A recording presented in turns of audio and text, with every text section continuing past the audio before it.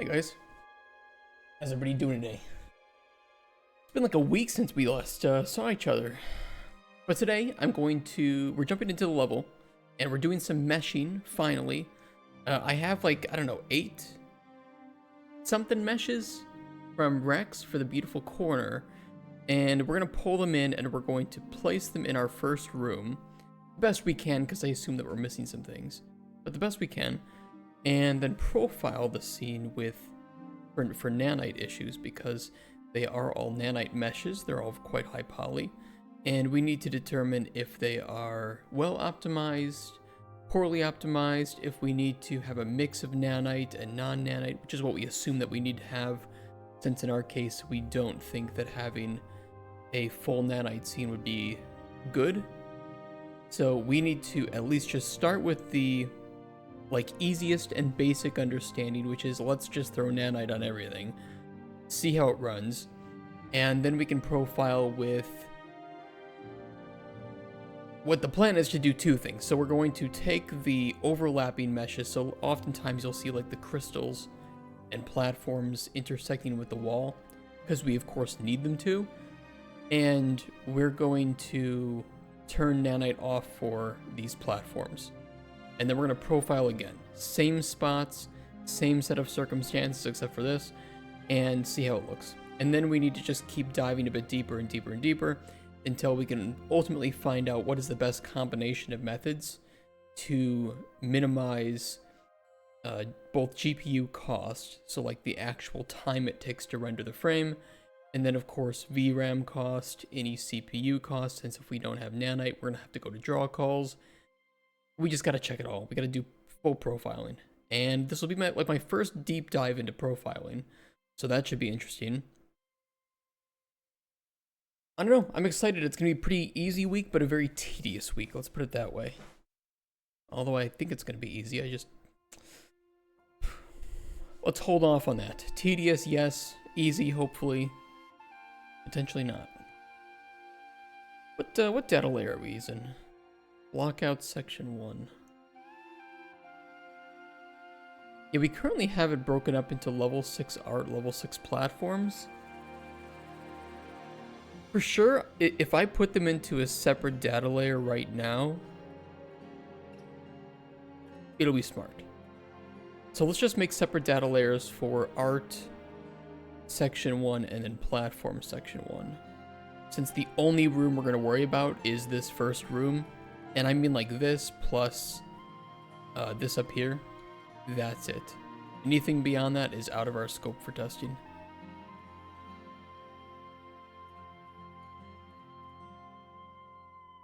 Okay.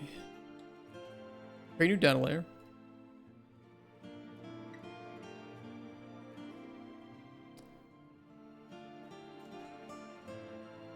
There it is. Level 6 art. Section 1. Okay, let's make another one. Level 6 platforms.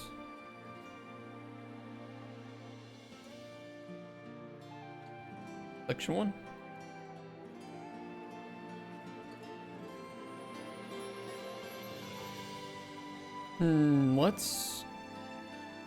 Let's maybe focus on the background. We're gonna have to make this whole damn thing.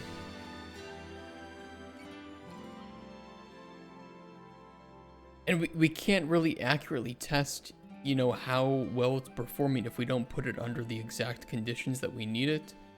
Meaning we need to have everything intersecting the way that we would, like we have to actually just build out this first room completely and see how it looks.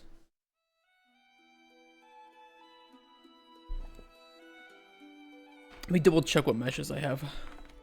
The fuck did I just press? Oh, there we go. I don't know what I pressed. Crystals. We should have 2 crystals. That's fine. We don't really need this to work yet. like from a functional platforming standpoint, right? Where's the default white material?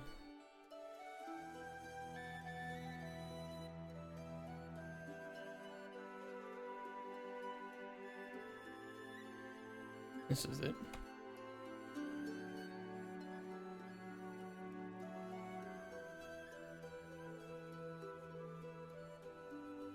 These should be relatively well made.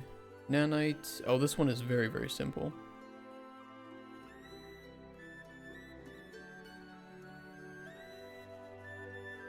We'll use this one for now, though. Then. Not the temp crystal.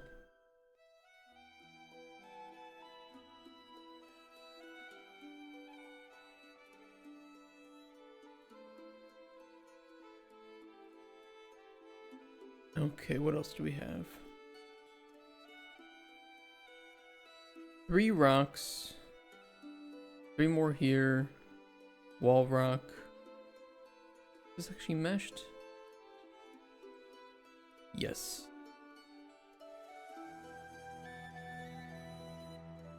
And we'll just use this basic shape material on all of them. That is 7,000 triangles. 16,000. We could go higher. How you doing, Chemo?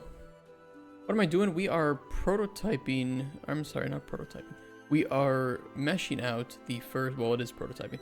We're meshing out the first room to do nanite profiling. We have some meshes. We need to throw them in the scene the way that we would throw them in the scene, and then see how they look. See how their performance is. I wonder if I need more, though.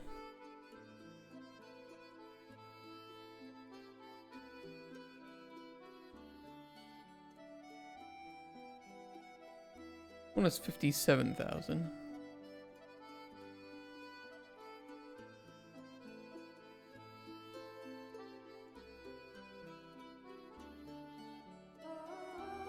We'll see. We don't want to scale them up too much, but we will have to scale some up.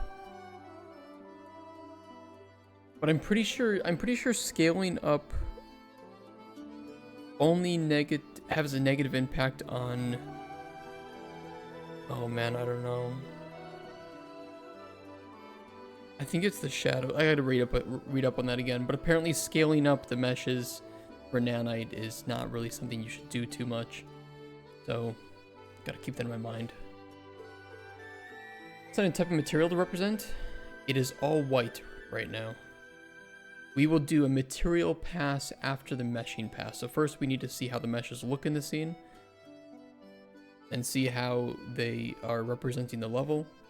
And then after we decide that that is positive, we can come back and do a material pass. And then after that we do our lighting pass, final passes, tweaks. But it's all going to be white for right now. Just like this.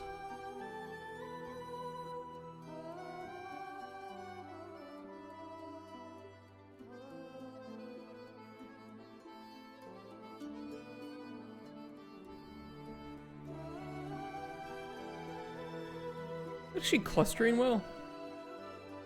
Why don't I see that clustering?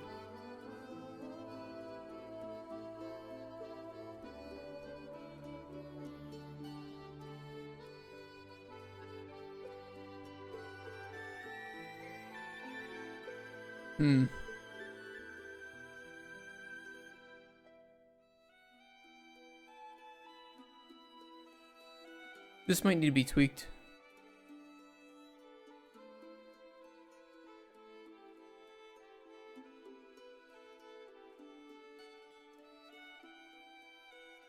It's barely clustering.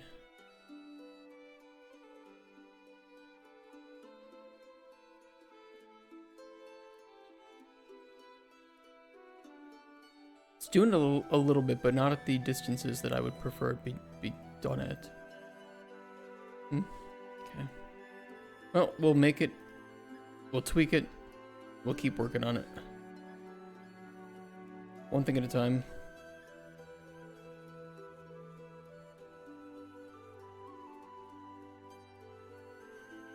Okay.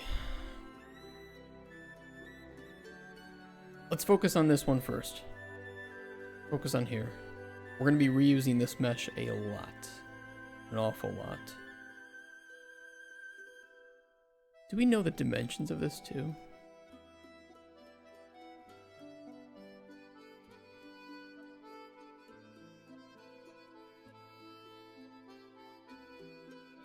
We can kind of get away with that.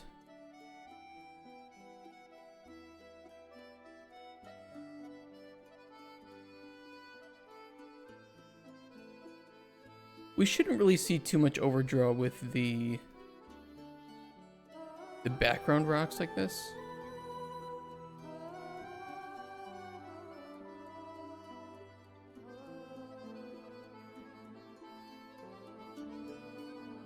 Which is a good thing. We shouldn't see too much of that.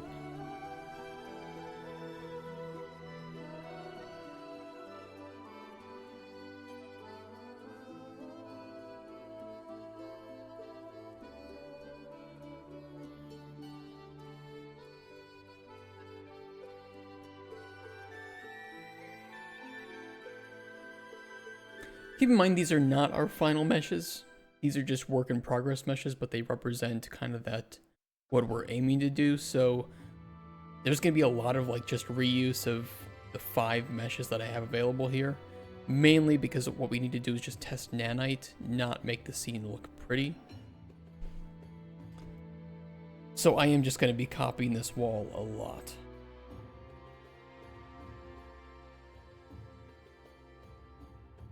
And it's very much intentional at the moment. Yeah, it's just something. Just something to see how it looks.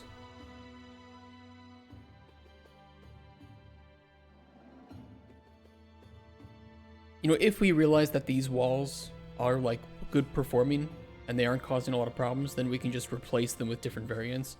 As long as the roots are the same and the dimensions are the same, it should be an easy thing to replace. But I would probably just remake it again. That's why we're only focusing on this one room and doing the profiling with all this, because this is pretty easy to go back and probably in a day or two just reiterate on and remake.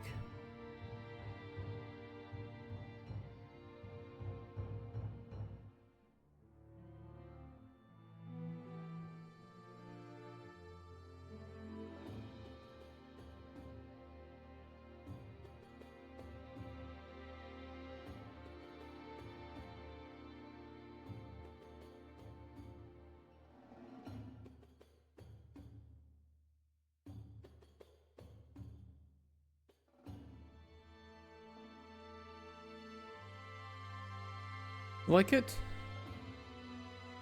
I like it too. I like it too.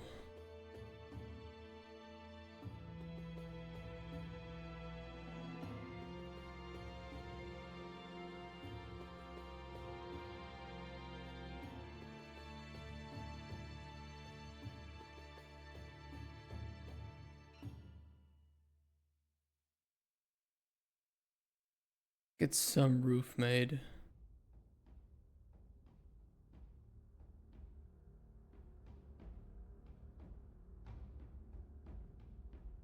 Like, we really don't even have that much overdraw with what we're doing already.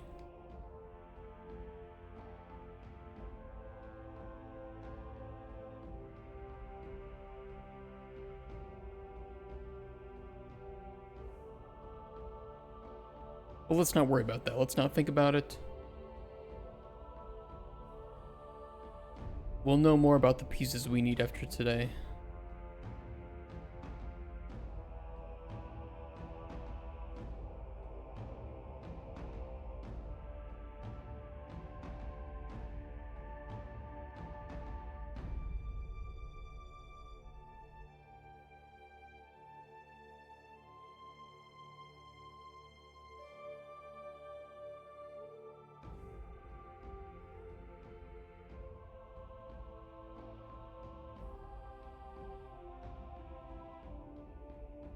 Okay, let's do this. I might turn off the other 2 rooms from being shown as well.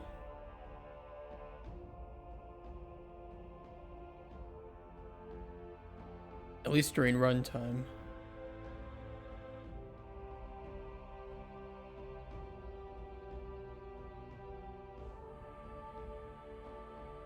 Runtime state unloaded. Unloaded. Yeah, because we're just gonna want to test this one room.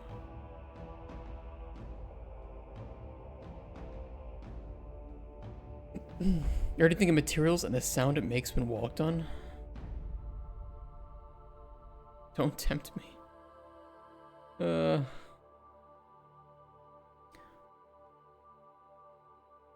I'd love to just kind of forego optimization. Well, I say I would love it, but I wouldn't like doing that. But it would be nice just to be like, yeah. Get a NASA PC, what are you thinking?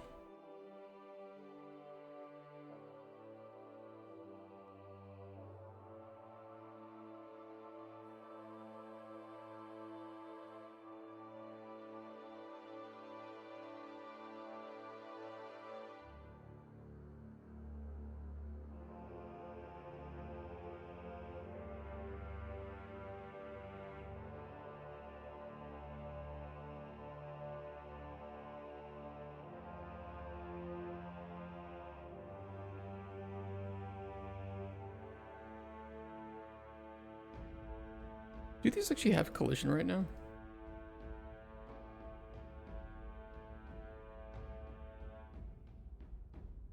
A very simple collision right now. Should be good enough though. Be fun.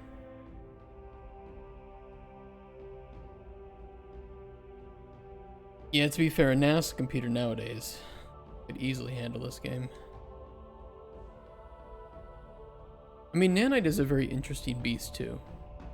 I think Nanite is one of the most well-performing aspects of Unreal 5. What scares me a lot is the shadows and lighting.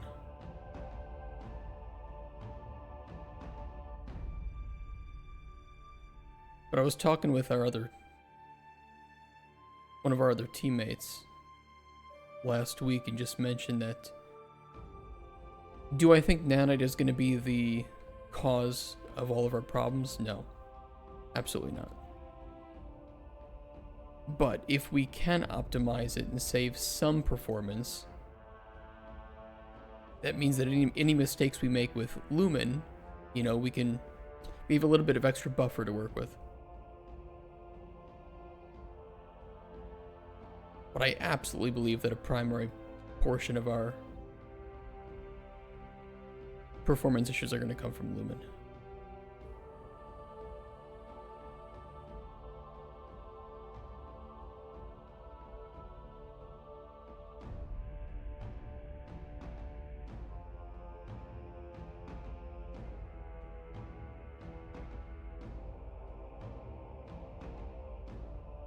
And just ray tracing as a whole.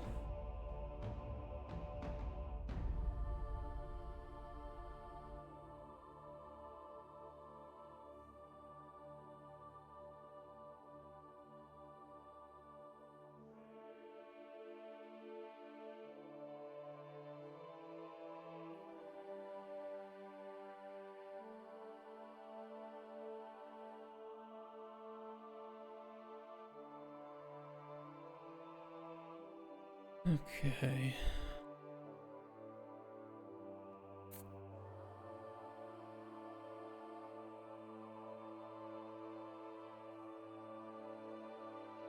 We can at least get the rotation of this copied.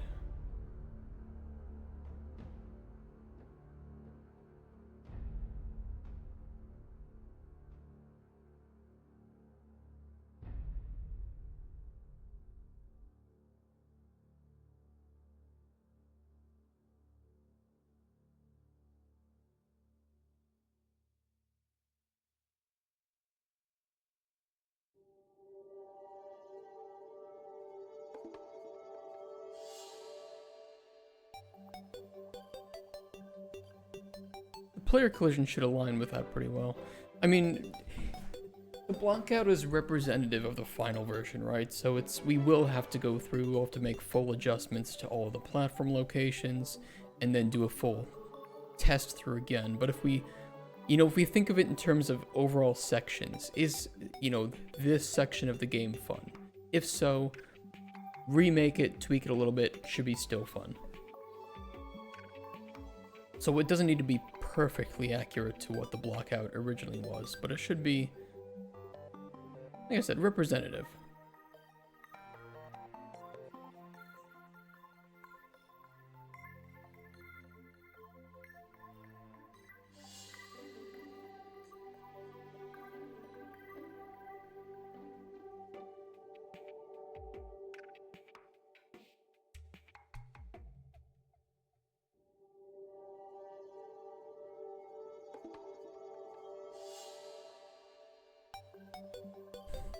The crystals grown from metal like patina.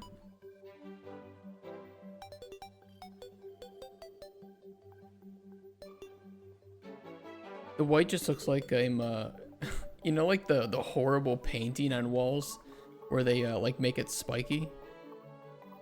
And you would play in those buildings as a kid and then, bust your head against the wall and it would crack your skull open.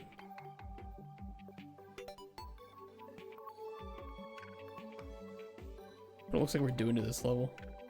Yeah, exactly, the popcorn walls. Yeah. God, that just always looked so ugly. I don't know why they did it. Probably because it was cheap.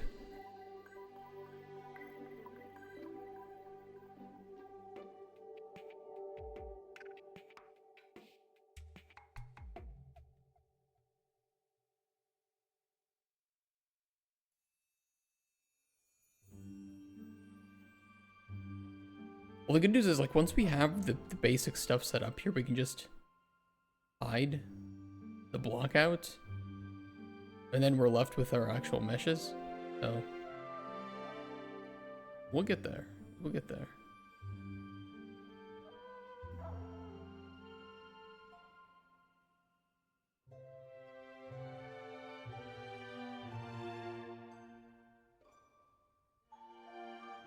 I'll probably have to copy over the lava though for right now because we don't have any lava meshes.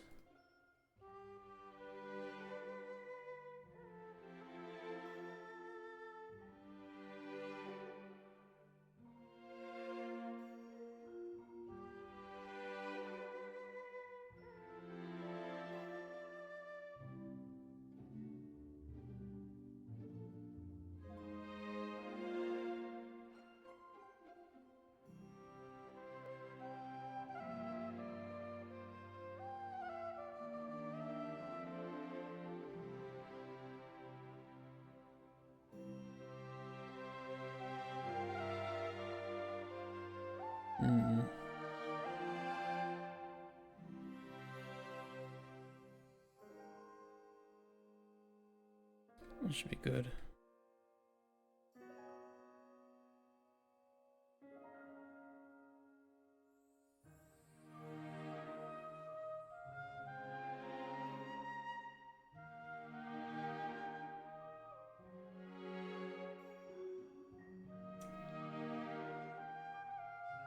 Yeah, it's still on its edge. Just pull this one up again.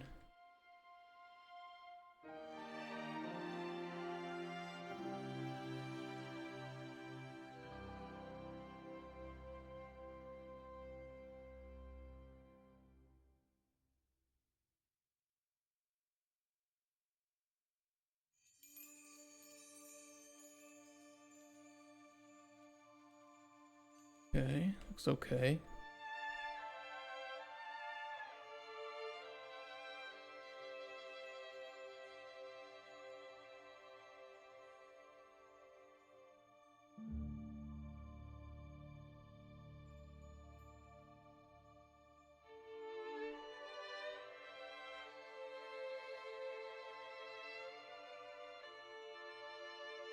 Hard to see exactly where that collider is going to be.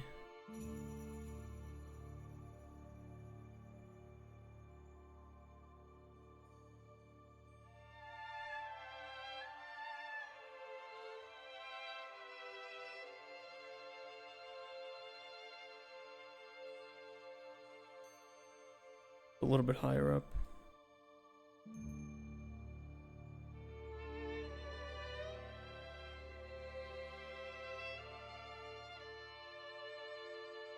I think a lot of these I boosted up higher than the underlying cubes.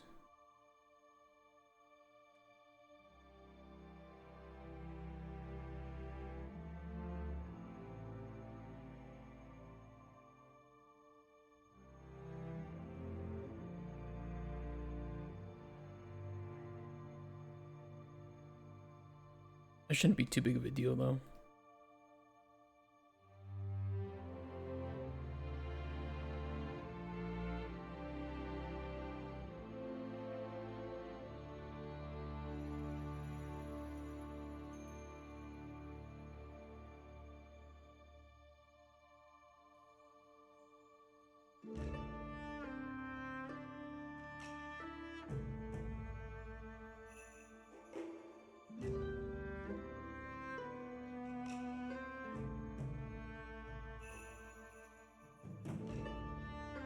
Here, though, it could cause a problem.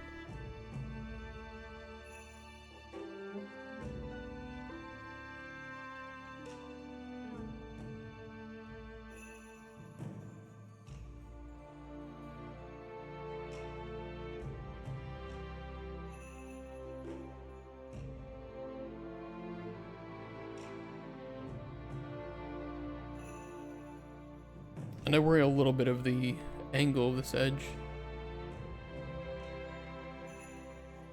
But if we want, we can remove, and maybe I'll do it for the sake of ease of testing. I will just remove this simple collision on this and just give it a straight box collider.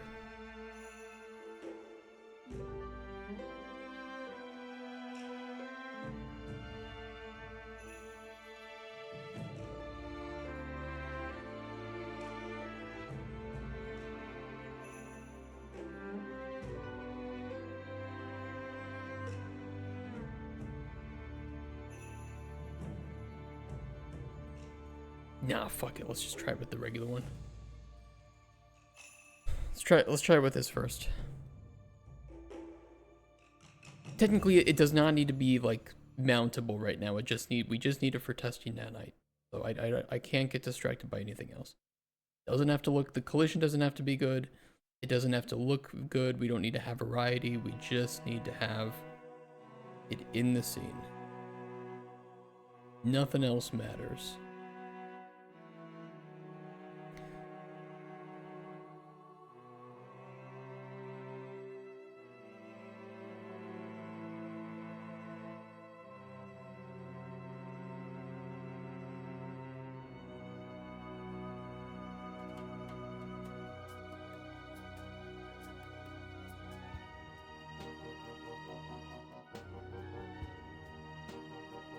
But I should push this stuff into the wall a bit more. Just a little bit.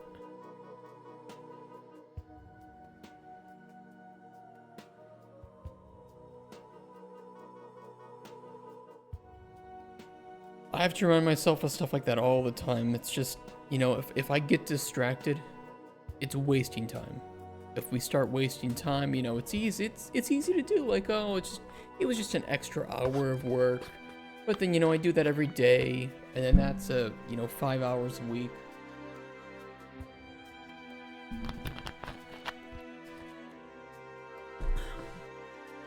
You know, 100 hours a month roughly of work days. No, I'm sorry, 20 hours a month. But you know, that's still like, what, 2.5 days?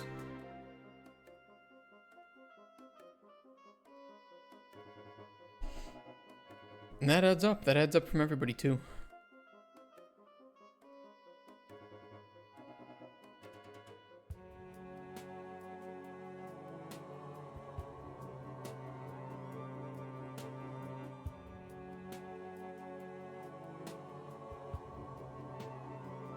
It's too easy to get trapped in that.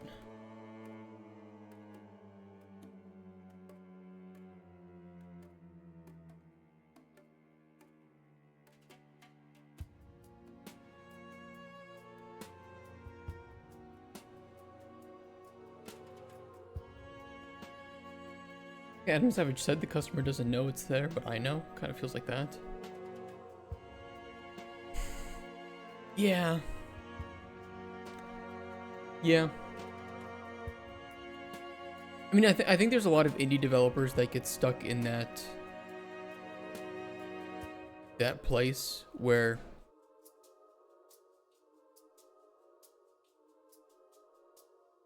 they don't really know.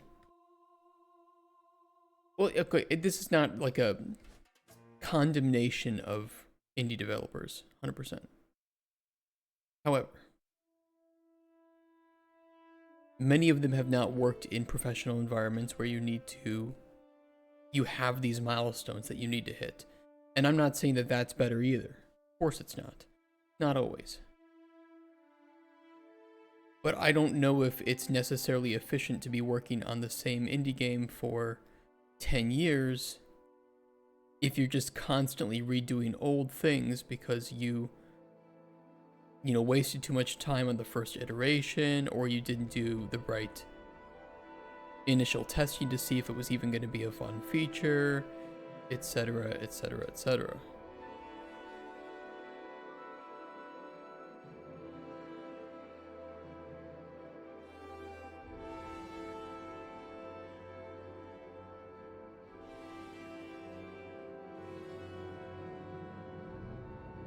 If I think logically here, are these the meshes that we want in the game? Well, we don't know that yet.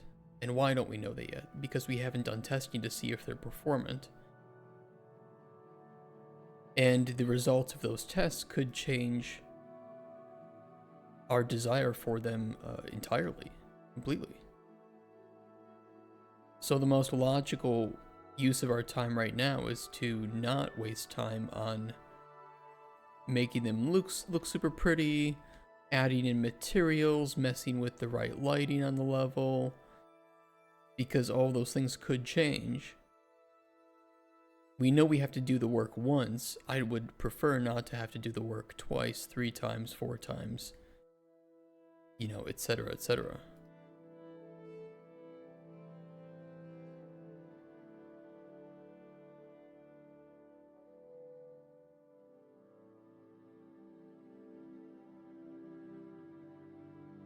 But unfortunately, it does lead to scenarios where the level doesn't look as good as I wish it did.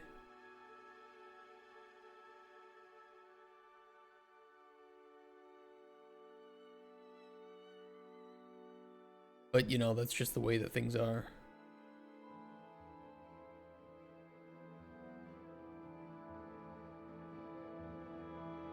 Once we do all the testing, once we get everything thrown in here and we like how it looks and it's performant, then we just add the textures, we just add the lighting, and it should start coming together very fast at that stage.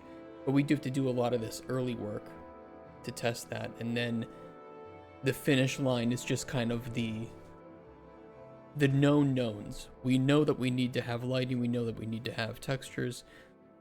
Now we just add that. And as long as the meshes are in the scene, we can just kind of throw it in there. What's up, Miss Sophie? Good to see you guys today. I know I was off a bit doing some work over the week. It did go well, I can tell you that. My work went very well. Spoilers.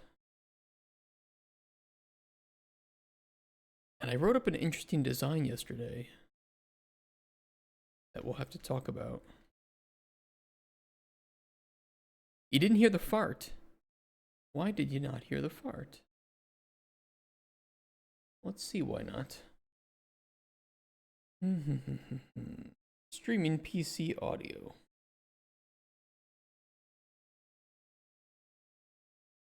Monitor and output.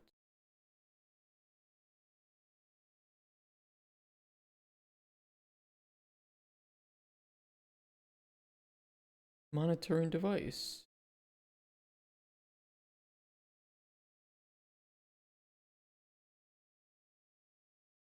Doesn't matter. You didn't hear it? Really?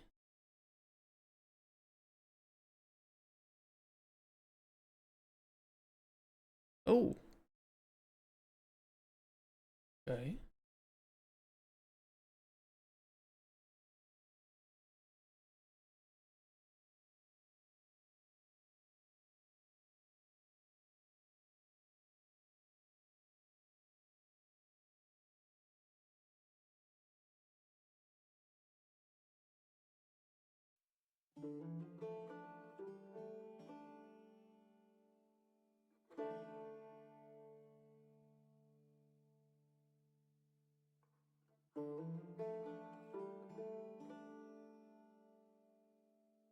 I, t- I can't get it to play through, what the hell?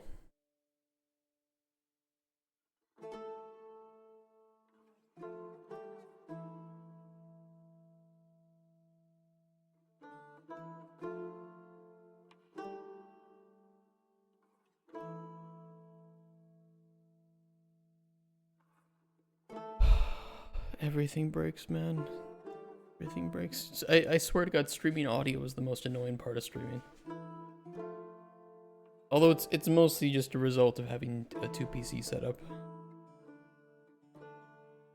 And not owning a physical mixer.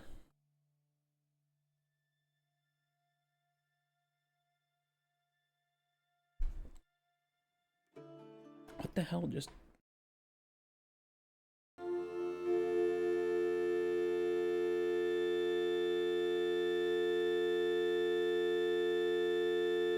Guys? Oh. I just broke everything. Holy shit. Well, if you're unawake, I hope you are now. Oh my god. Blue screens, I don't know what the fuck happened. No, why is everything breaking? What?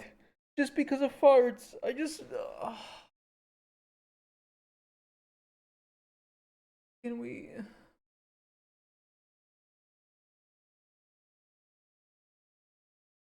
Can we not? Oh my god.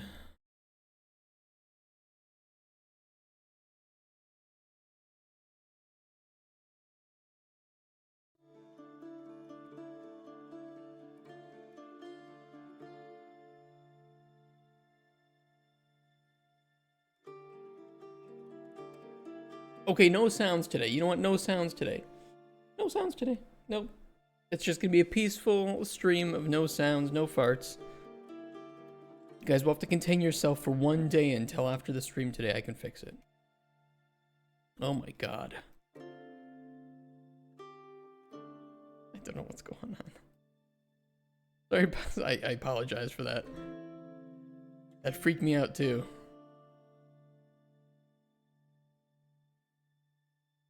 Lesson learned, don't try to mess with audio stuff while you're streaming.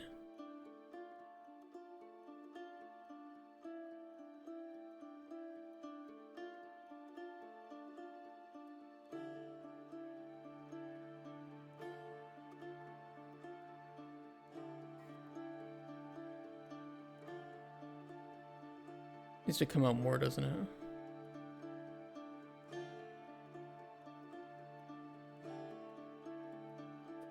Playing some Helldivers. What have they added recently in Helldivers?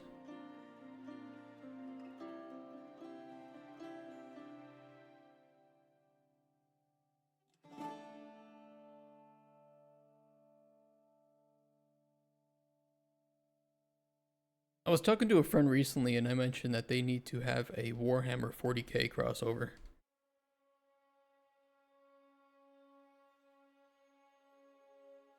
Can you imagine that?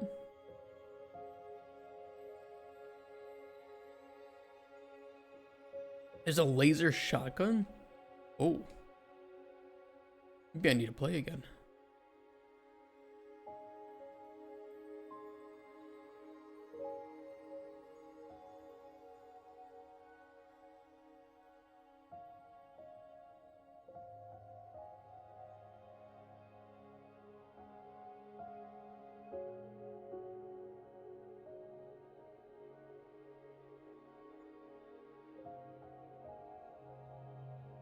I like Helldivers.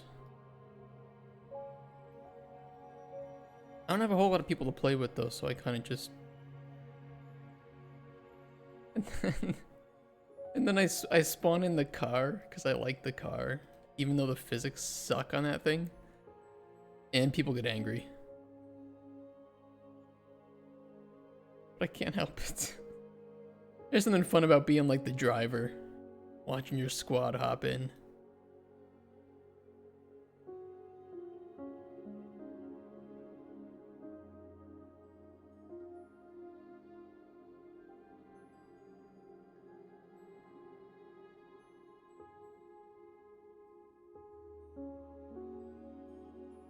Alright, that doesn't need to be too precise. Fine to me.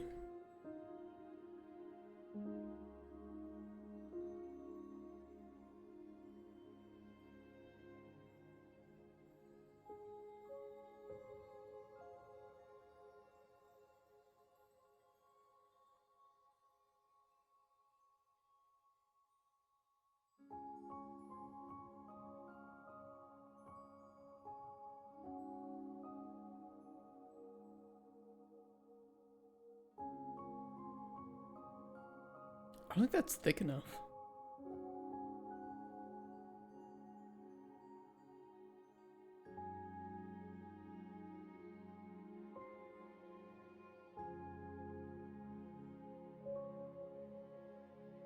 Yeah, we'll just do that.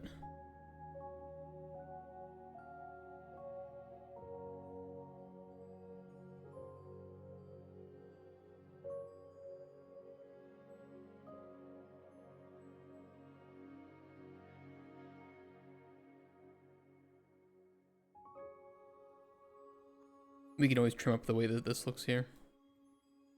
Be fun.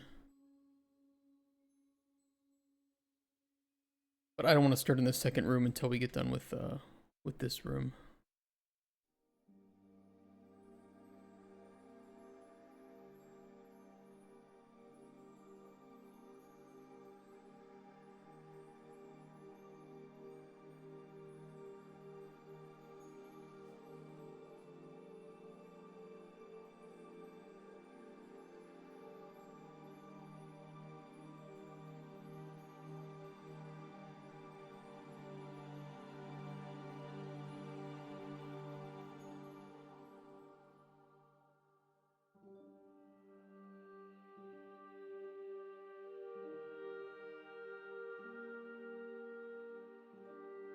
Yeah, let's pull this down.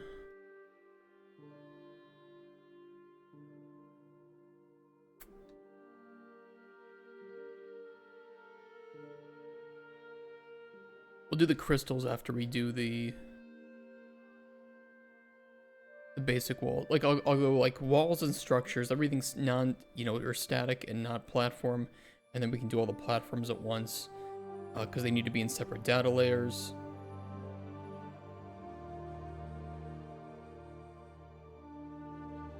We can kind of make them more granular too if we really want. But let's just get the scene set up first.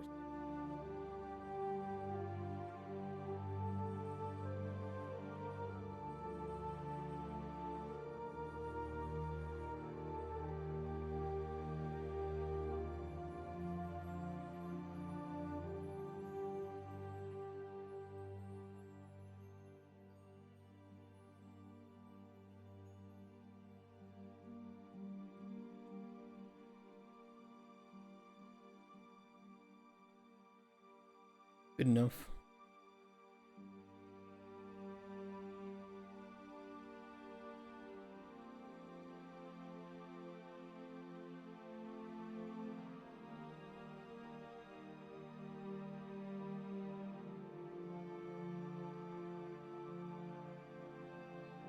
I don't know why I included this here.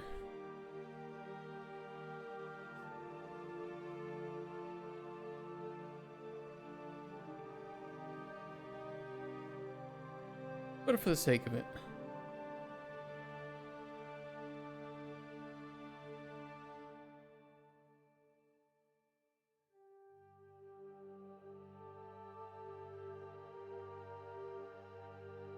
If I stretch it too much though, it looks like wrinkly foreskin.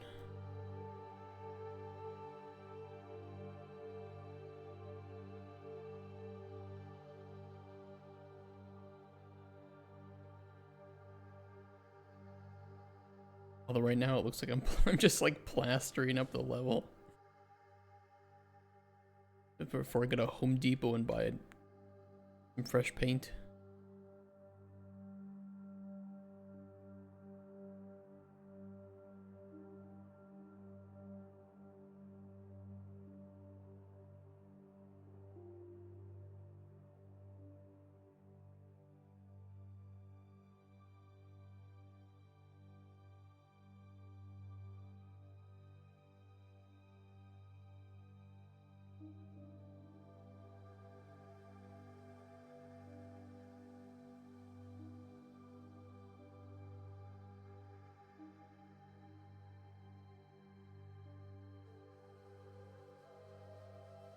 I don't think that's at the right angle.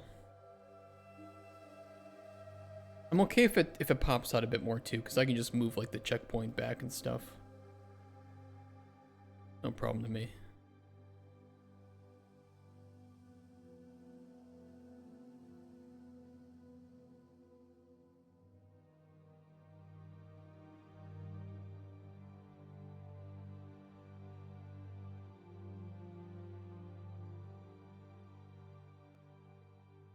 It's just an entrance anyway.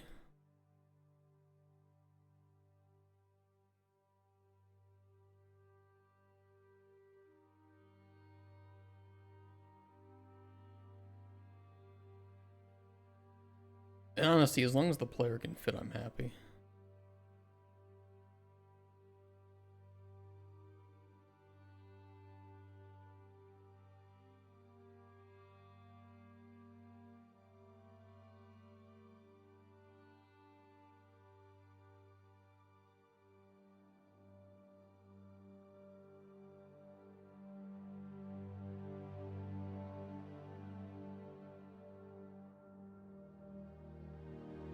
That's weird.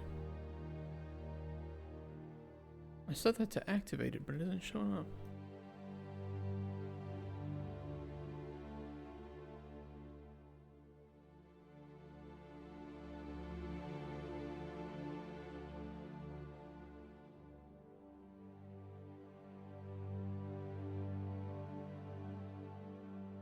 Oh, probably because the whole art layer is not activated. Yeah, I don't really care about these issues with the collision.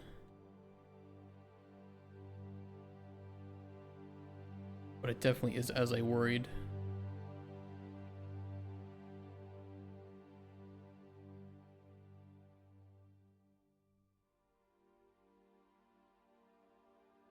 Fine. I mean, what we can do is have different meshes for the walls and then different meshes for where the player is meant to be walking on. Which might be the best end use case for them. But for right now, it's okay if we have it like this. I don't care if it breaks gameplay because we're not testing gameplay.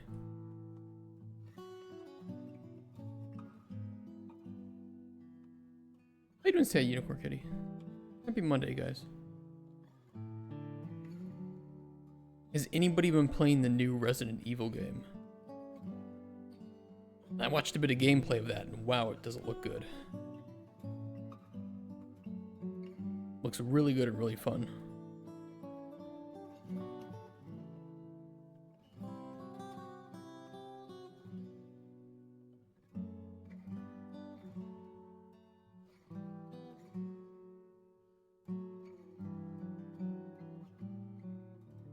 But I'm too much of a pussy, so I can't play it.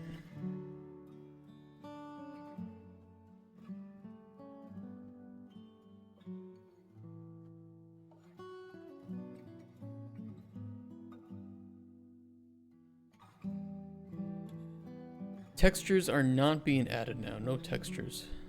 For probably at least a few more months. We're gonna have this entire level meshed out before we do anything with textures. Ideally.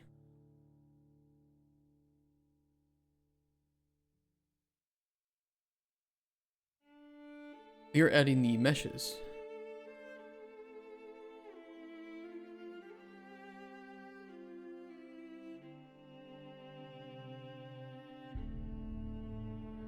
Looks a lot like snow. We are in the phase of meshing where we are focused more on how the meshes look and how they perform is like number one.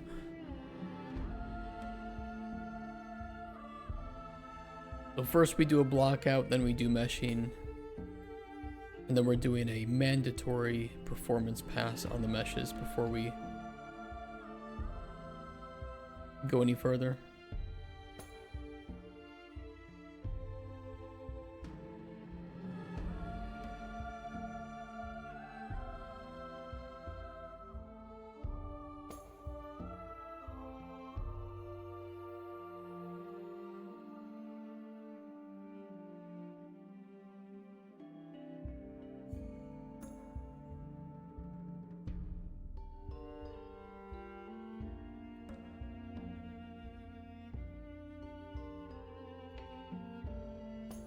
I mean, I could tell the rocks to use complex as simple, but I worry very, very much about using complex geometry. That would not be good for our mantling.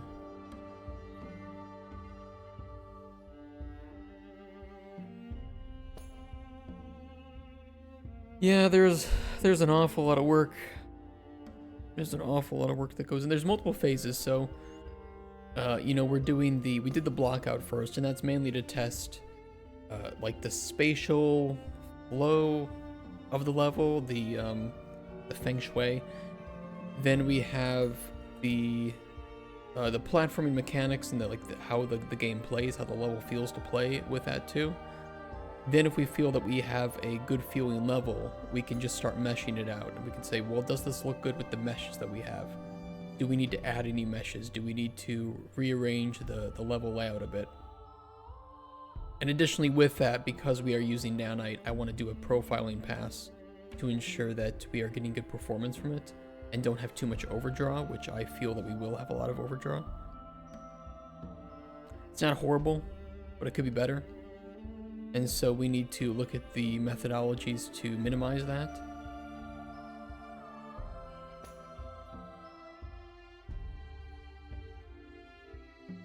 Definitely. Not horrible though. Could be worse. And then after that, then we can start to put in the basic materials to see how it looks all together. Add more shader complexity. Piece by piece. Piece by piece. And then one of the last things you do is like lighting, cluttering, final polish. All the stuff that looks pretty.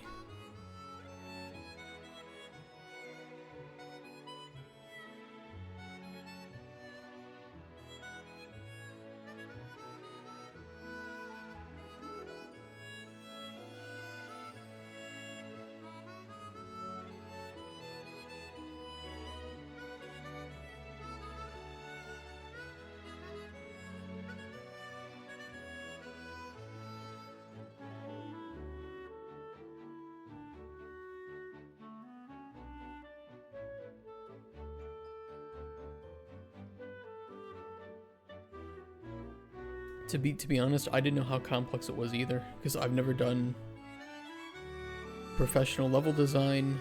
I was never on the art teams. So a lot of this I'm doing for the first time as well.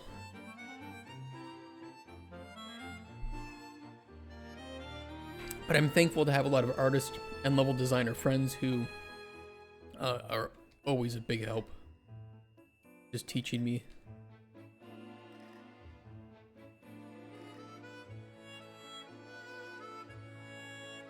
We were talking about that with Chemo before you came in, about how, you know, a lot of game dev is just being efficient with your time. And so you don't want to have to waste too much time on reiterating.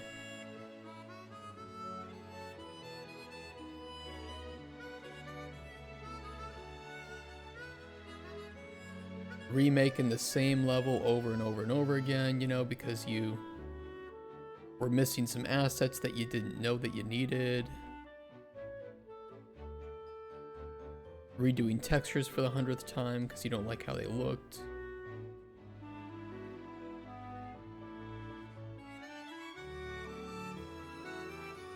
So it can feel slow to be in this stage where you just kind of want to, and I absolutely want to, just make the level look as good as possible.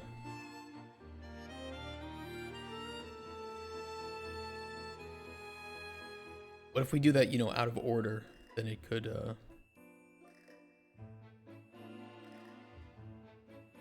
it could be inefficient.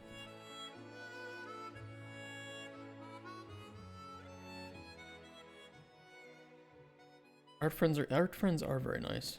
I can't do art. Coder friends, who needs them? Actually, I think most of my friends are probably coders.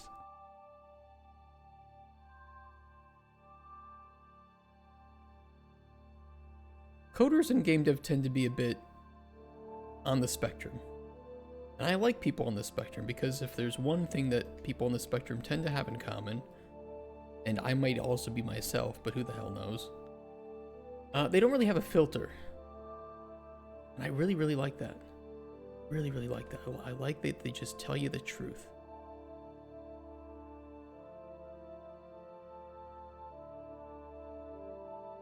But they never do it to hurt your feelings. They're great people to have on a team.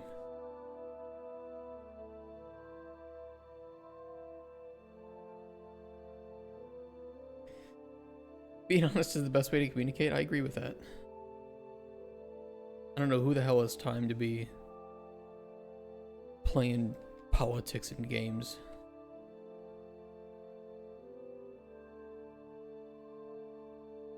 Except for video games. You can play those games.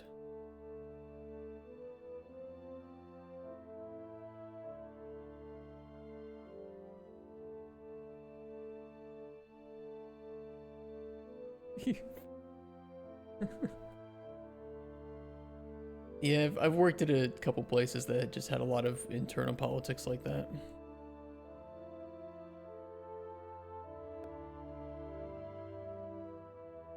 It doesn't ever achieve anything positive.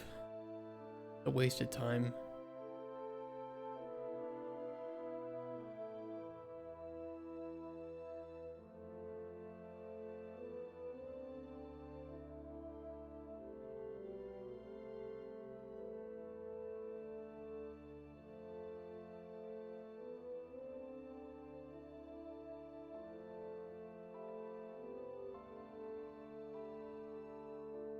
I remember one of the places I worked at, I had an interview with them, you know, before I was hired, and they were concerned.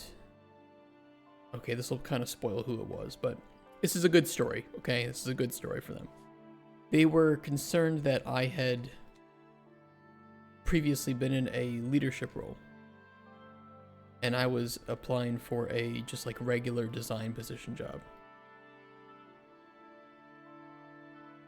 I remember telling the guy, I'm like, I don't care what you call me. I just want to be a designer.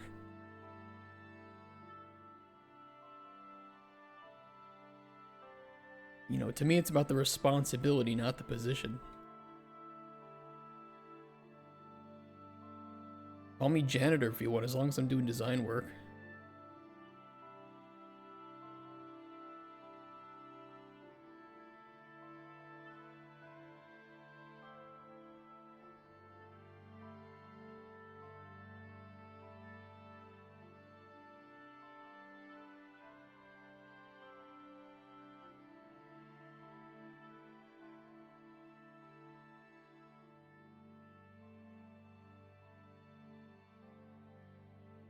Let me suggest this tiny change hopefully will not affect our relationship.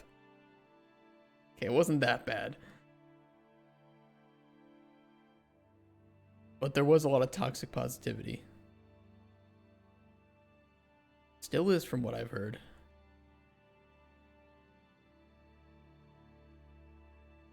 Texture looks like cheese.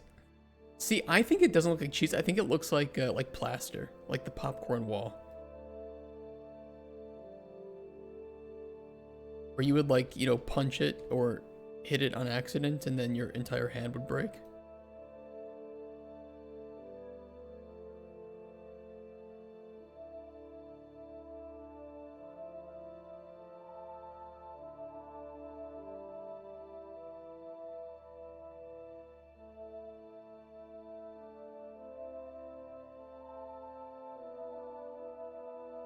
The crystals should be easier. The crystals shouldn't be too bad to place. Oh man. I don't know. I simultaneously like the complexity of these rocks. But I think we need to gamify them a bit more. Both for ease of designing levels, but also just for collision.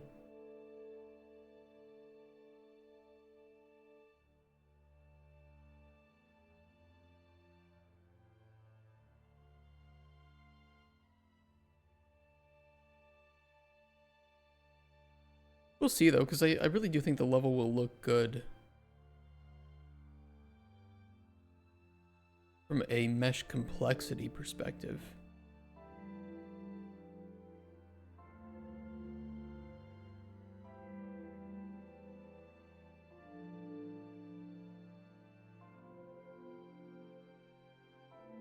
Little spot here.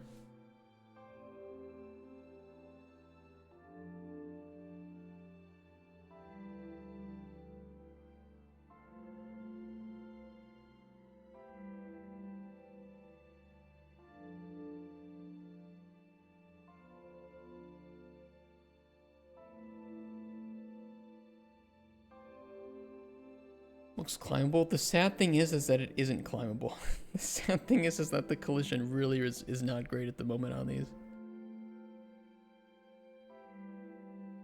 We're working on that. We'll do. You know, that's one of the things we need to learn from this is how these look from a collision perspective too.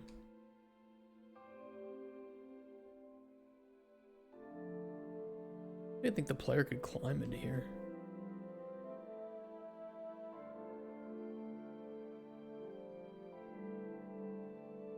Minus 1 HP if you walk into it.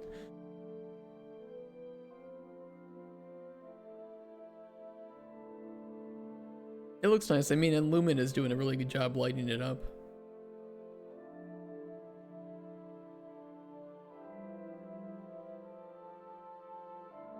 But yeah, it's not great for a few things. That's why we're doing this testing. We've got some ideas, but we also need to like simultaneously make the meshes complex enough that nanite is actually more optimal with them, but then also reduce overdraw. And there's like 3 or 4 different ways that we could do this. I don't know which one yet is the most efficient, but we know that there's going to be problems. We just don't know which solution to go with yet.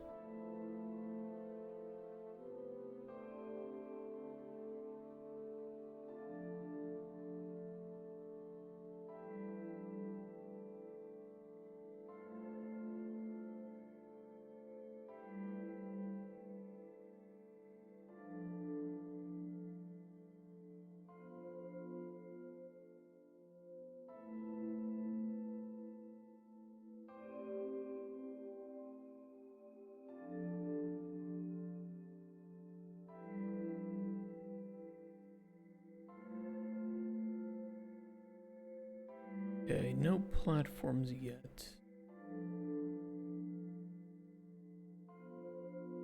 Although this is kind of considered one of the platforms. This should be in a separate data layer.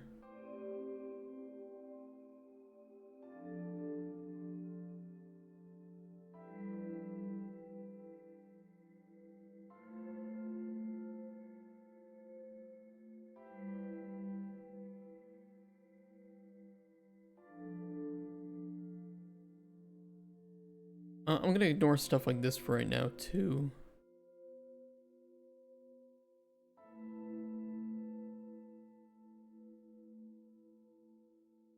We'll just leave that where it is.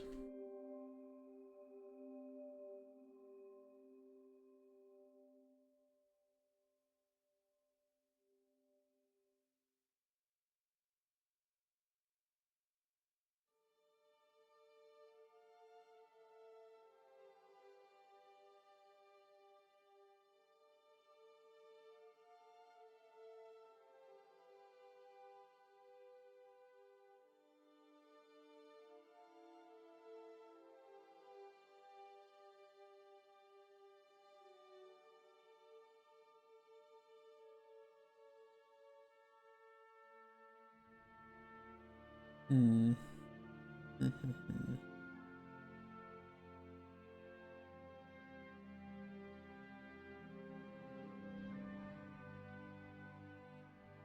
Making enclosed spaces kind of sucks. Kind of annoying.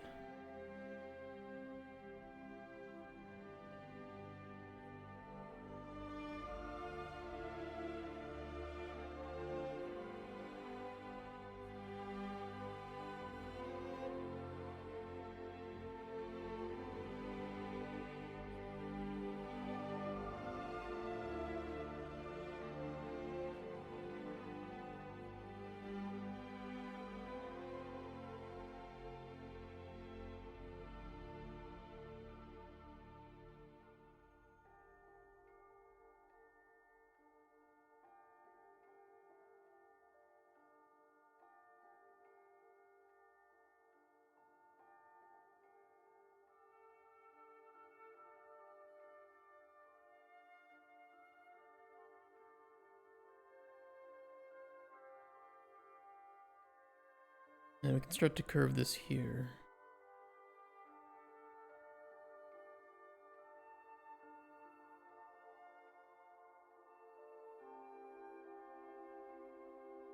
We also have a post-processing effect that should help with blending meshes. I'm not sure how much of that we'll need.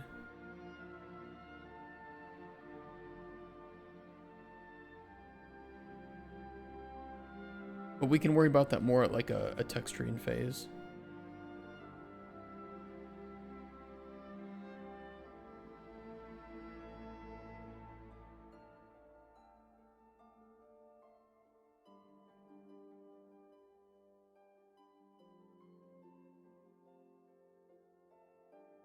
Yeah, see, that's piercingity here. We gotta be careful.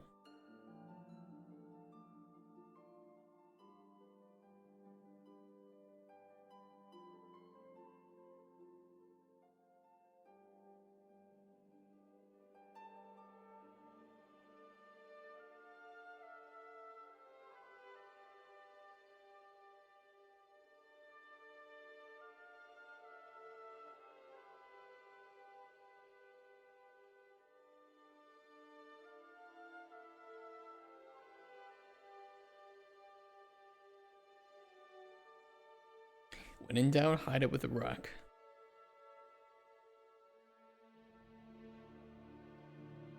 That's the not so secret level design trick. Just hide it with a rock.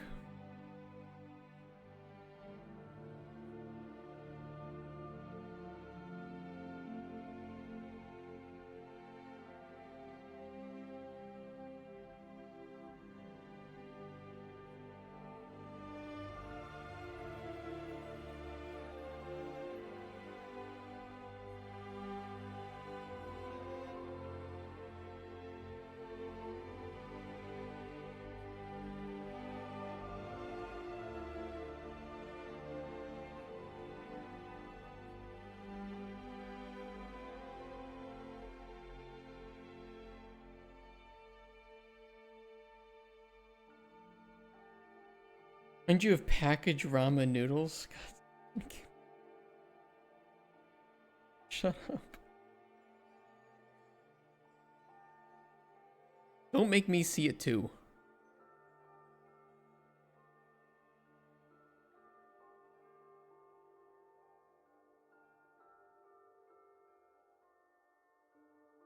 With text nothing here, go away. You don't know how many things I had to hide with rocks. Ew, that's kind of an ugly texture.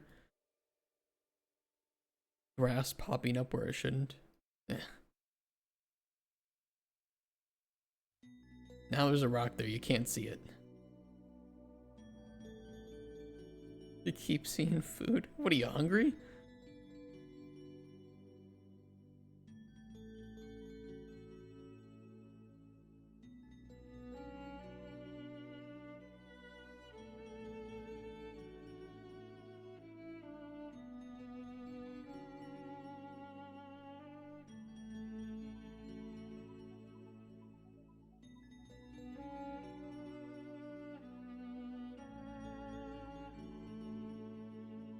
If you look at the mesh. Game sucked, made me hungry.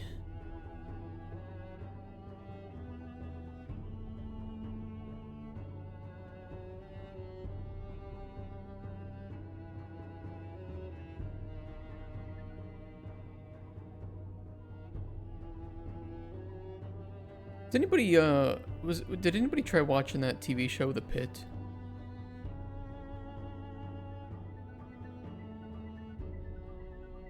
If so, I need to ask something.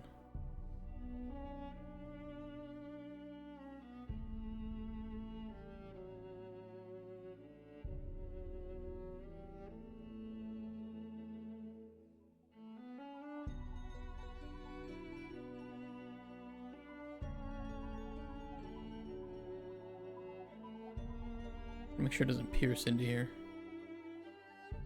Doesn't really matter right now, though.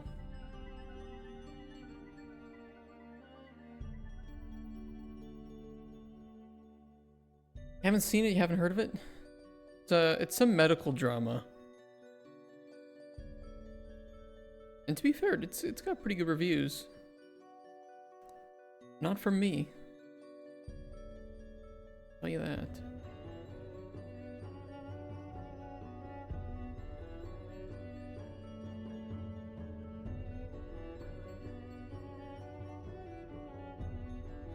Me and my wife are very angry with it. Because it feels like it's lecturing you, you know? Like, you can't think for yourself. You are incapable of having your own thoughts and opinions. And instead, the writers need to tell you what to think. Complex social issue, don't worry, they've already solved it. And they're gonna tell you what the solution is.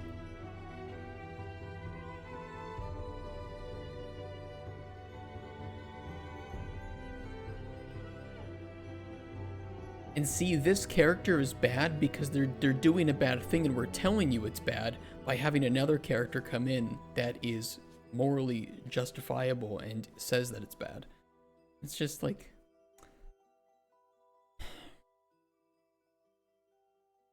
what are we doing?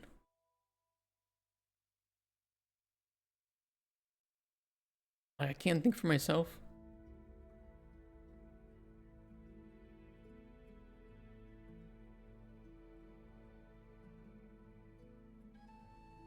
A character can't be partially right and partially wrong. Or God forbid a character is just wrong, and we just have to sit there and deal with it.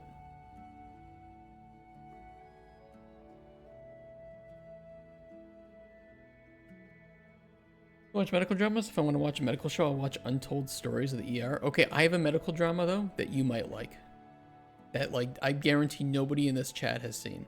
But they should see it. The doctor from another ER TV series? I have no clue. I don't watch any of those ER series.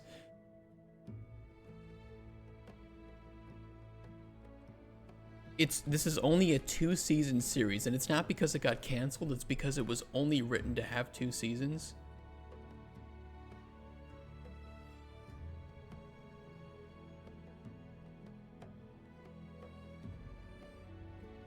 It's called The Nick.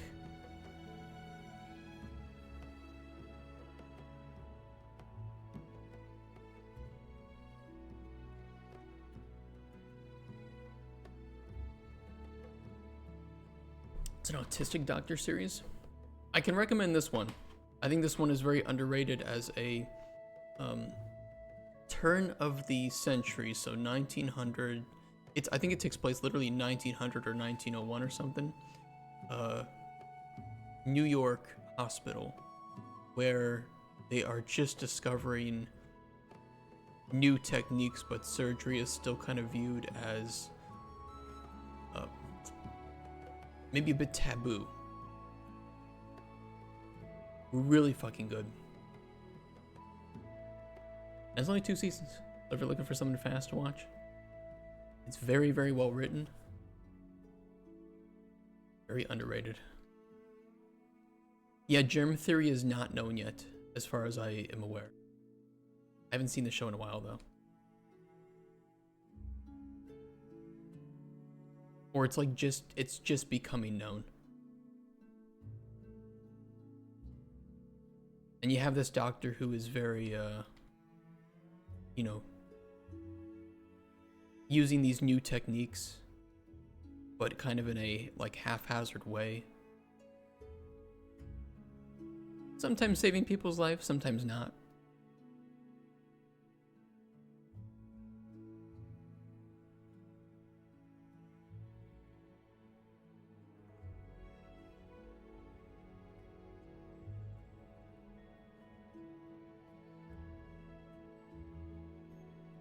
I mean, and he... Okay, this is not spoilers because it's like the first scene of the show. I'm pretty sure the first scene of the show opens up on him in an opium den. And then we cut to him injecting himself with heroin as he goes into work. So... it's a show. It is a show.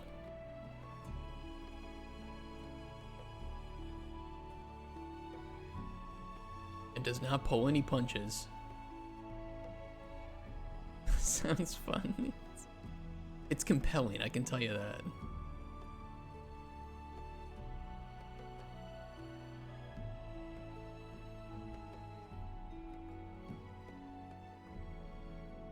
You kind of throw away back here, but...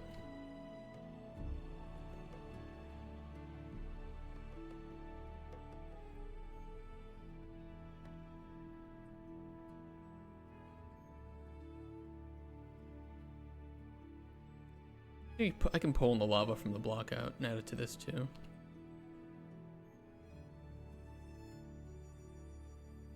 Operate the x-ray machine by taking a picture of the same hand every day. 10 years later, does my hand look weird? Okay, chemo.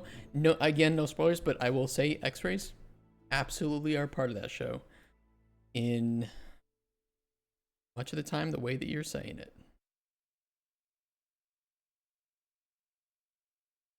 Like, oh my god, this is an amazing toy. Everybody, let's try it. And you're sitting there having to watch it, knowing what you know, and it's like, oh my god, stop it.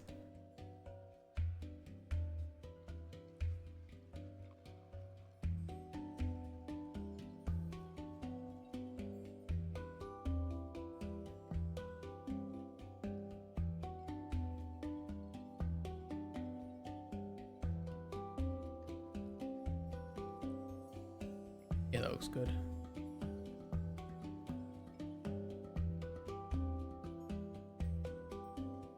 Shoe shops used to have x-ray machines to measure people's feet. Jesus Christ.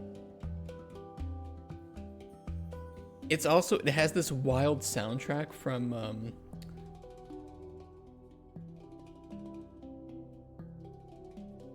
it's got like this techno soundtrack to it. You know, you would think 1900s medical drama. You would absolutely not be able to fit in this almost eerie techno soundtrack to it, but it absolutely works. And it's shot by Steven Soderbergh, I think is his name, who like people know for a lot of his works.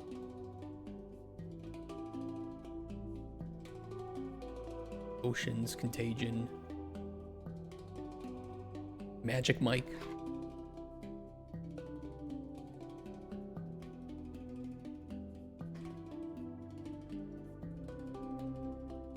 Moby? I don't actually know a whole lot of what he's made. Oh, he did Solaris.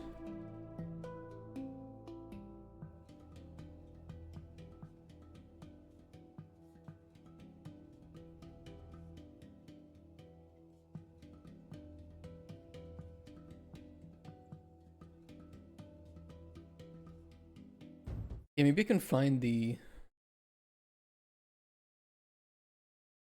I can pull it up because I recently was talking about it.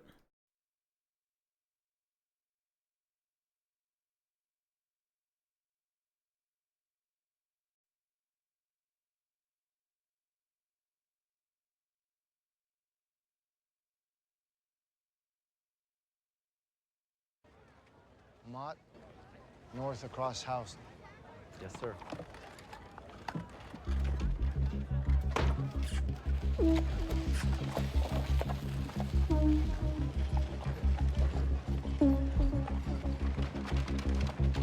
Like, you wouldn't think that it fits, but it fits.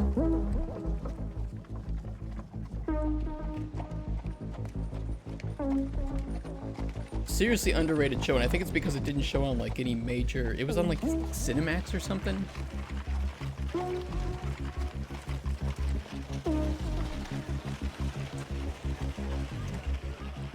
But man, I mean,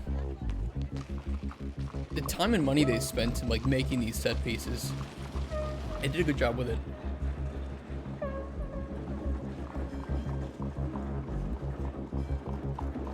Just skip over him injecting himself with heroin, but he injects himself with heroin on his way to work. Same as I do every day.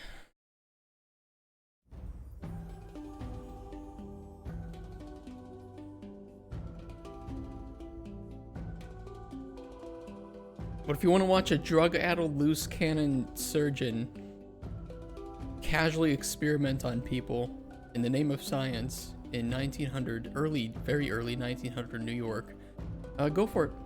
2 seasons, it is quite a show.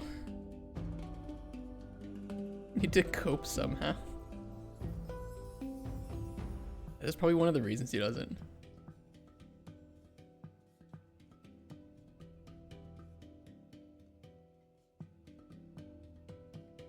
The average age like 25 back then? 35? I don't know. I had to be pretty young.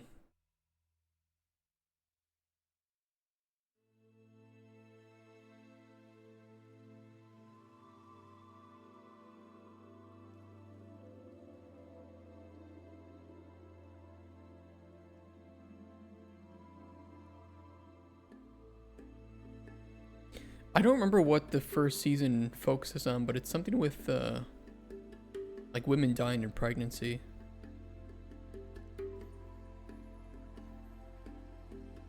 Teaches you a lot about, you know, things that we take for granted now that were just so incredibly difficult or challenging to solve at that time.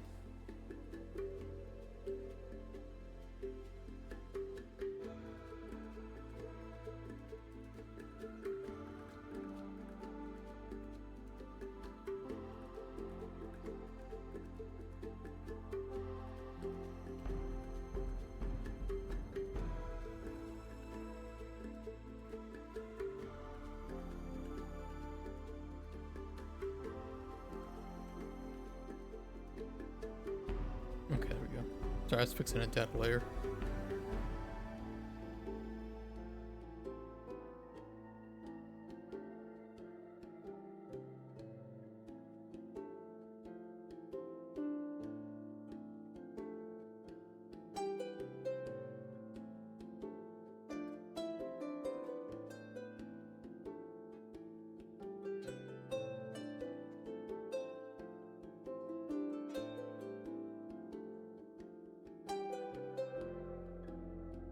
Okay.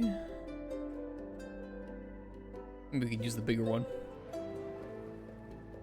Maybe they did autopsy to deliver babies before Germ 3 back to work. Or back to back, you mean? Hey, all I can say, I think you would really like the Nick with everything you're saying.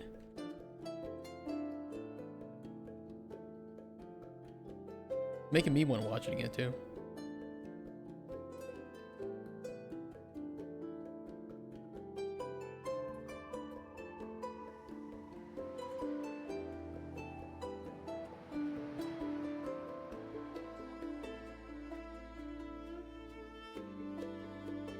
If you don't like it, you can sue me.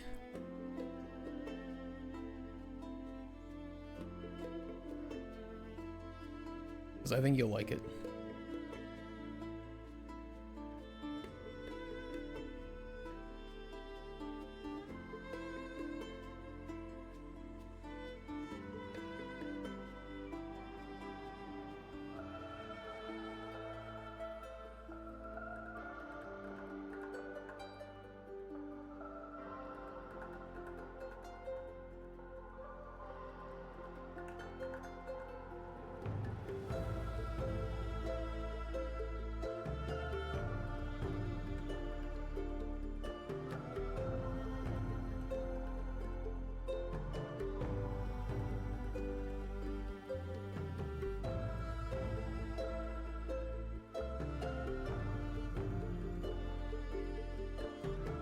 Good enough.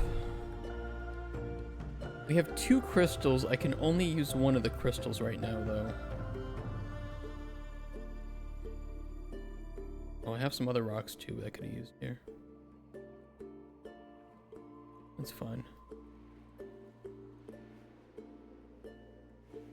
Doesn't matter which ones we use right now.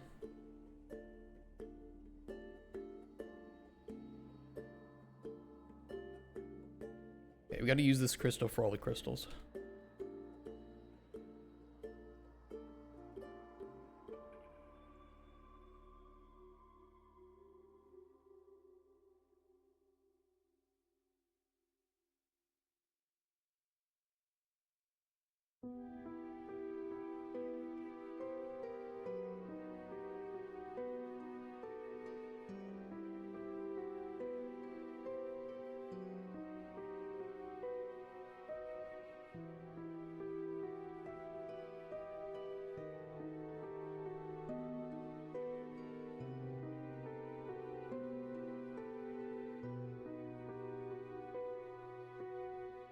Good enough.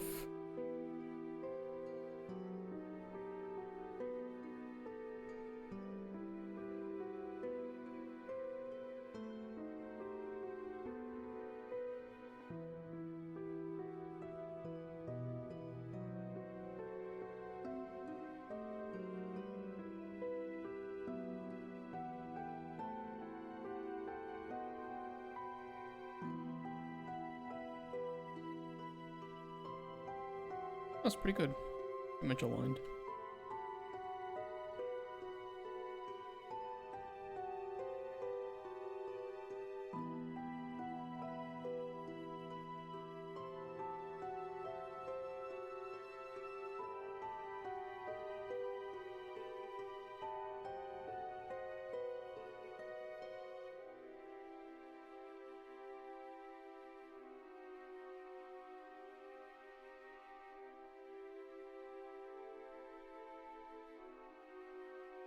Make one of them extra slippery for no reason. I can do that. I can absolutely do that. It's very mean, especially if you angle the surface. Or, God forbid, you make it moving and you angle it.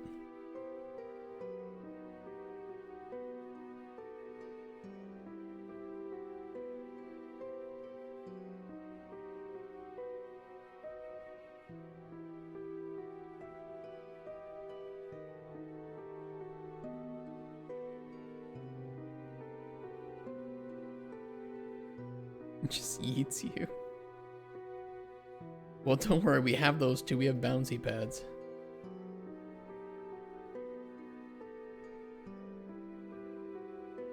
I don't know why I'm spending so much time making it look good.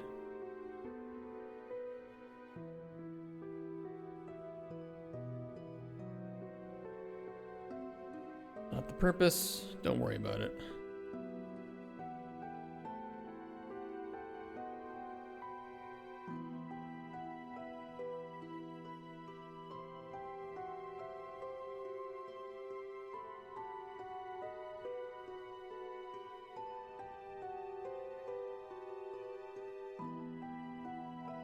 It's a very long furnace.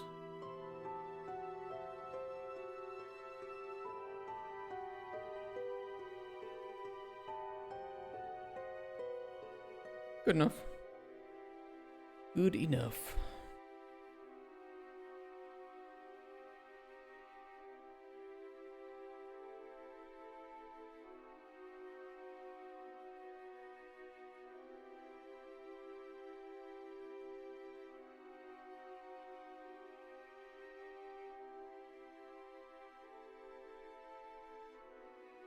Where did I put this here? Yeah, that's in the wrong one.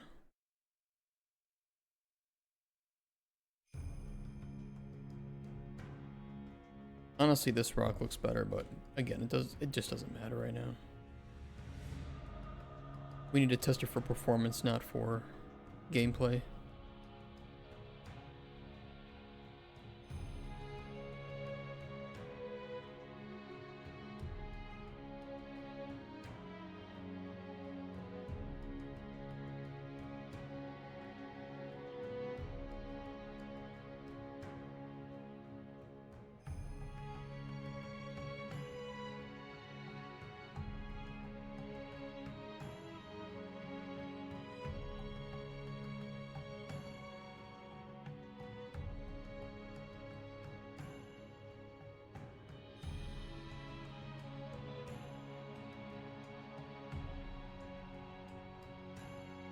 Pretty long one.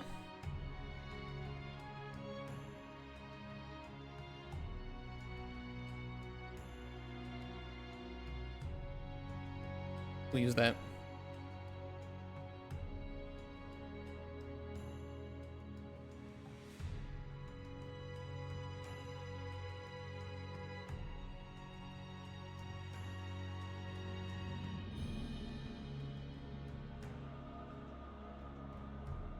Okay, looks good to me.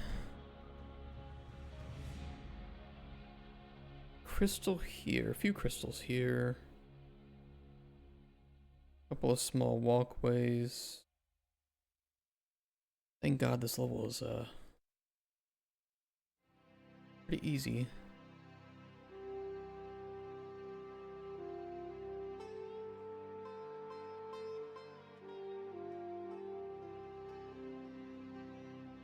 You know, one of the benefits of doing this too is that we learn how long it takes to, you know, mesh out and go through each stage of the level. And we can kind of use that to extrapolate how long it'll take us to make the whole game to a certain extent.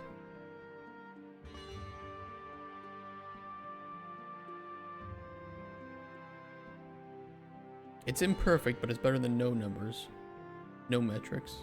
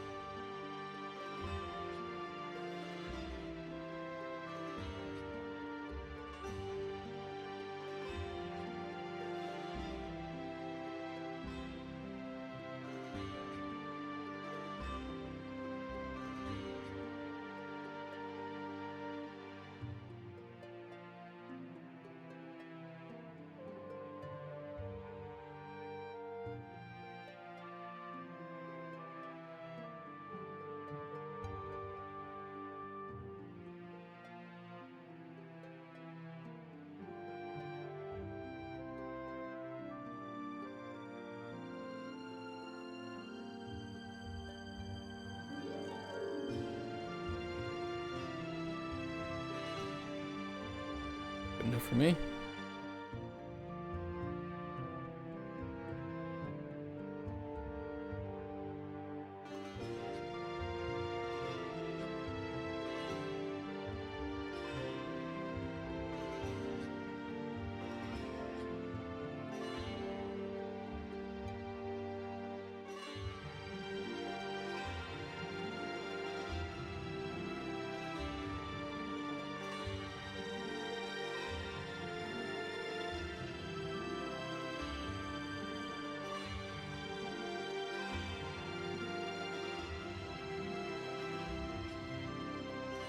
I mean, I could switch these all over to complex collision if we want, just to test out the,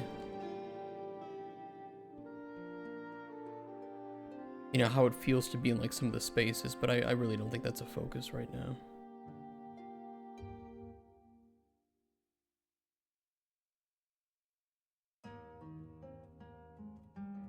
Pizza's almost ready.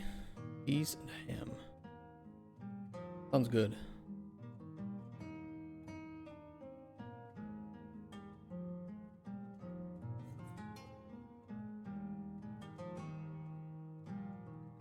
Sometimes these meshes, man.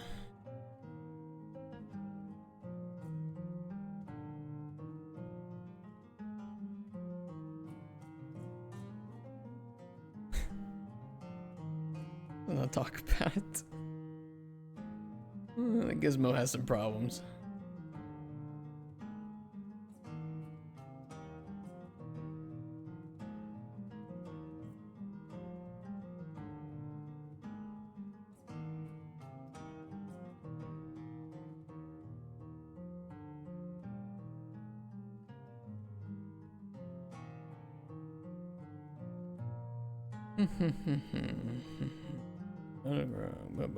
Put that here. Need another crystal. This in here first.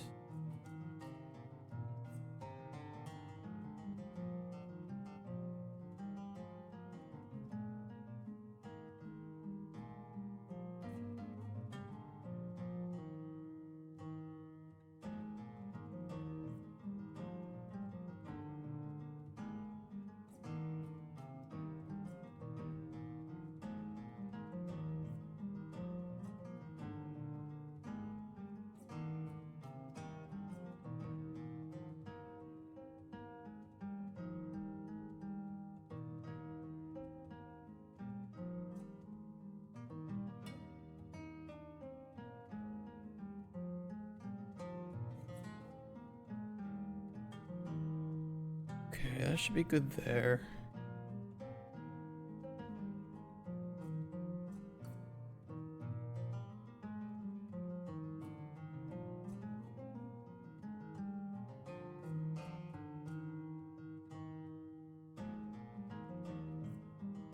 You know, I think we'll have to take like inspiration from, you know, like caves, where either they have specifically worn down rocks to be more accessible for like tours, or just the number of people that have walked in them have worn them down.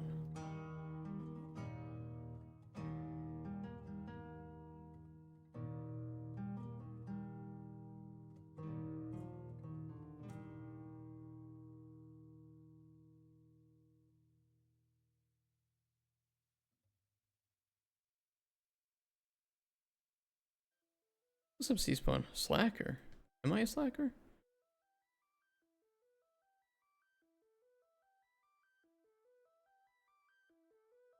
Yeah, I mean, we currently use complex collision for our traces. And this works because we've been working with primitives, right? But I think that we can't and shouldn't use complex collision for traces because, you know, you have a mesh that's really complex.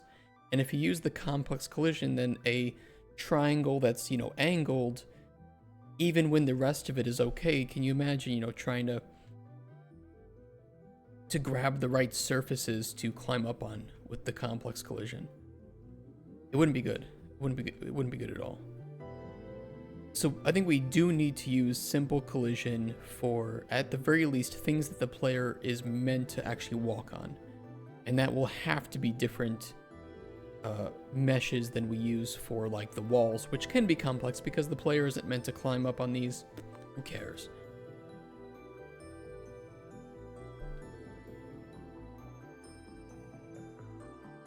But I don't think all the meshes right now are very supportive of that, just because of how much height difference there is in the geometry itself. Like from a player collision point of view, it is a lot more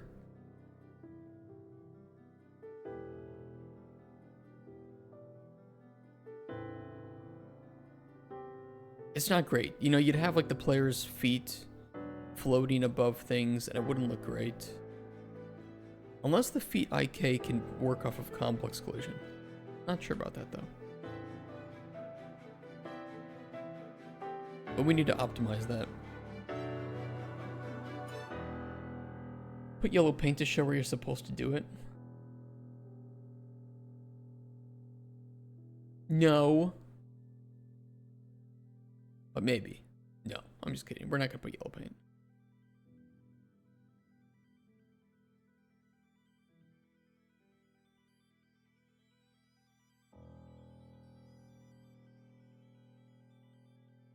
In fact, in a lot of cases, I don't really want to too heavily guide where the player is supposed to go.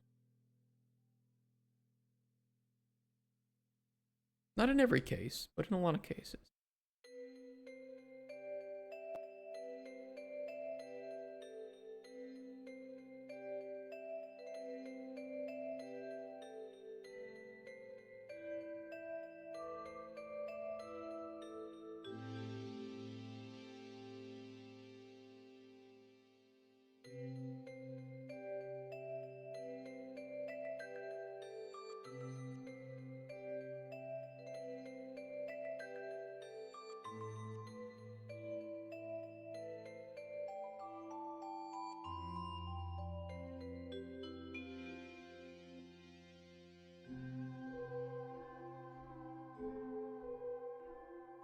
A little glowing ball that yells listen all the time.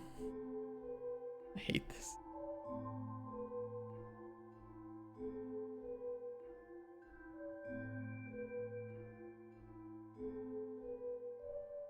And we're gonna have a lot of problems with the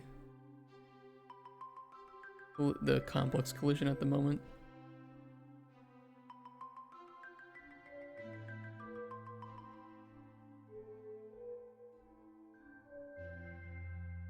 And partly because we also use the we use the mantling check to determine if the point that we're hitting is angled too much, and we prevent the mantling if that's the case. So just because of how complex the geometry is, you know, if we hit one of these parts or one of these triangles that is, you know, for instance, just angled too much like this, that's gonna fail the mantle check or something like that. So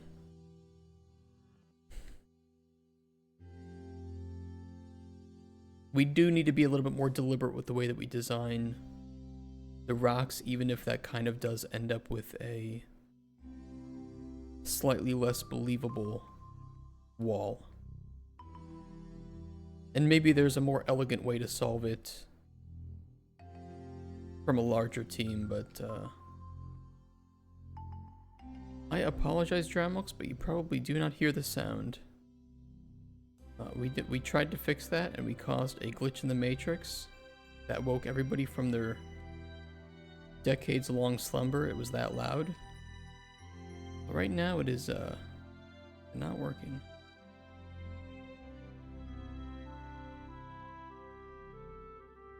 Yeah, so right now we don't care if the level is completable. It's not really what we're testing anyway.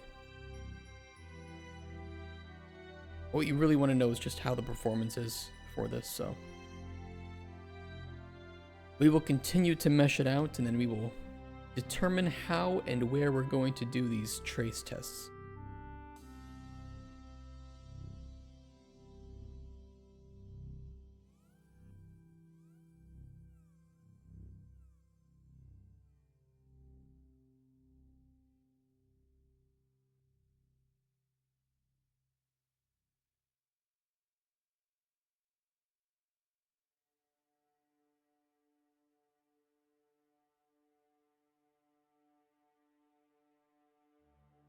We can pretty easily just clean these up.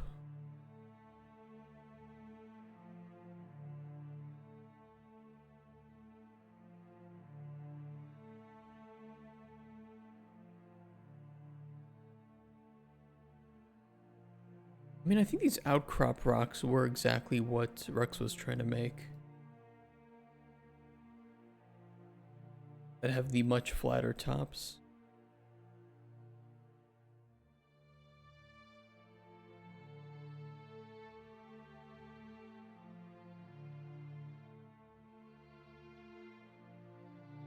But I think we still need to work on them. But these are a step in the more correct direction. Was a sound that would create a core memory in a child? Yeah, maybe a traumatic one.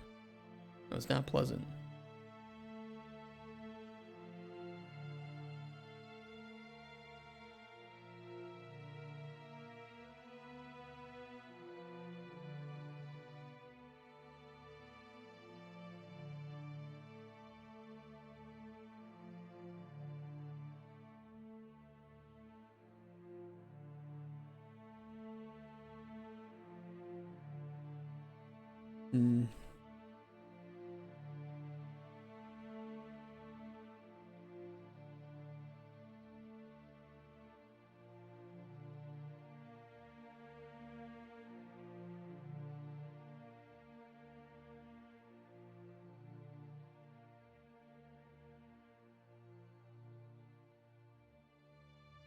Oh, I know what I was reading. I was reading,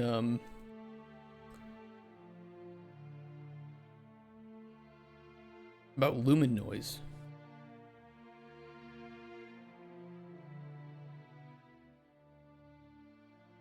And scaling up a mesh too much will reduce the quality of lumen on that mesh. And it will be more noisy.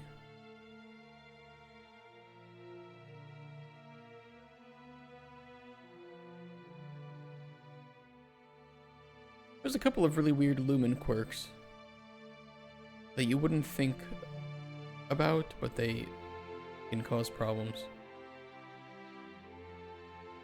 Another one is the more complex the geometry, the better the quality of lumen on that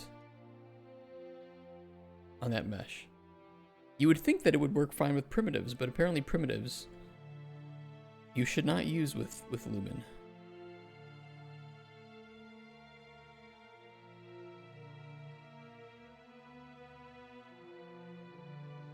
Very weird stuff. Very, very weird.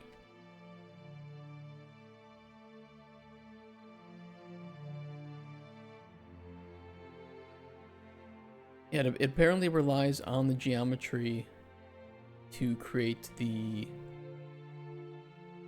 surface cache. And if it doesn't have enough geometry to work with, then I mean, this is probably like putting it in super simple terms. I don't understand it to great detail.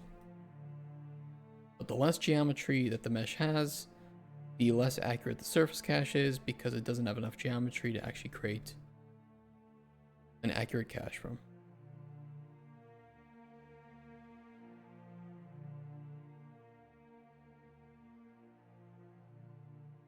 But because nanite, if you use nanite, is meant to remove that triangle budget, then, you know, theoretically have that point where you're not really going to lose anything. It's not going to be much of a cost to add more complexity to your scene.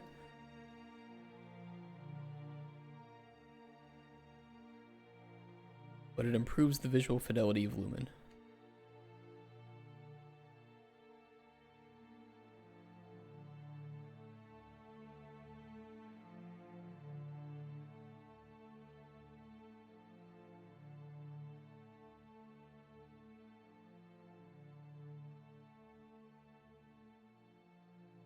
Which, I mean, I can kind of see here compared to our, like, very, very noisy primitives.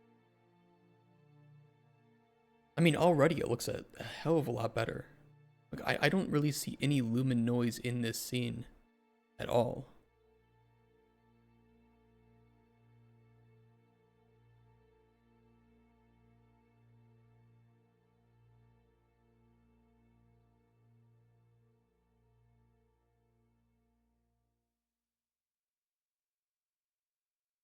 Very, very interesting.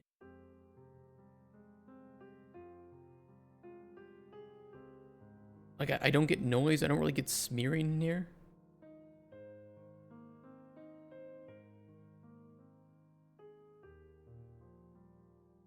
That's crazy.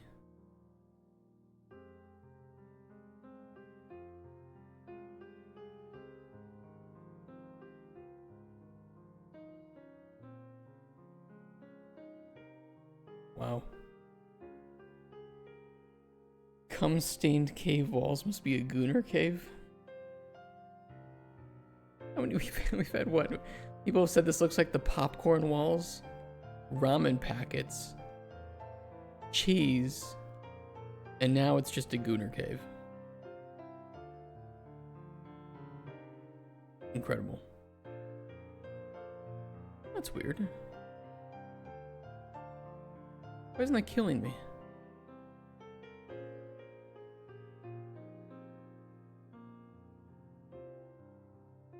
Huh.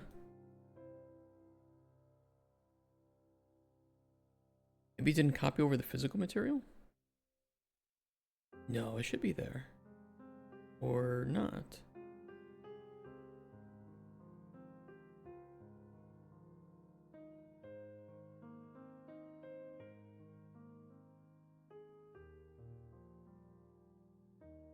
That's weird.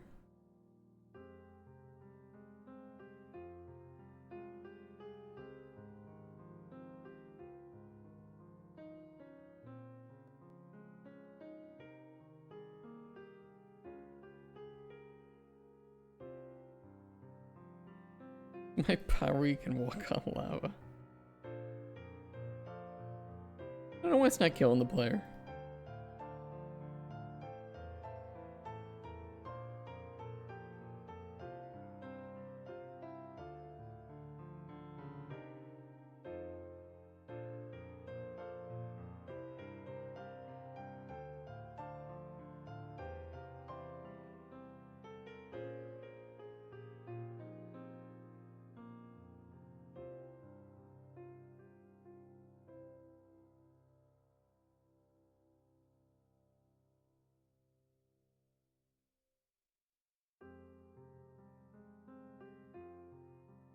Did I unhook my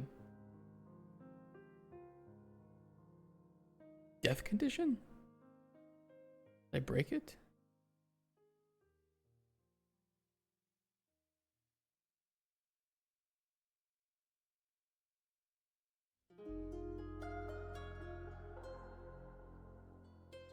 Not that it matters right now, but kind of weird.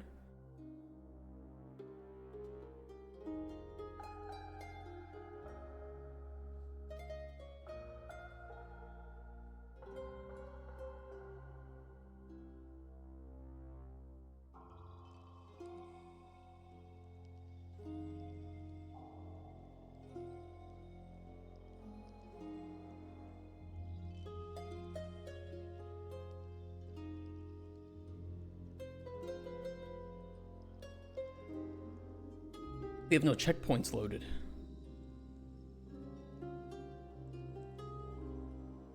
Because my checkpoints are part of the blockouts.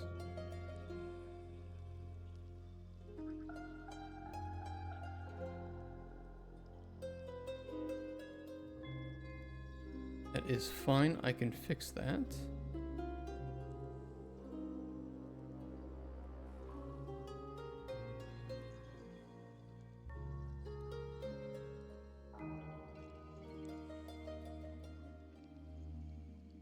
Yeah, we had no spawn points, so it wasn't killing us. Didn't have any place to put us. There we go.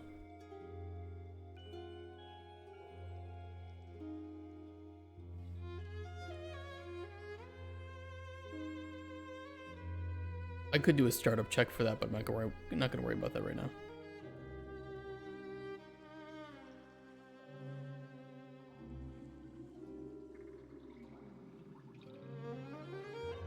I don't want to mesh this room out. It's so big.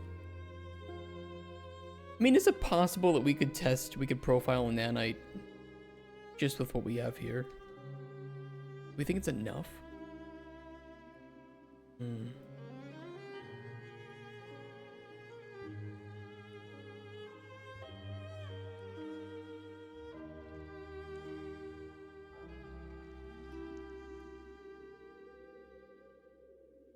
I mean, it could be. What does my heart say? It says, please stop drinking caffeine and alcohol because you're gonna kill me in 10 years.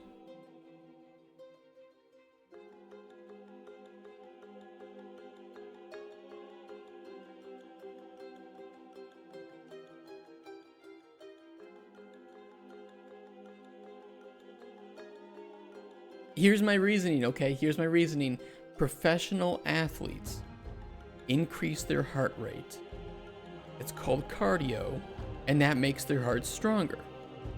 So if I increase my heart rate through substances, is this not cardio? What's the difference? Gooning increases your heart rate. Is that not cardio? Is that not exercise? Give me a sec, I gotta turn off my heater and grab some more water. Give me a second.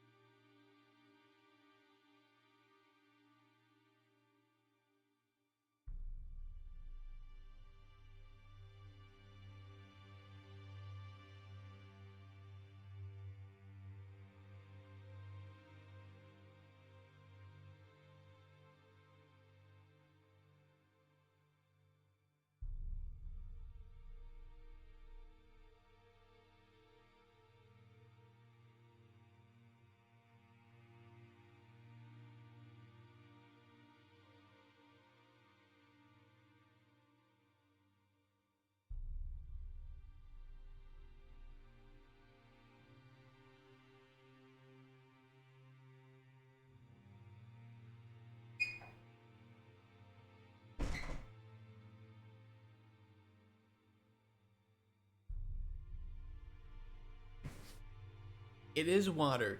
I'm actually drinking water now because the generic cola was too expensive. They added some bullshit European tax. I know Europe, right? Can you imagine regulations and taxes? They added some bullshit tax that you have to pay to buy something with a, not the sugar tax, because I don't have anything with sugar, but it's the it's for a plastic bottle, and you're supposed to be able to return it to, you know, get the money back from this tax, but the machine doesn't work. And, you know, I don't want to sit there with like all my cans and bottles, shoving them into a machine for the equivalent of like 10 cents. It's more like 15 cents. So now instead, what's cheaper is buying caffeine capsules and pouring it like an alchemist into my drink, into my water.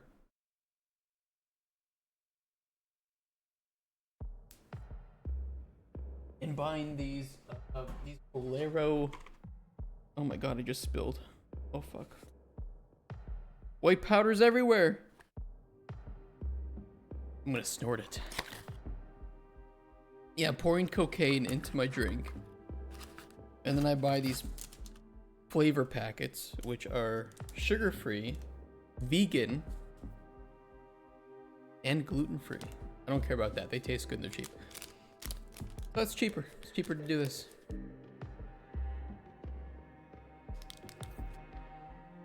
Thank God they have no gluten in them. God forbid I have gluten. it's a liberal flavoring. God, I spilled. Do I have anything to clean this up with? Okay, I do have something to clean. Son of a bitch.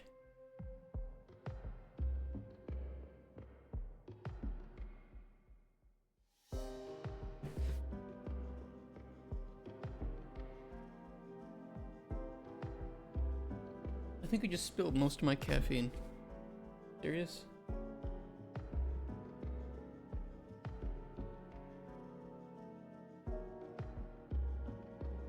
Whatever. Coffee when I get home.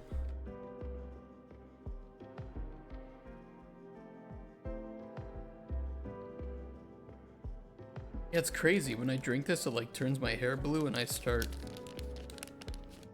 getting ultra religious about like gender and stuff. Crazy.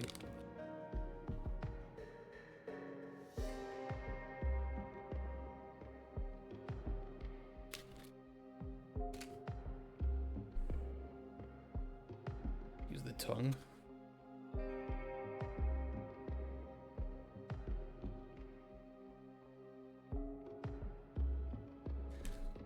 Yeah, I think the cost of this ends up being like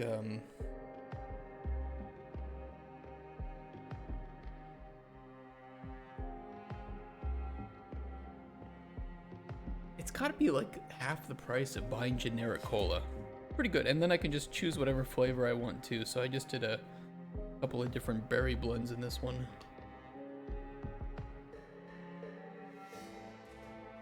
But I think it's better too because you don't get like the acid cola.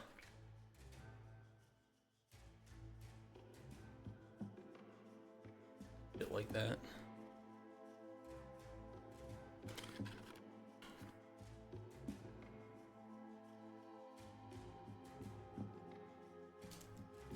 But it does look weird to add caffeine capsules to a drink.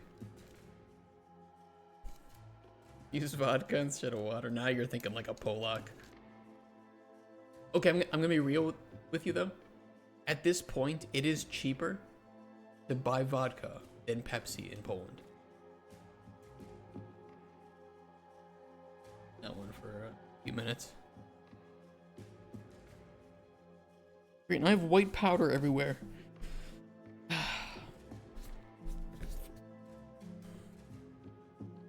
Crap.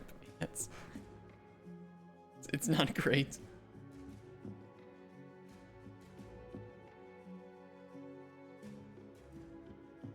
You have like a pep. Okay, maybe it isn't, but I can at least explain. Okay, like Pepsi Max here for one bottle, 10 zloty. It's pretty expensive, but it's not out of the realm of possibility.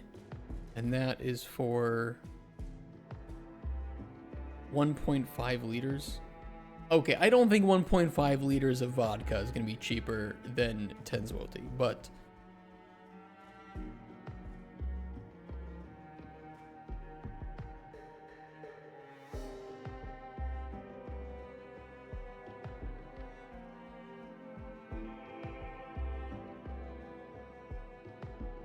why is it show on the products page? Ugh. See the stick-on cap? Here's my cap in action. Look at this.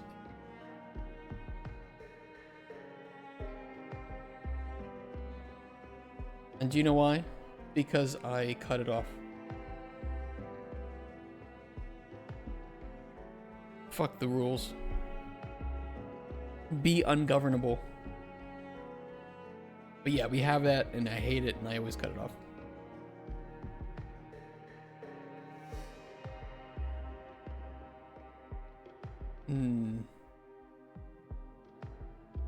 Do we profile with this?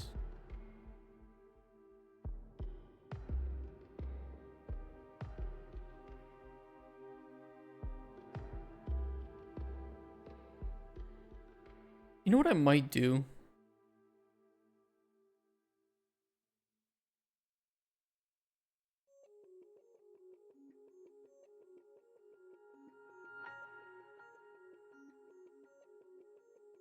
I might profile with what we have.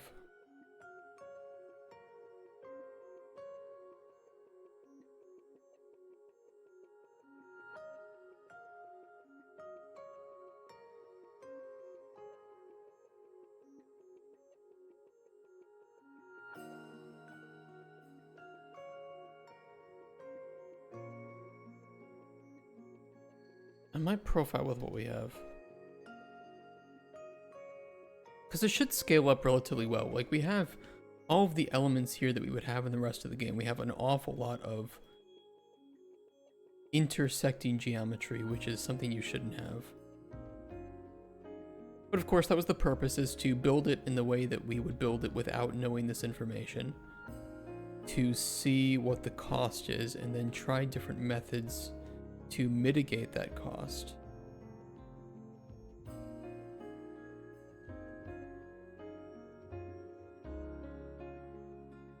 I wonder what the best way to profile, though, is.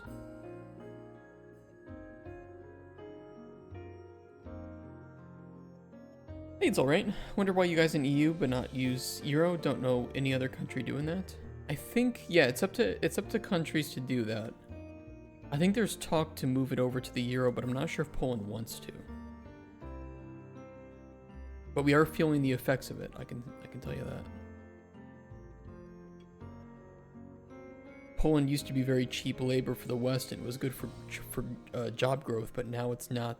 You know, with remote work, it's no longer the cheapest place in the world to get stuff done, and, well, I think the whole world is feeling some of that.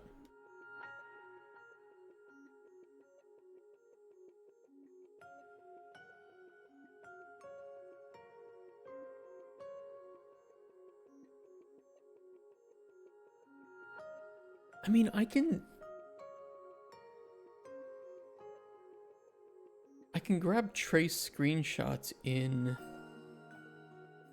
No, it'd be better to do it in editor. Like in play, in play, not standalone.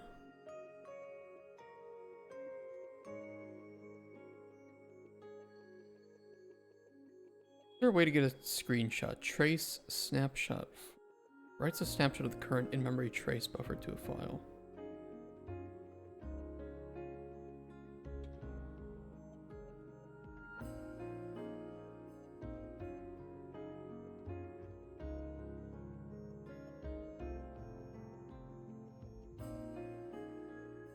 Where does that save that?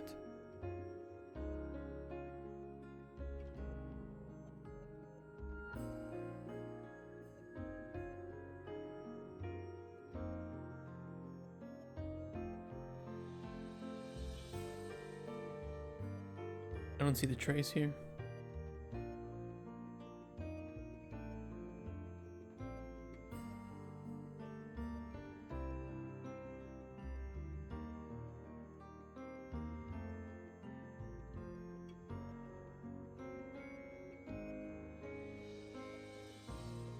There's a screenshot sends it to the trace, but I'm not sure if that's what we want. Oh, there's different channels too.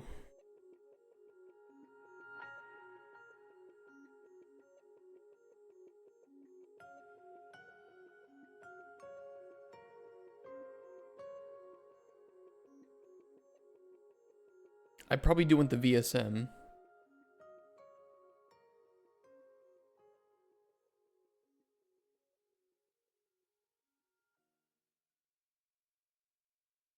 I don't know if anything else is important to have right now. Trace bookmark. Traces a bookmark.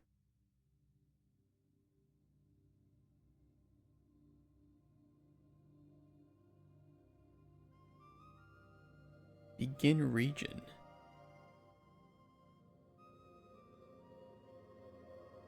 You know what? Let's open up the documentation for this.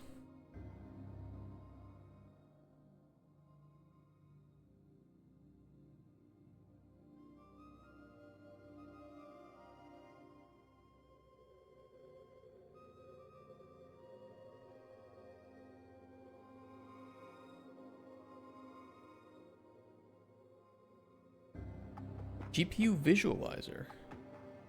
Oh.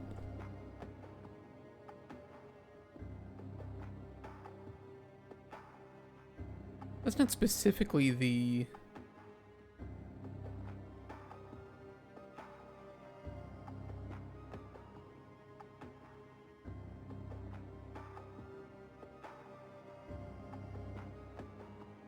Oh, here it is. Yeah, Unreal Insights.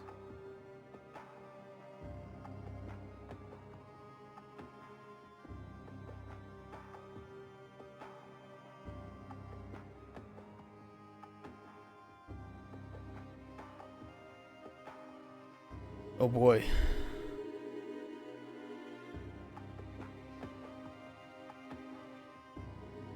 What's up, Fluffy Panda? By the way, thanks for you guys for giving me those last 3 days to work with Common UI. I did do that. I came in every day. I even came in on Saturday and Sunday, and I did some more work too.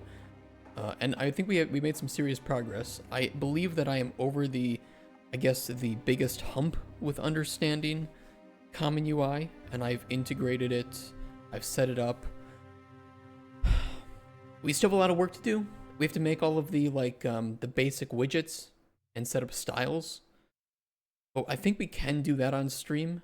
I'm still figuring out a couple of the quirks with focus, but I understand it a lot more now, and I think we're in the home stretch. Let's put it that way. Where's the proof? It is in this branch. I'm not going to merge it to main until I have some of the core stuff finished with that. That's all I can say. But we're almost there. I think I need like a couple more days with it to clean up, to figure out finally like how focus works and how I can reliably handle it. Once that's done though, I think we can push that to main, and then we can start building out styles in another branch. We have a lot of things to get onto main. And I wrote up some new design yesterday too. I came in to do some work. Oh, actually I did two things. I set up our Kanban board and all of our tasks for, at least for the time being, with descriptions and everything. And then I wrote up some new design for a locker room. I can explain that later though if we get some time.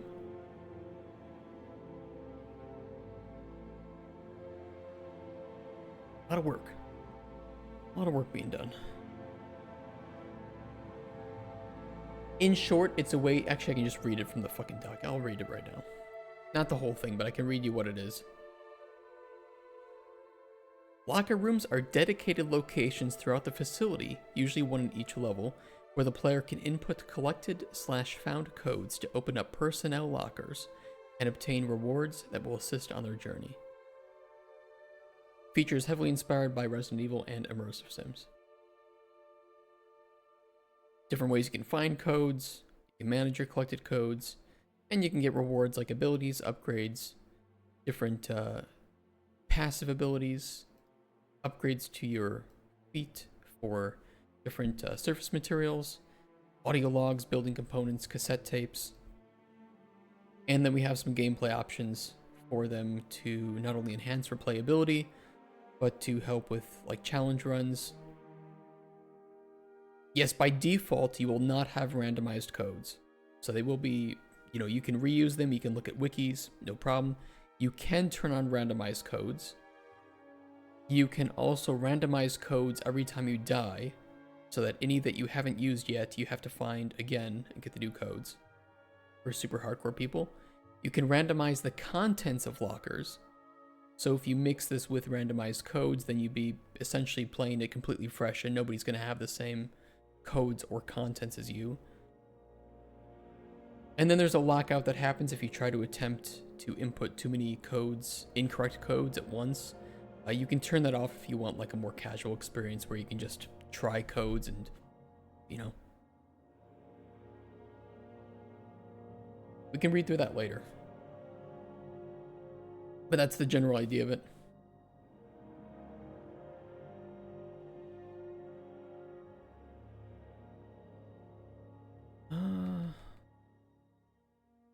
Let's just start with like one trace snapshot.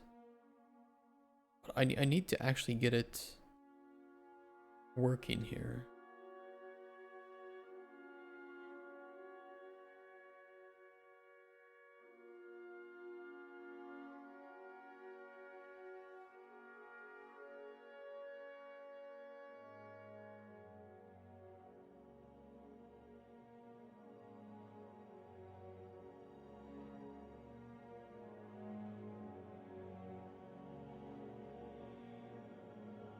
Should be enough for me to just walk up on.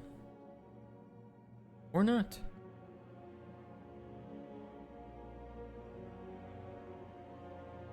Damn collision. Better. Could you use unwashed sock that is usable as a melee weapon? Watching so many AI videos recently, people making videos after losing jobs saying it was AI. Others are showing how they're using AI for automation. It makes me kind of worried. Do you have anything motivational? The people who are most invested in AI right now don't have enough skill and knowledge to know when it's wrong and to fix it when it's wrong. So I think that, you know, the best usage of your time right now is to build up skill in the old-fashioned way. It's going to provide you with the most longevity. And honestly, the most, what's the word for it? Satisfaction? Because you're actually learning something, you're gaining skill. You're not just clocking into work and typing in some shit into ChatGPT and then writing a tweet about how you are exhausted after a long day of prompting.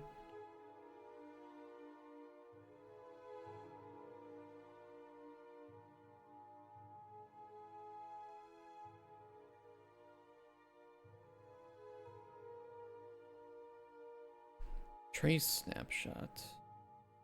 Trace.screenshot.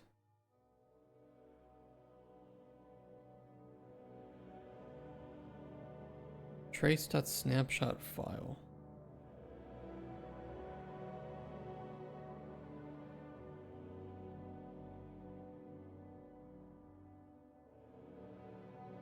So just trace.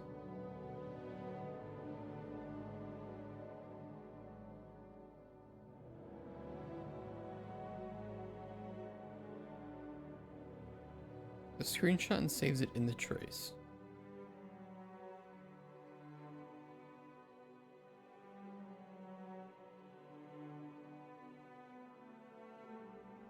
that work?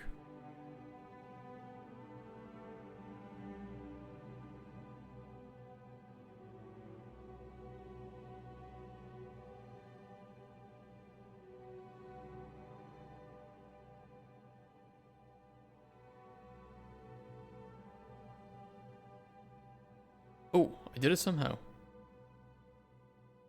How did I do that? 1039. I think that was my first attempt to do it.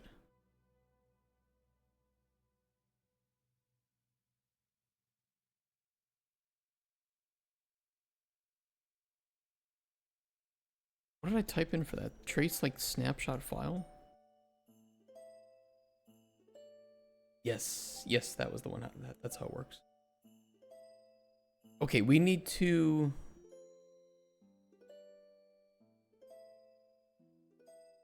We need to write down transforms.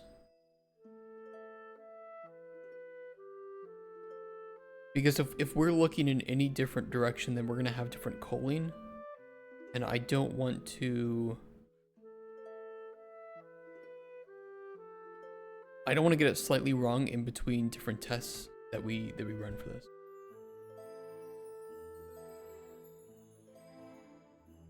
Understand what you're doing though. AI is amazing. It can be helpful. But if it replaces my skill, then I'm not building skill. So I don't even like using it for like menial tasks.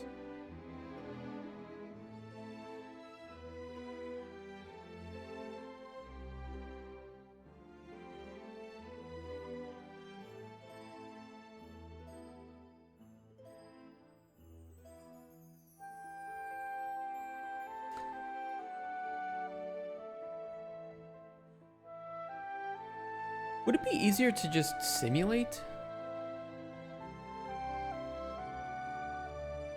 Because then I don't have the character getting built.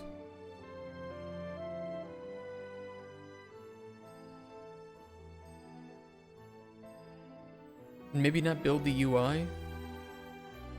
But I guess that wouldn't really matter. Can I still fly to bookmarks? I can still fly to bookmarks. So maybe I'll make some bookmarks.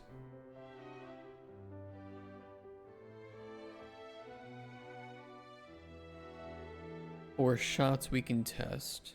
Let's go 1, 2.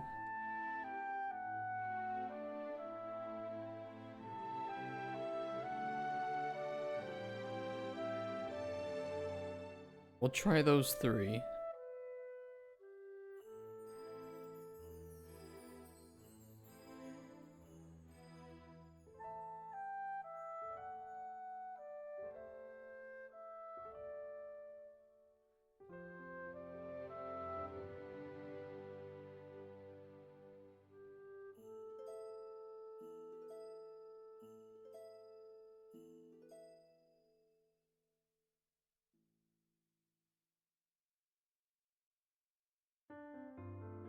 And now we have 3 traces.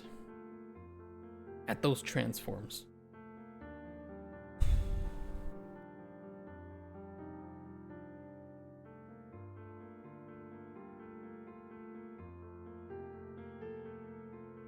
Now we have to figure out what the hell we're looking at.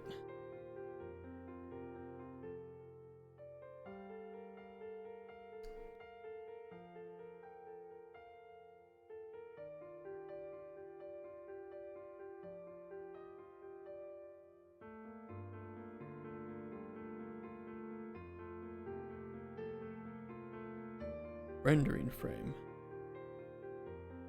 Game frame. There are some spikes.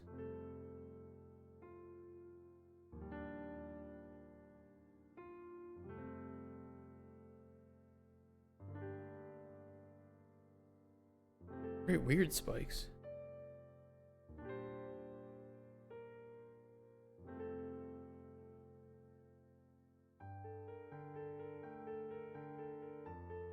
Do we think we should turn off VSync though, so that it's...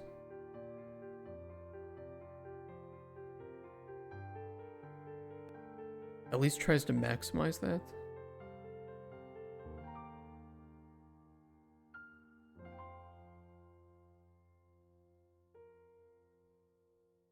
I think we should. I think we should.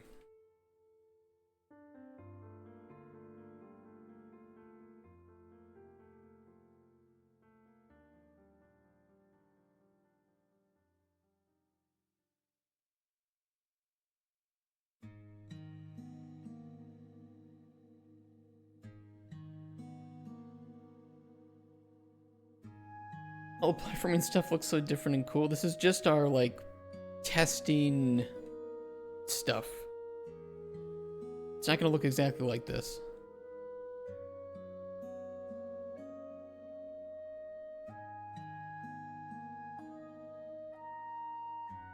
You know, I wonder if it's including...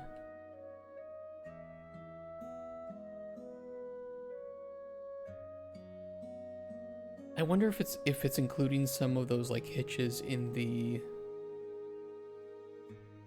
traces here where we're actually like triggering the I don't know.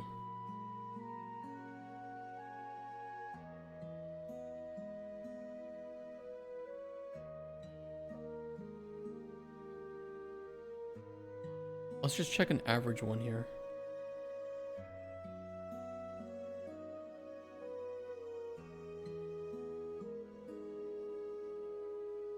I have no idea what I'm looking at though.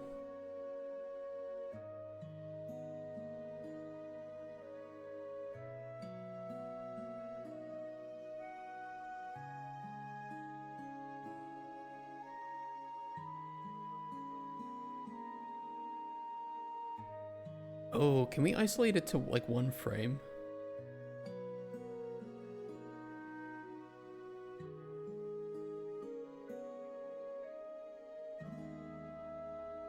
Is there a way to do that?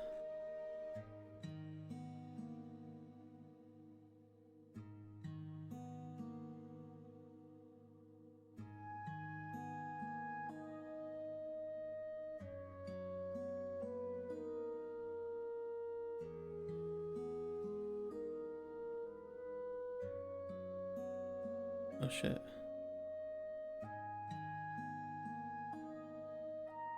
It shows 18 milliseconds up here, even though... like showing multiple frames.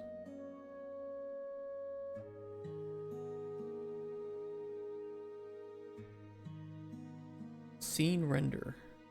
Oh fuck me, what the fuck is this? What the fuck is this?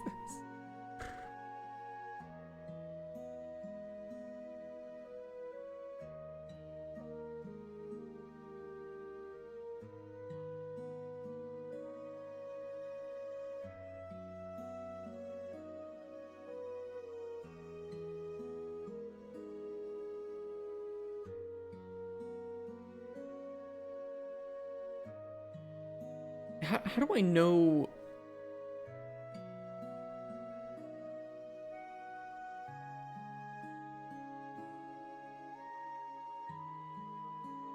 How do I know like what part of this does nanite overdraw affect?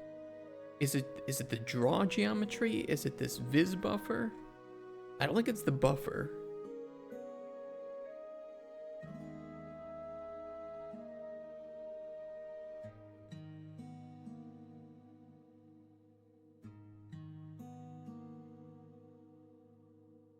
Is there any more info I can pull on that?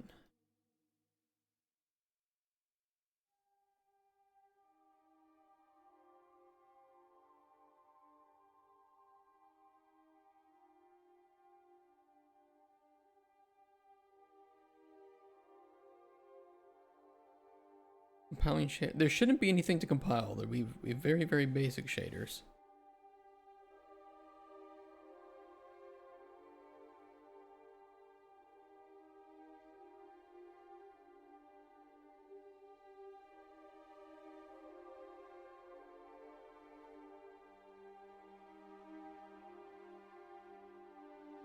And a technical detail.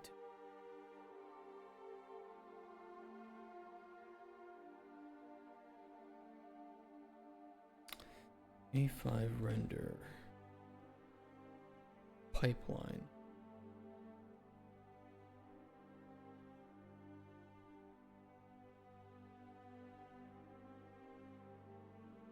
Base pass.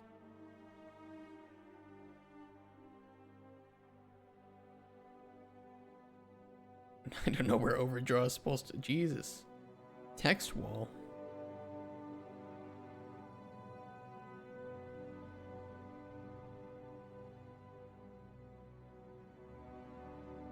We're seeing the depth of the nanite is merged with depth calculated earlier. Okay.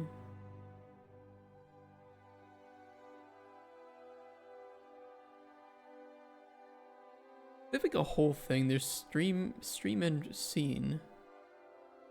Paragraph execute frame.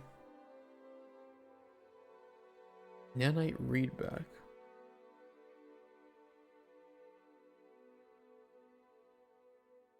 I mean, this is the graphics thread up here, right? So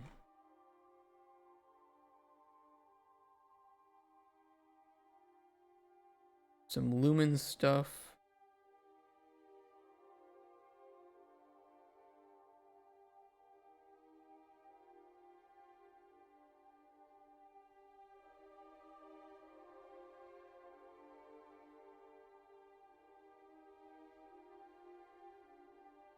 I wish I could just see this though. And none of the rest of it.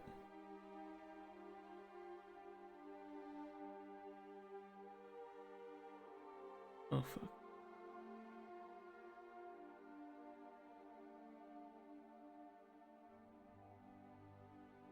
Is there a way to like hide those? Category filter.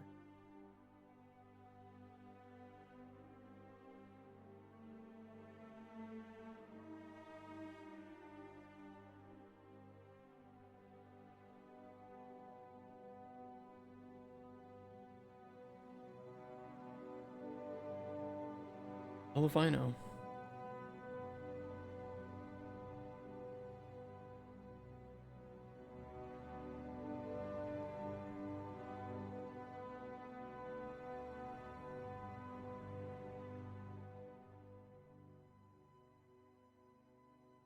Instance calling.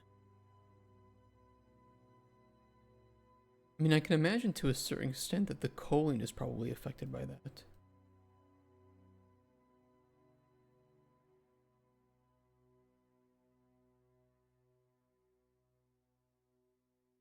Interesting though that it does two separate bits of polling. Oh fuck, a patch split it.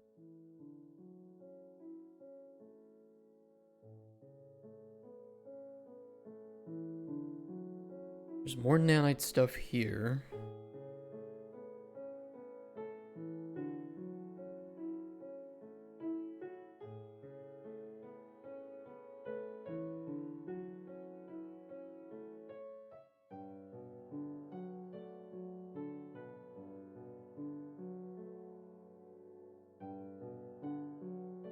It's weird though, because it's like you have you have so many different like pieces just scattered about for nanite and lumen, and yet this is all just a single frame.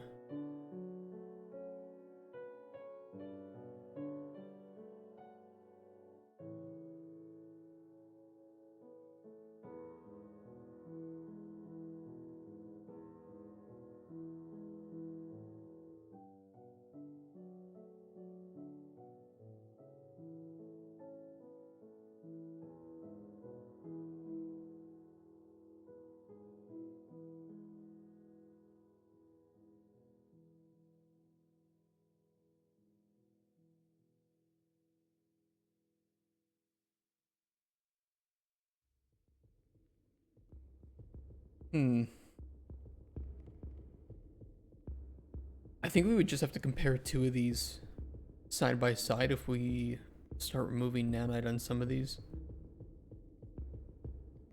And see if general frame timings improve.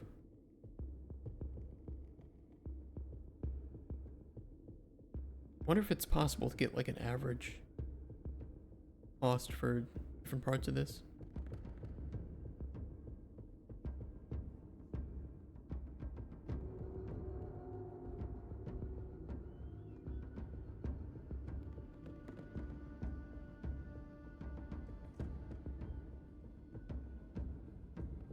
Those weird big ticks, though, were kind of annoying.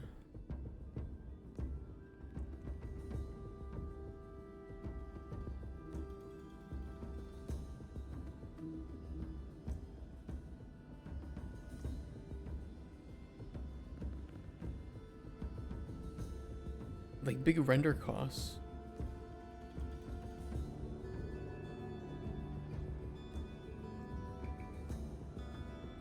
F engine loop tick.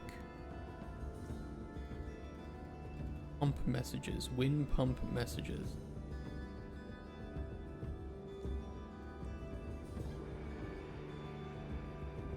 Block until GPU idle.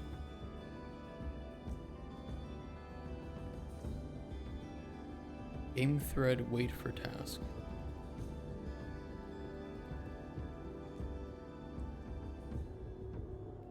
What does that mean?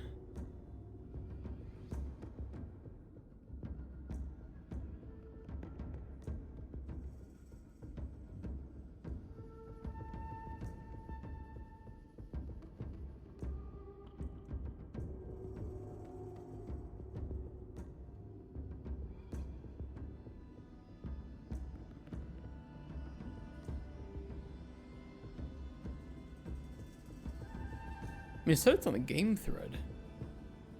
I don't see the game thread, though. Unless I missed it.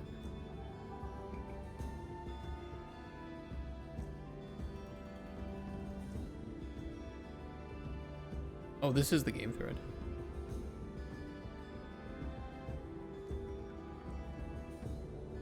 I mean, is this where I'm doing the trace?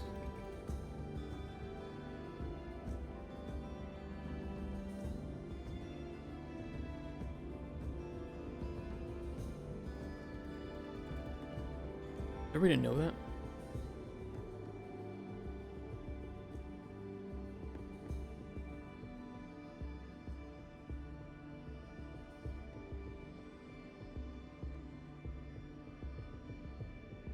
Oh.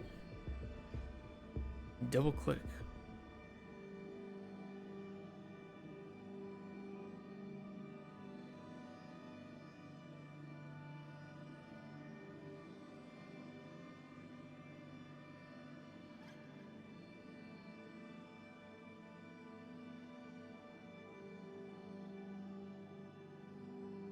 Win pump messages.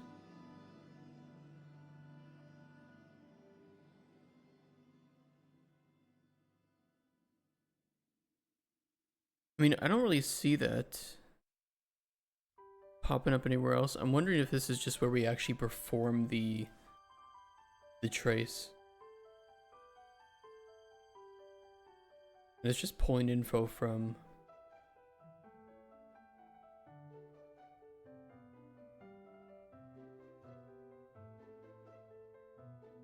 the only thing that makes sense.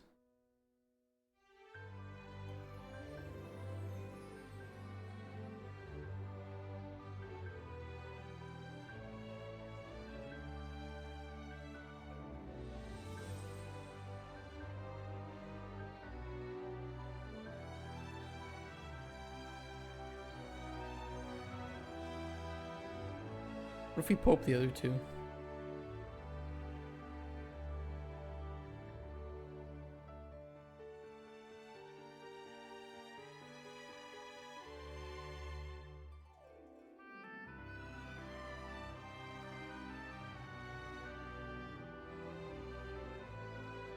Yeah, you know what I think it is? I think it's the blue ticks are the ones that we want to look at, like these ones.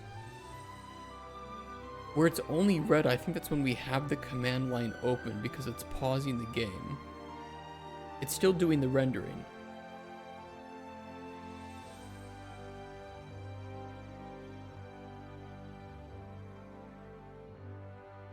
And this might be when I'm opening up the console or something.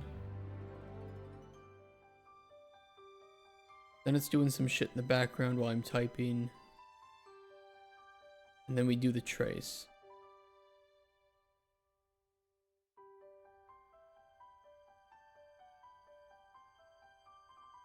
And that's where we have this wind pump messages. And then it stabilizes and gets back to itself.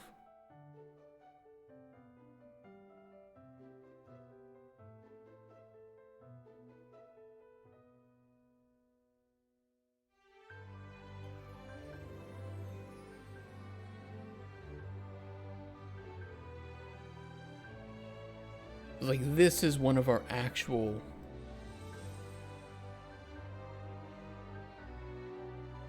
frames here. Good, I don't know. I write documents. That's my job. I would leave this up to highly technical coders.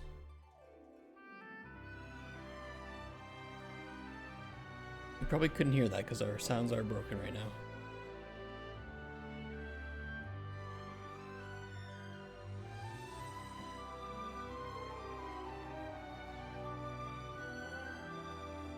I don't use sound alerts today. I don't know why, but they're bugged. I'll fix them after work.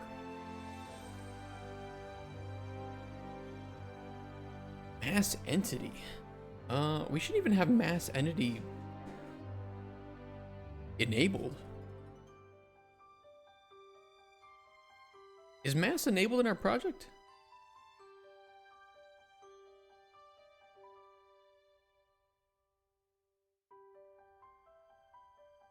Yes. I don't think we need that.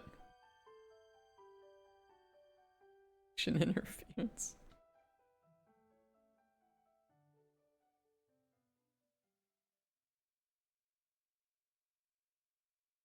No, I really shouldn't be looking at the game thread anyway.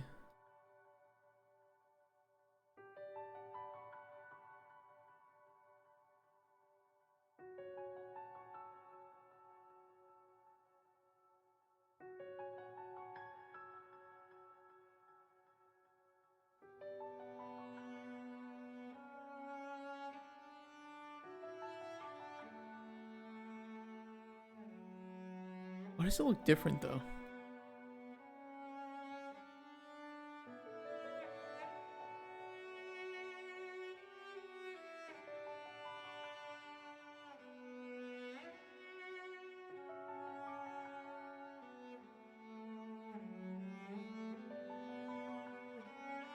How come when I click on...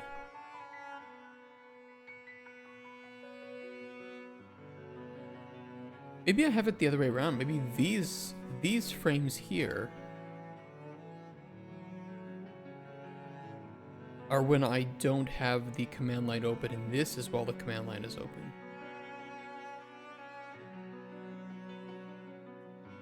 Yeah, I think I have it the other way around.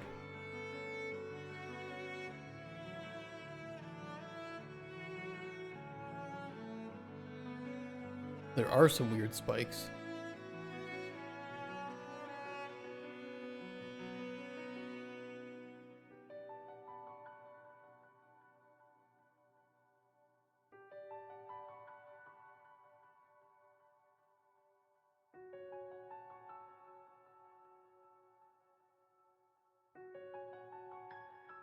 Hmm.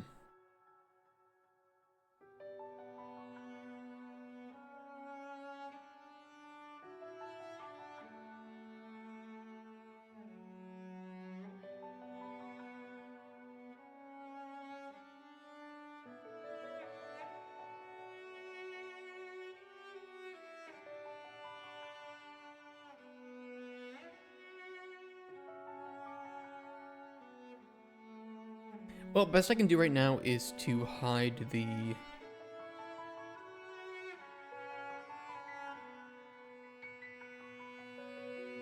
There's a few things we can do here.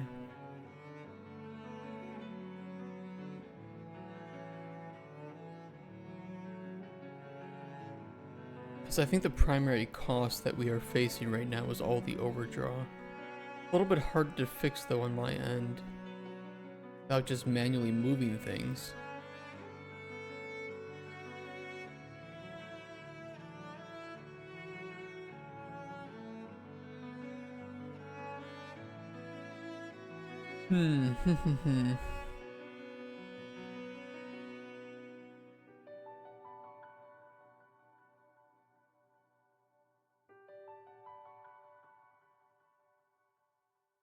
Well, and I don't really think that the platforms that we have right now already set up are a significant source of our overdraw.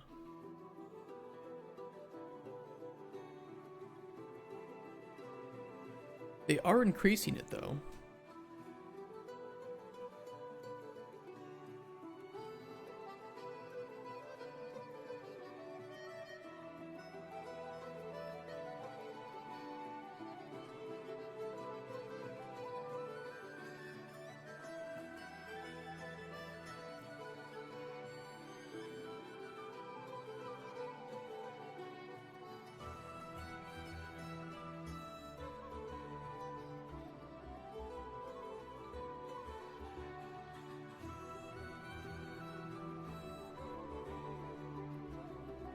Grab 3 new traces.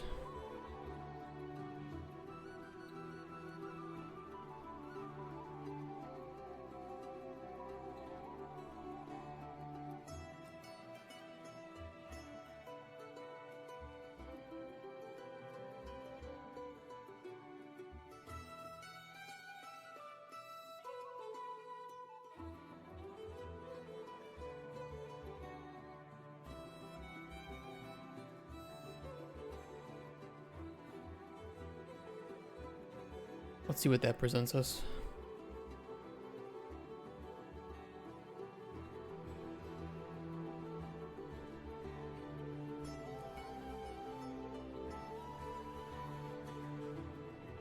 Can I open up 2 of these at the same time? Yes, I can.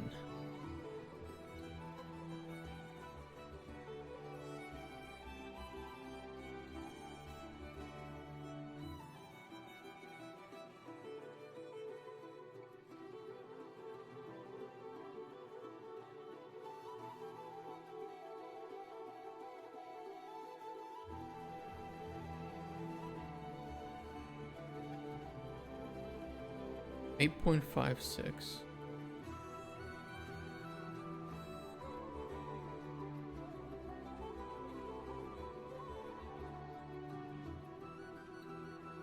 And this is the more recent one, right? Yeah, so left should generally be better.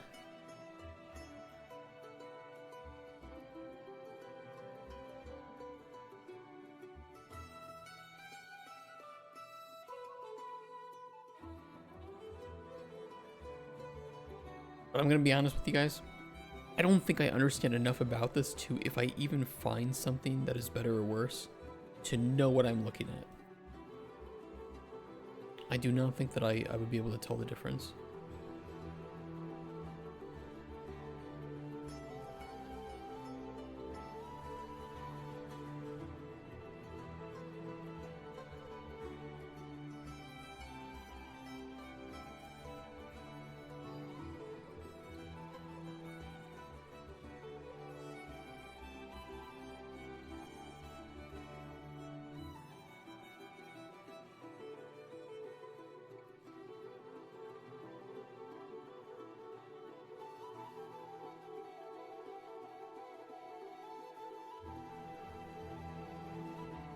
I can only say that the numbers on the left should be lower, and they are lower.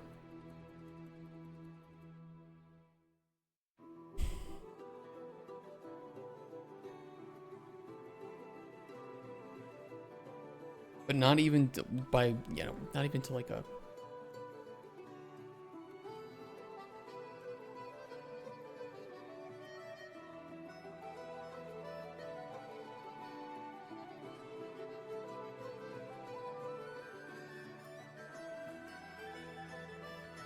It's not even though to a degree that I can even say that it's worth it, just because we're both looking at 8.5 milliseconds no matter what.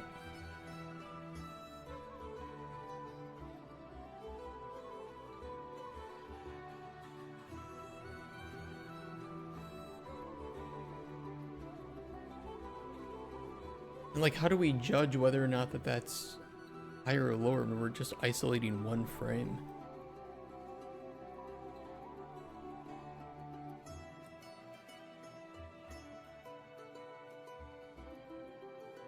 I can see some things are lower, but we just also have generally lower, we just have fewer pieces of geometry in the level. So it should be lower.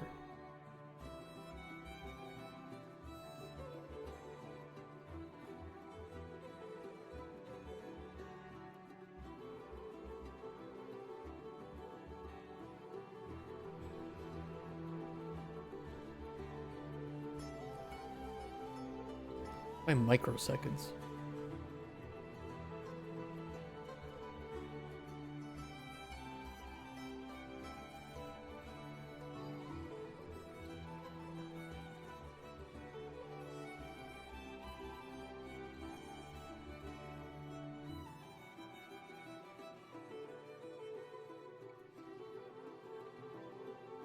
And some parts of it aren't lower.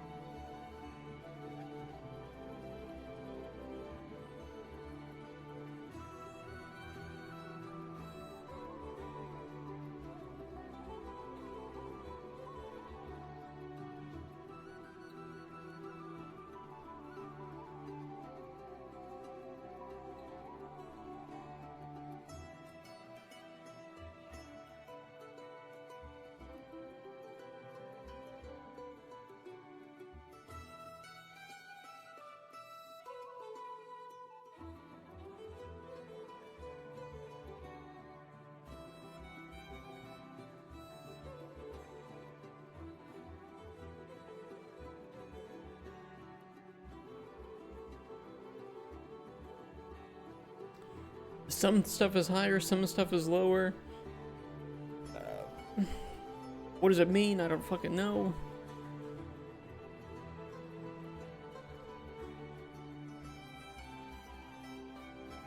Filter trans. Gotta scroll in on that one a bit.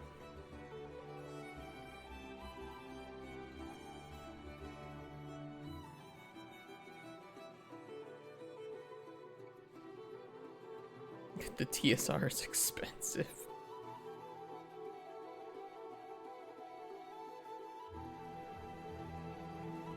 That's what you get. The cost of TSR.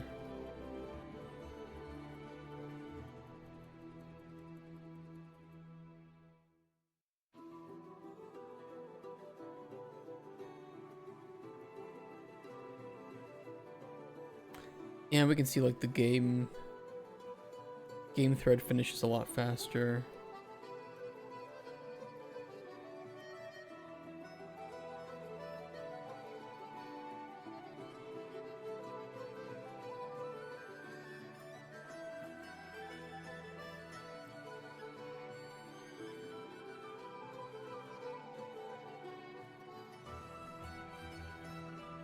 We should be able to theoretically see all of our like game stuff here, but it's probably very minimal.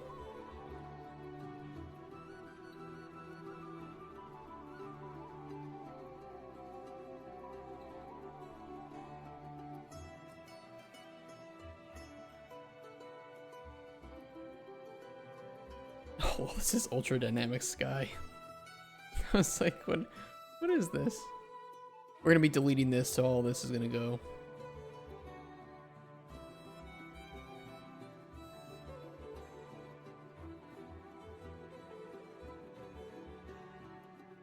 Yeah, mass entity subsystem. We do not need that.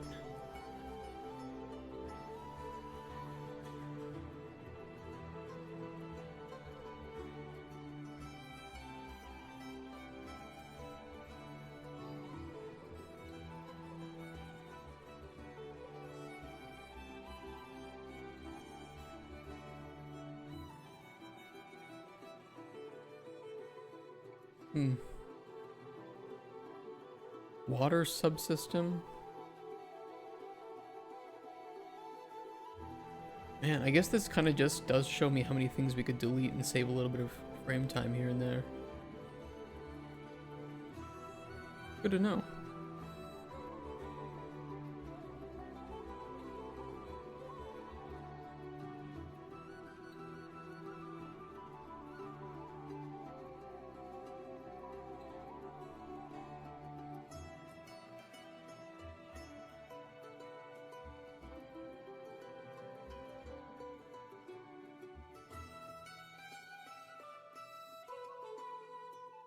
I'd be very curious to see how much the player actually plays a part in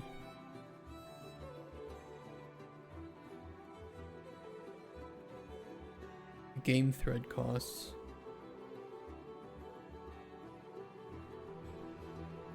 Mass processor. All mass.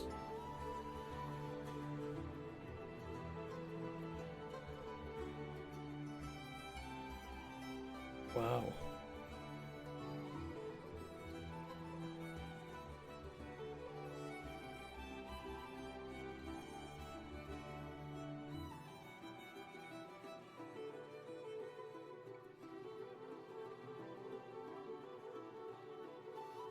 Wow, wow, wow.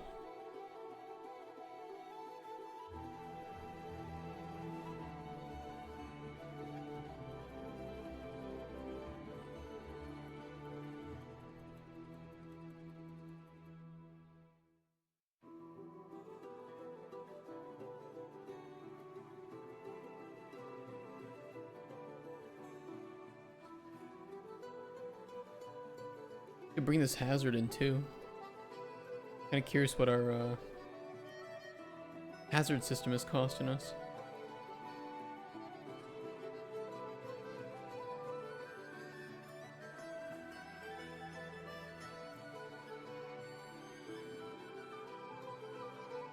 But it should be pretty cheap because we're, you know, we made it ourselves and we're bypassing gas as a whole.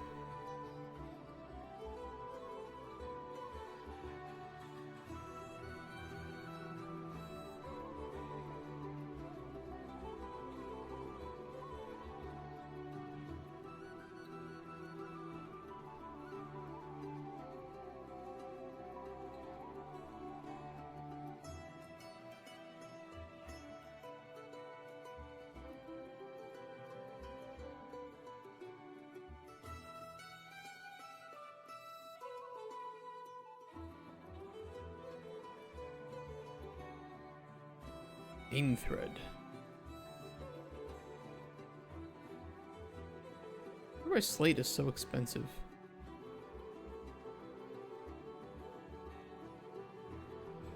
4 milliseconds to draw stuff? I can't see that being the case.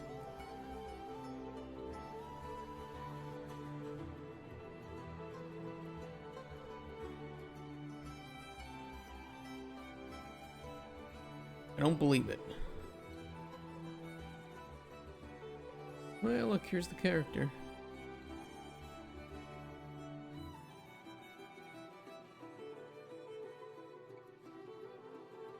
The player controller.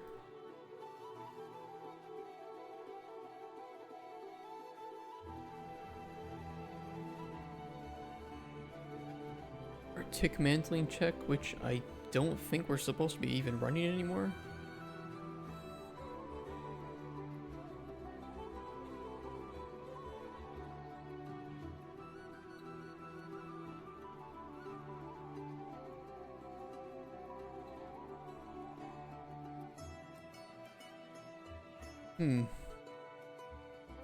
Where does it place the components?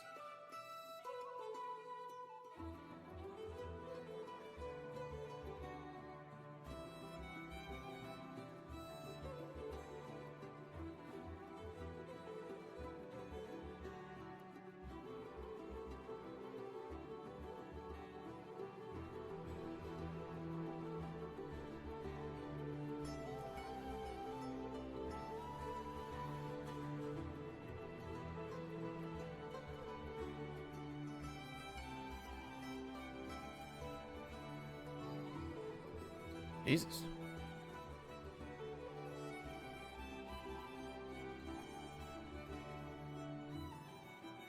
Oh, here they are, I think.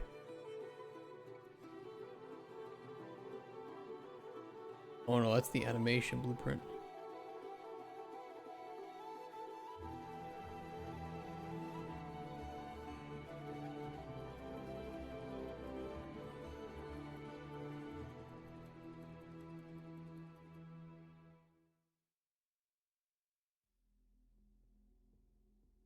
Very, very interesting. Probably very boring to watch me do this, though. What? Hey, you gotta learn somehow, huh? Extra components. I'm very curious why we can't see like our other components. They gotta be here somewhere.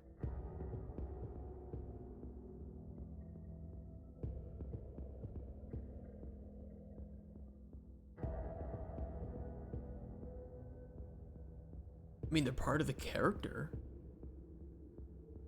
I think. Well, I mean, I know that they are. It would have to be in here.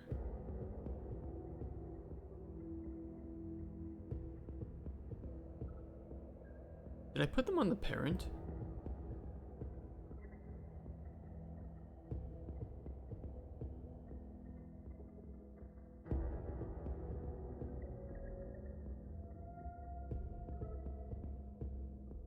No, they're all on ALS.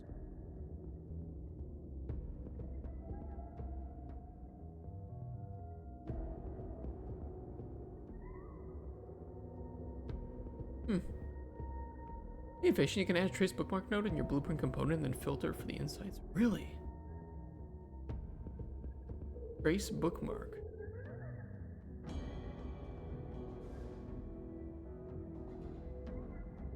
Oh.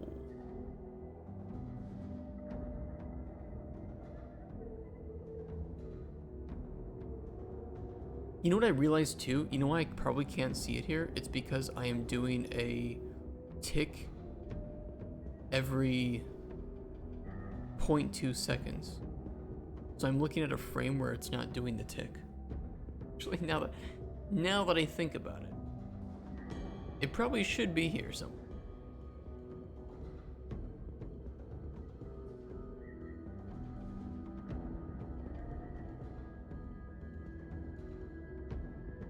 Oh yeah, look at this. You can have like different tracks.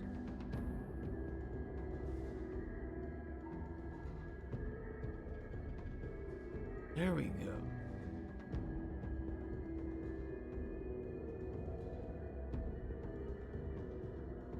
Interesting. Then can you like search then for stuff? Quick find. Add filter.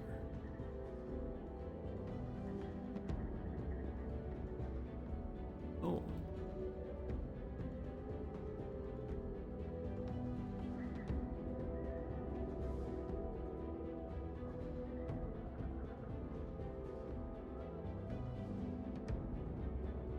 Timer name contains.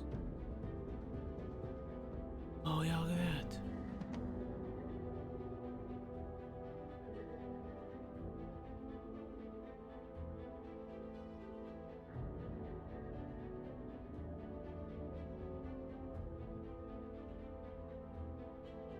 Except I don't see it. Is it not called a timer?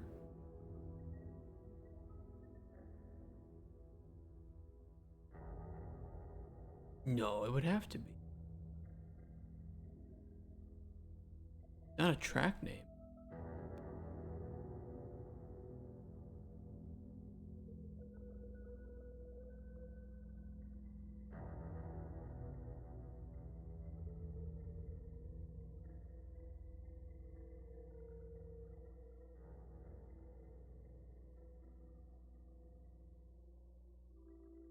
Unless it's just so small.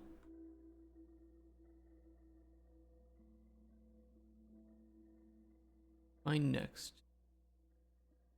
No event found.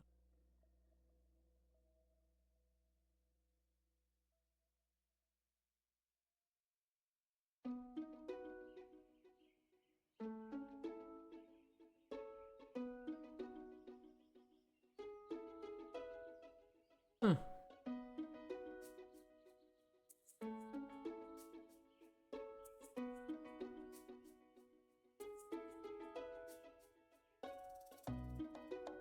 I mean, it should be there, right? Like, it would be part of the game thread. It's a blueprint.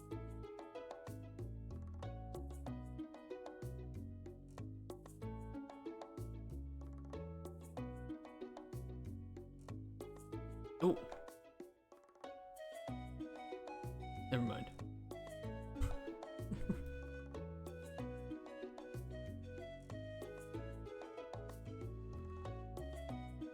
That's the widget. Oh. Yeah, look at that. Take effects. There it is.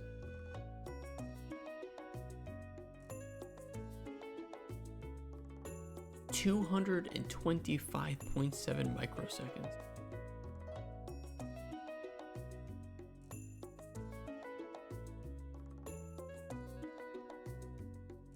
Wow.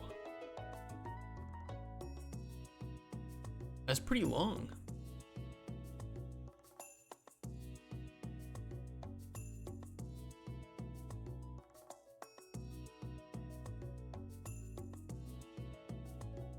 Wow.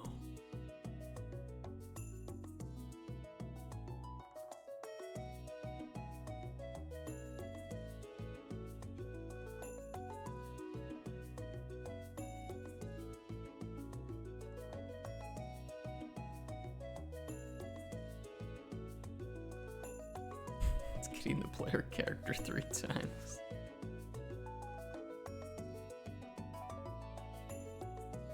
Why is it getting the player character 3 times and get player resources component?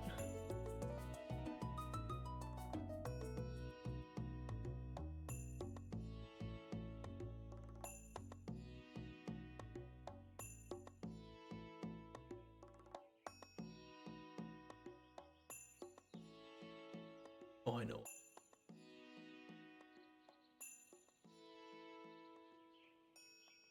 I could probably cache it.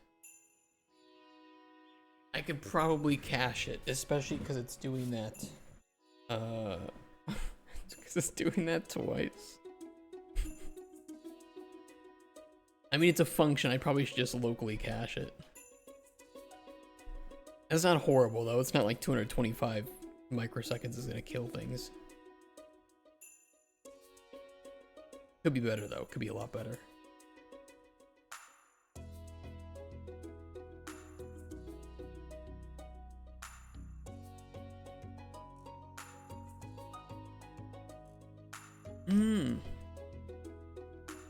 Interesting. It even shows the cost for the broadcast. But of course, we're not updating the player health.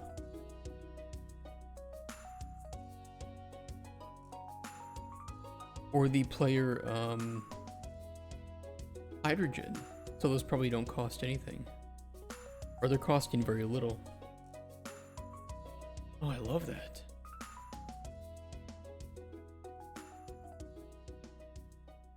Exposing all of my inadequacies.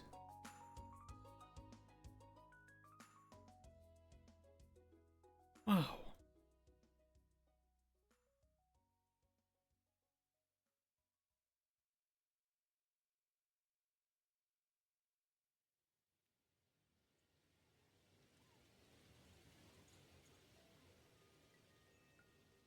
So is that do we think that that's reliably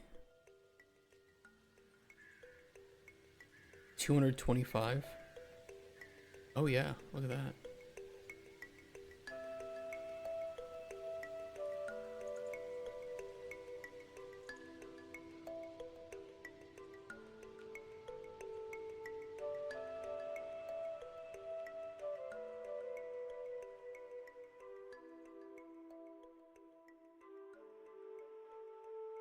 I like how the load asset blocking is costing so much.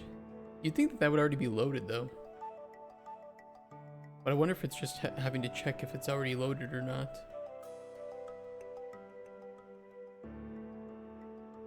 It'd be better if we just load those icons into memory at that point.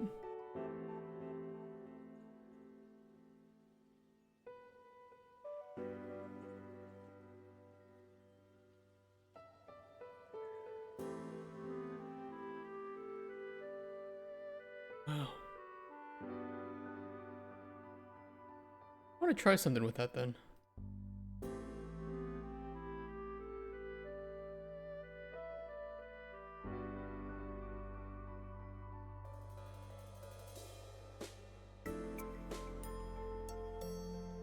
I mean, it is a big function. It is a big function. Big boy.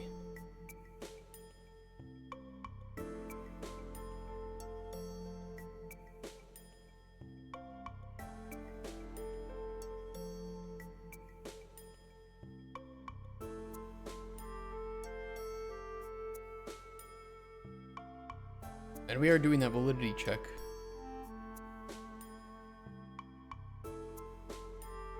You know, better to put some cost on those, right?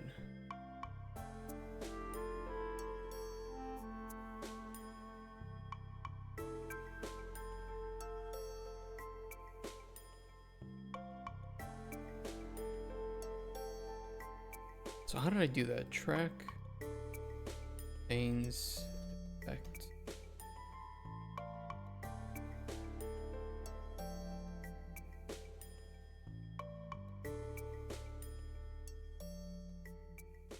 Well, now I don't see it.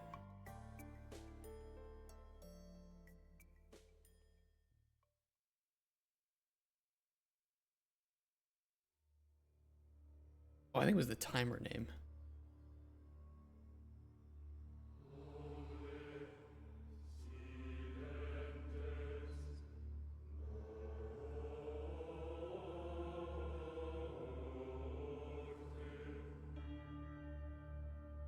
Oh, interesting. That's when I'm not standing in it.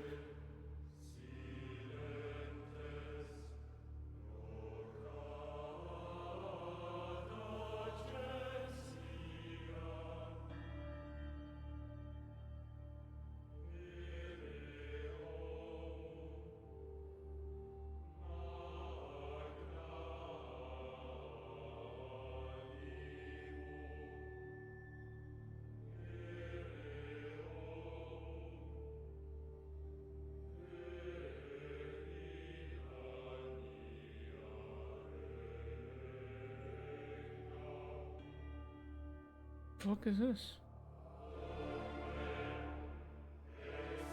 I clicked something and this white box appeared.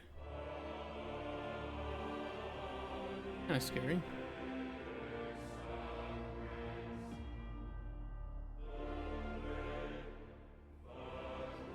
Must have been the trace where I did it without standing inside.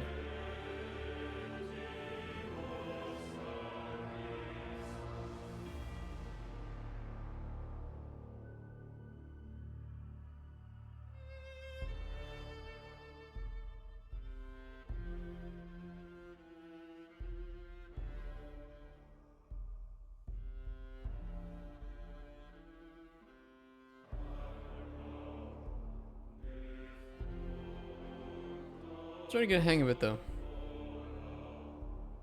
Starting to figure it out.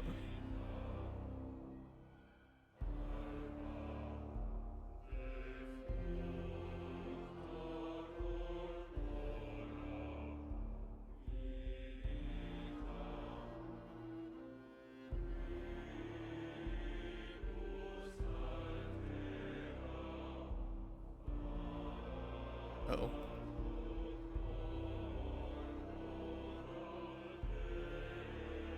Oh.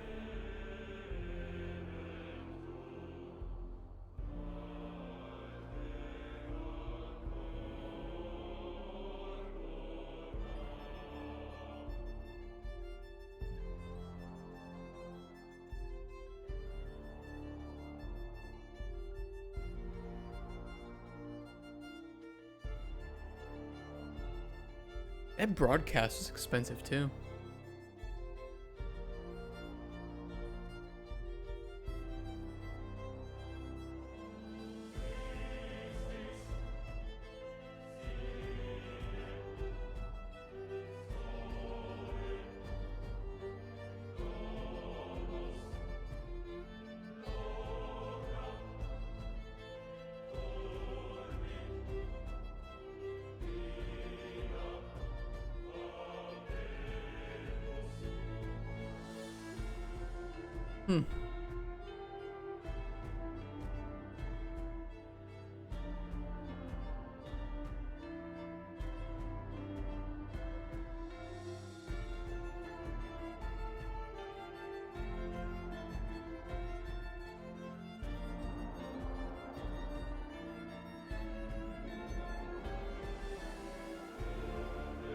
Don't we also do a check for all of the like moving actors in the scene?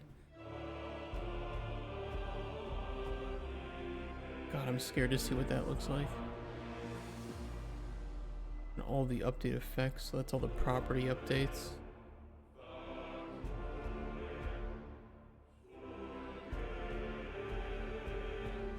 I mean, some of these are a lot cheaper than others. Maybe it's because they're not changing.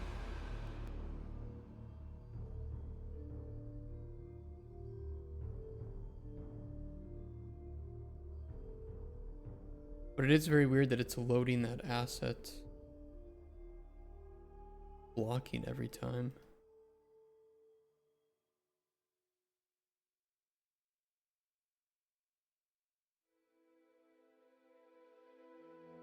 Even though it should already be loaded, you know?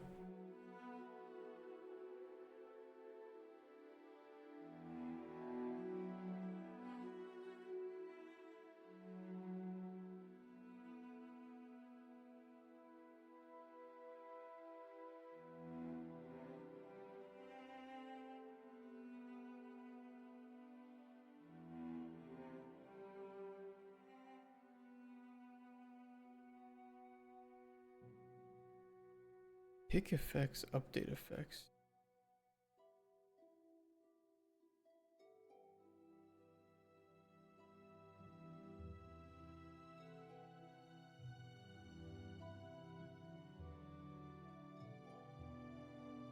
Well, I want this. This must be the This is the MVVM call then.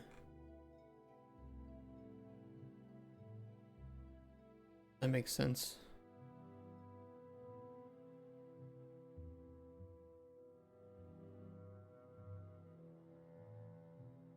Where did I put that though?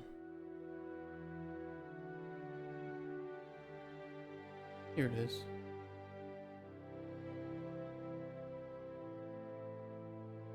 One, two, three, four, five, six, seven, eight, nine. Player character. Interesting. So it does that even with the... Even if we do cache the player.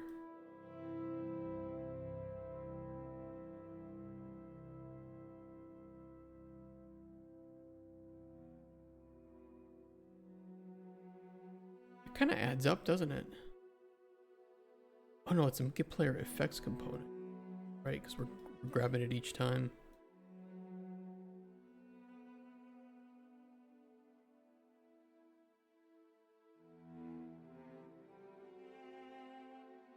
Oh, I don't see that. Because there's 3 get player effects components.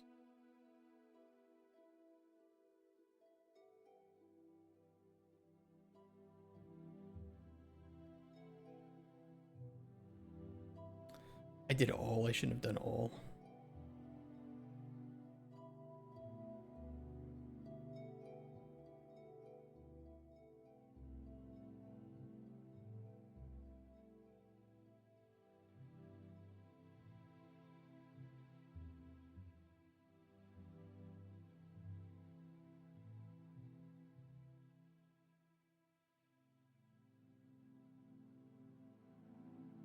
Hmm.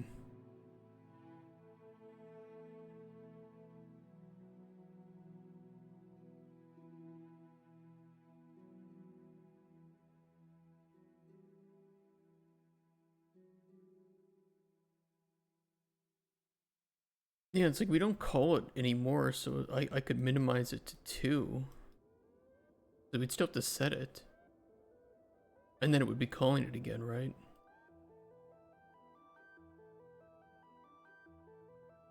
It's probably doing a validity check. Yeah, it is valid. Wow.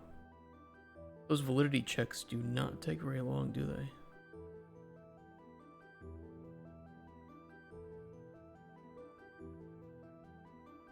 And then we're getting the components, we're actually grabbing the component.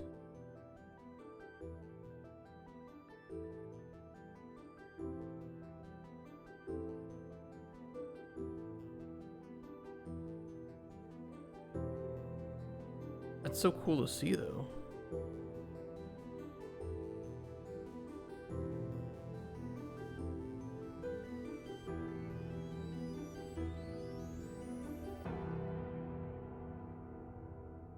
like, how do we minimize that? Can't really minimize that.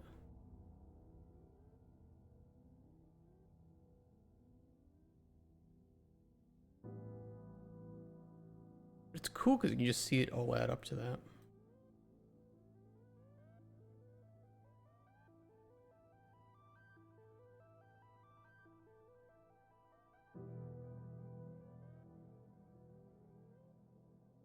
Oh yeah, look, you can even see our time manager too.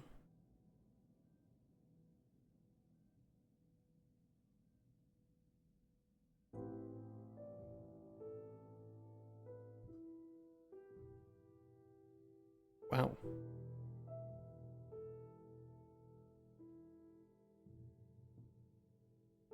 Does not like formatting a time to string.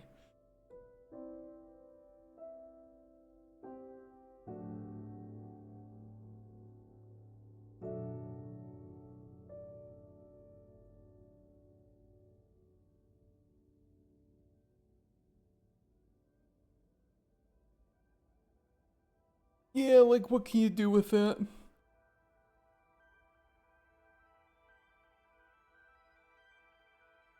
I mean, any like damage over time effect like that is gonna have a big load on frames.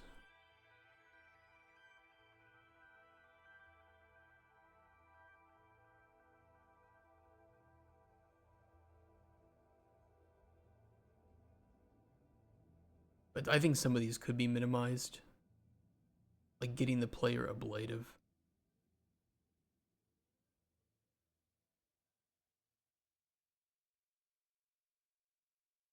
I mean, we already do a validity check.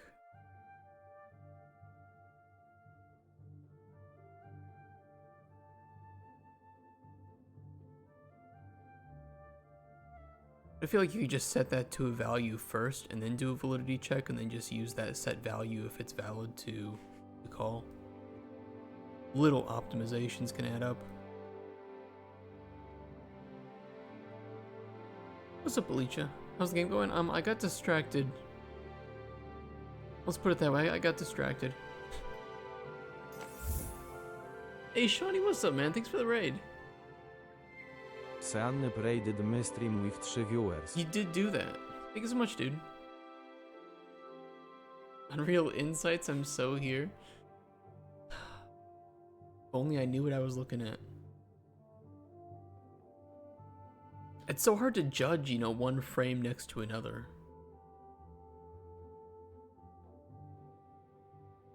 Mainly, especially because we're like looking at, you know, for nanite thing.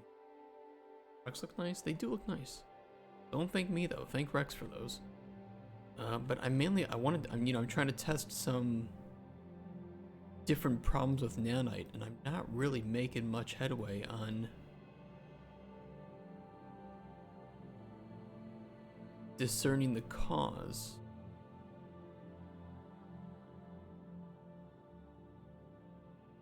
You know, I'm operating on existing knowledge of things you shouldn't do, and we know we shouldn't do them. We're told why we shouldn't do them, but we don't have the metrics to back up why we shouldn't be doing them. So I almost get caught in this weird place of how can I accurately fix something or test the differences if I can't really make the determination of what the initial cost is. Especially when adding, you know, 1 or 2 meshes is going to dramatically change the way that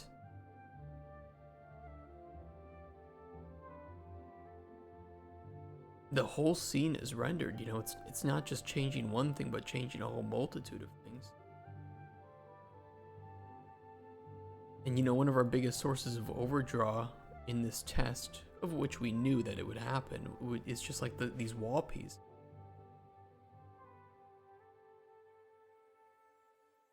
We'd benefit from having larger wall pieces and more of them to work with instead of smaller ones that we have to overlap in order to blend properly.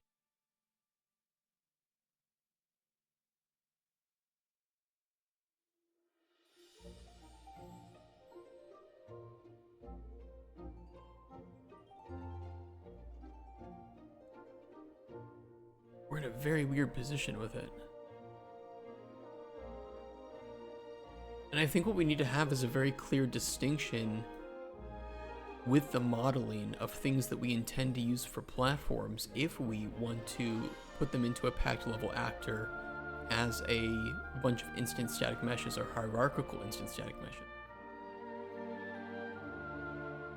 I notice in Nanova's ability to have an insights is inflated when OBS is running, but maybe that's just me.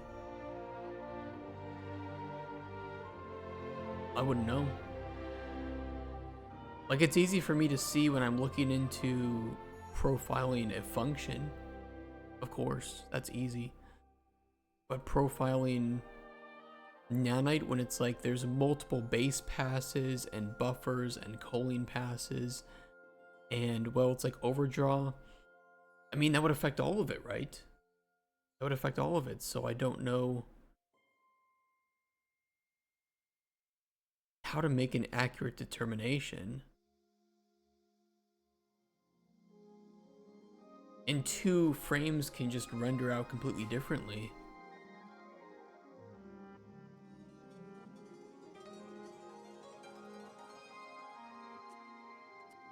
All we know is we should be avoiding this. The closer it is to orange and white, the worse it is, of course.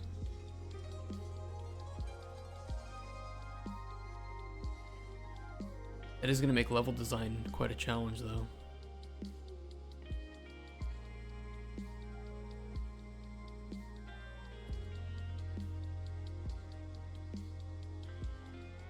It's not the worst overdraw I've seen, though.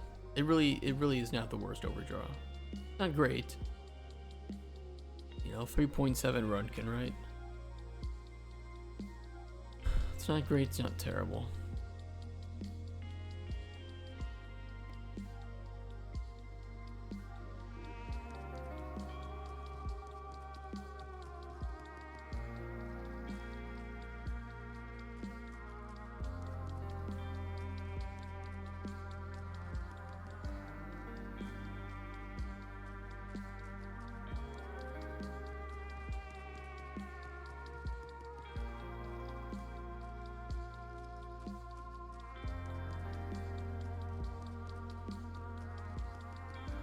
I mean, I think that my initial estimation is probably still the right one, where we should avoid overdraw. That doesn't mean that we should try to eliminate all of it, because that would be silly and impossible. And on top of that, gains on BSMs and Lumen are going to pay off magnitudes higher than some fixed to nanite, because honestly nanite just does not cost very much.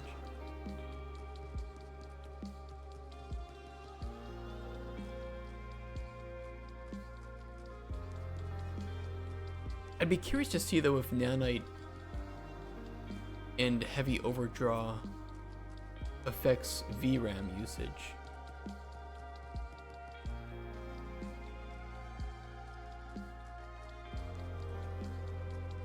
But I don't think it should. Maybe it does.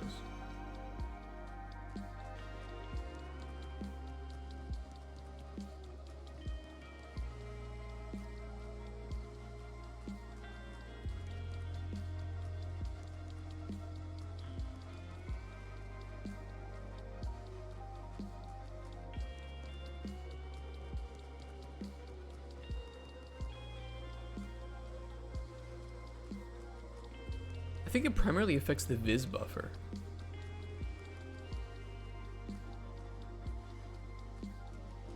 More overdraw, more viz buffer, but the base pass remains pretty much the same.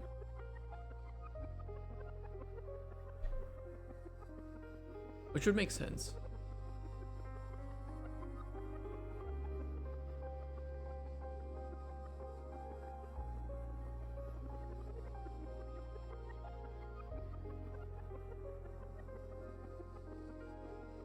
Oops. Collision isn't the greatest on these yet right now.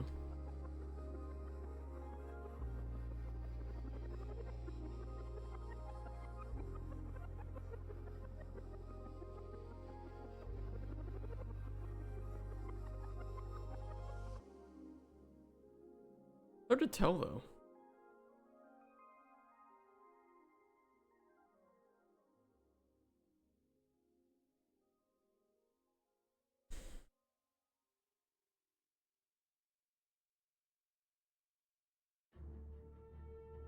I can just turn off the shadows. Now we're gaming.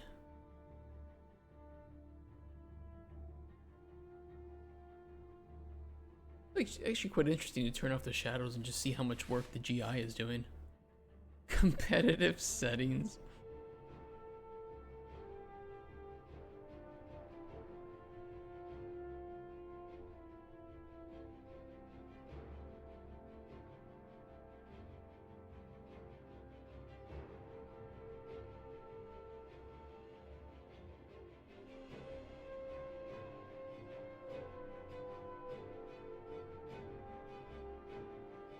I'm gonna be real, like the scalability settings for shadows just don't do. But I think it's mostly the scene that we have set up. It's not really creating a whole lot of shadows. We're really just relying on GI.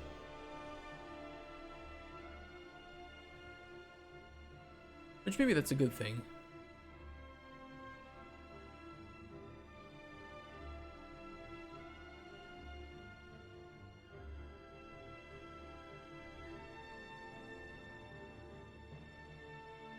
I think that'll fall back to screen space.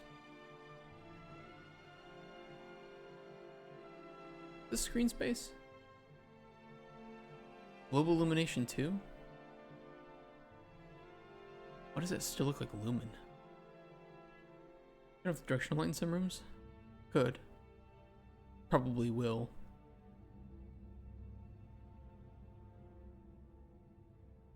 Oh, probably because reflections are still.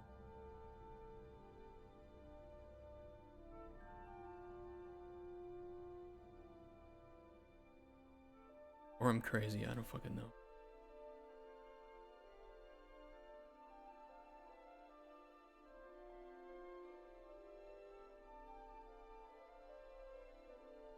Oh, 2 is still high, so 2 would still have it.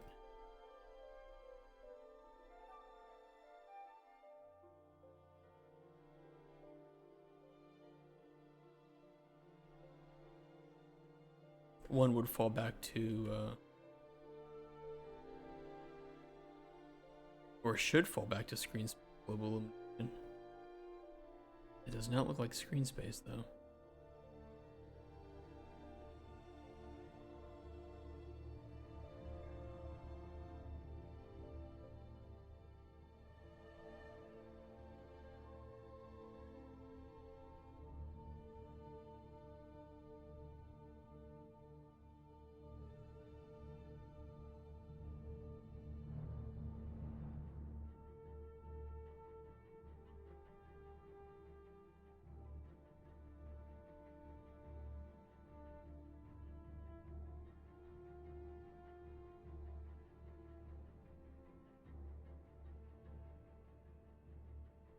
Or it is, and I just don't know how to use screen space ambient occlusion.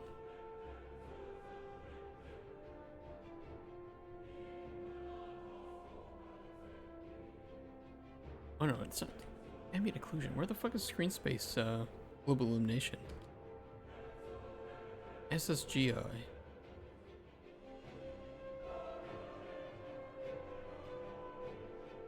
Defaults to 4.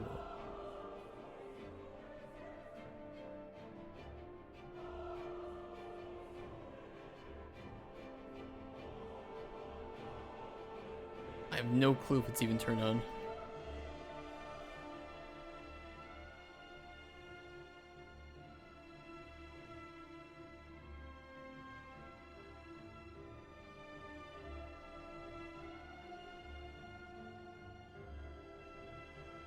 Still, though, it could be a lot worse.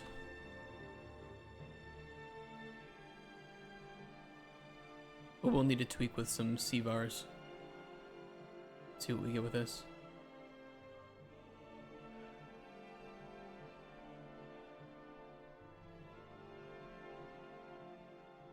We'll need to write up our findings from today, though, because I think we need to feed those back into Rex's work.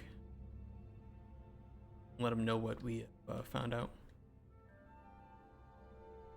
which is primarily that I believe we need to make a lot simpler geometry for the sides and top of meshes that we intend to climb onto. Very reliable collision is going to be important. And I don't think a lot of these have reliable collision, but for the walls I think are okay. It's just the problem with the walls that we have right now are that they don't cluster very well because I think we don't have very good triangles on. We have a lot of triangle, but they're not broken up in a way that Nanite really likes to work with.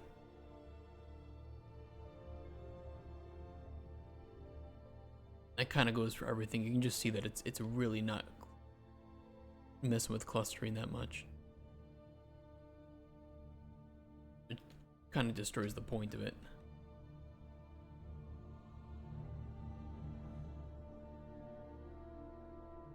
And we're barely having any of it.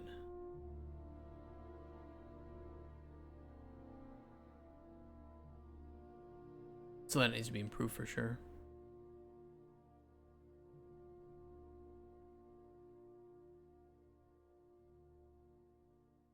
Not too terrible when you get further away, but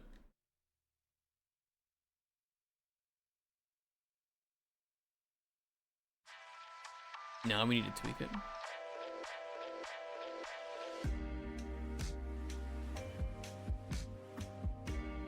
And then make a lot of base meshes for crystals. We need to like make those larger. I think we just need a full suite. We shouldn't be scaling up meshes. That's pretty dangerous.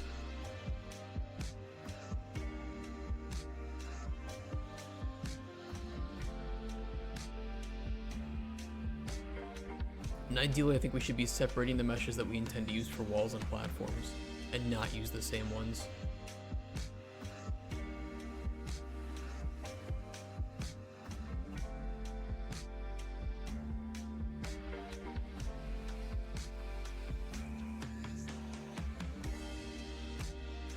Give me a sec, though.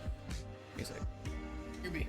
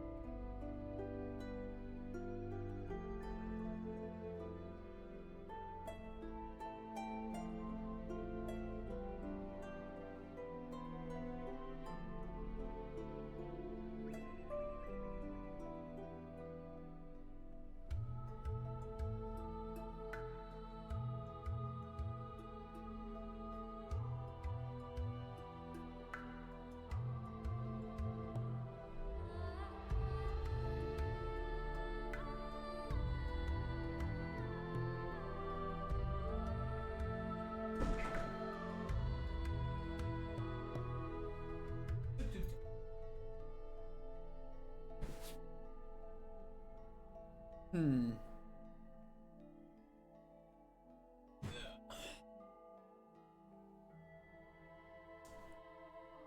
I don't know how much profiling we can do about this.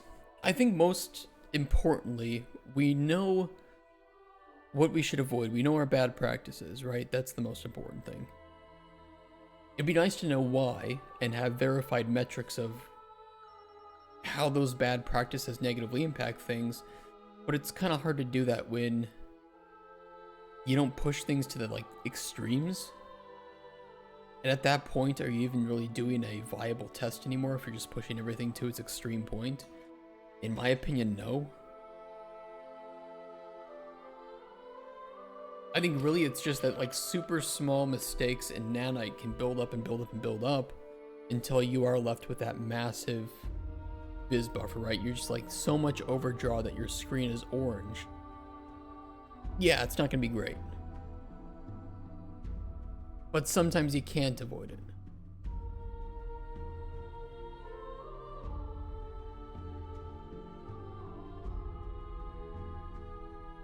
But if you are,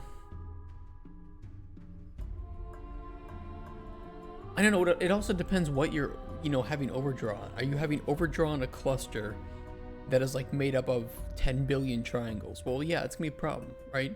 But if it's a cluster that it has, 1,000 triangles here, 2,000 over here,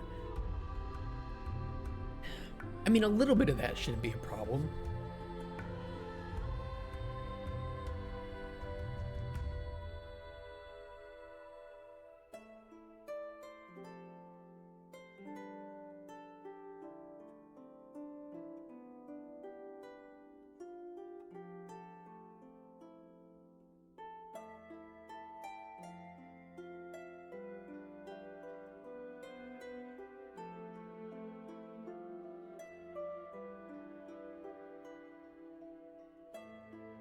Hmm.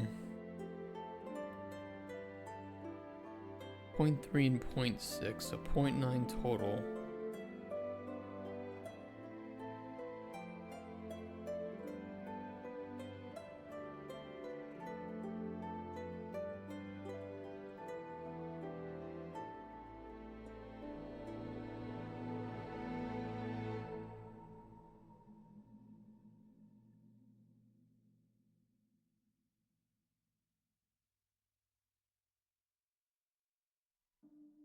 Where's the crystal?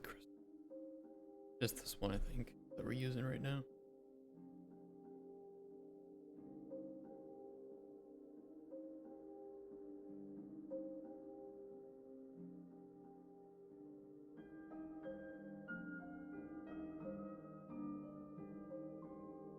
There's still nanite in something here.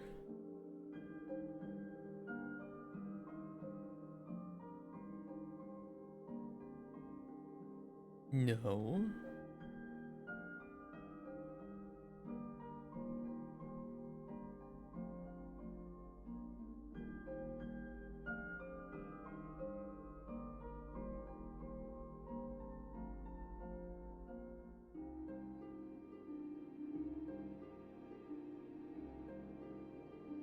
I mean, even this just isn't a legitimate test.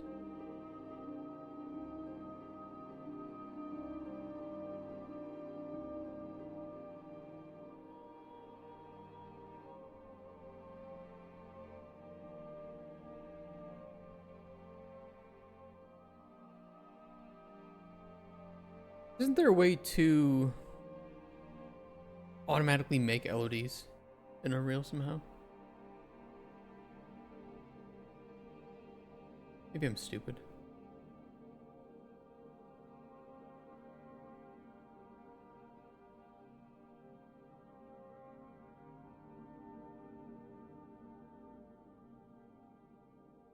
Could have sworn there was, though.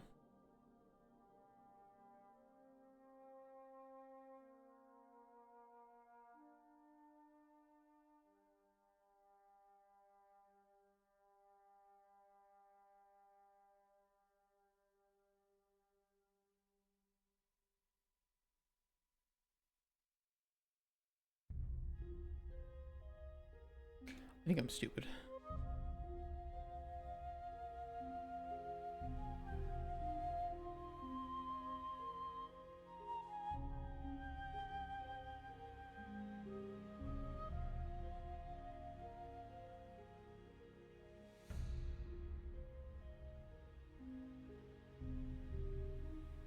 Let's put it this way. We need to separate all meshes by ones that will and will not be climbable by intention.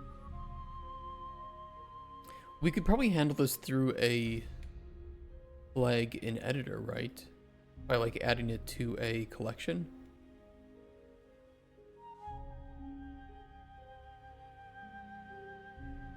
Or just deliberately add a tag.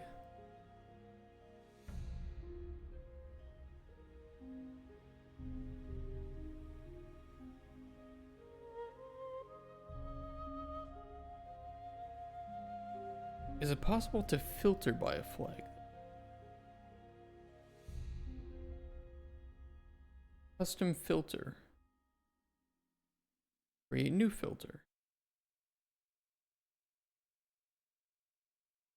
The string that I can do.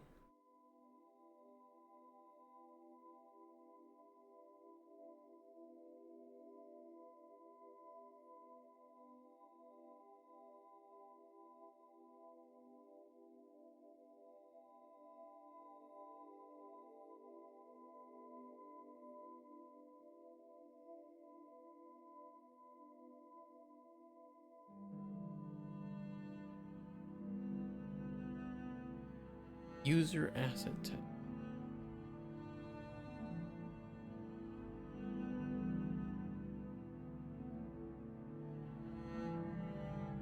There's gotta be a filter for it.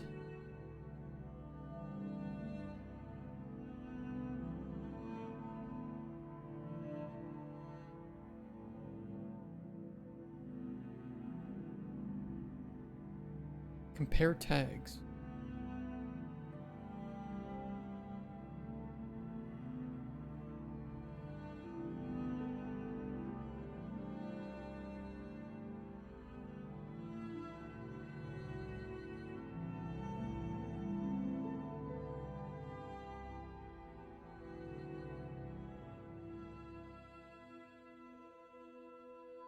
No. No, no, no, no.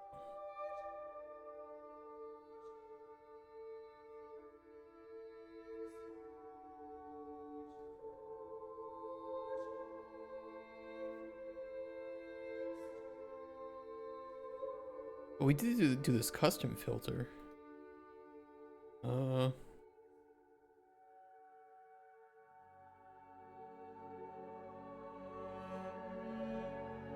do we do it though? Filter string.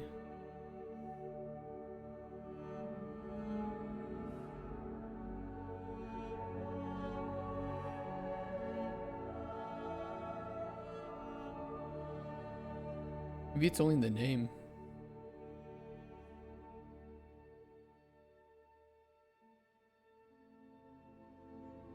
Let's see, UE5 filter, custom filter.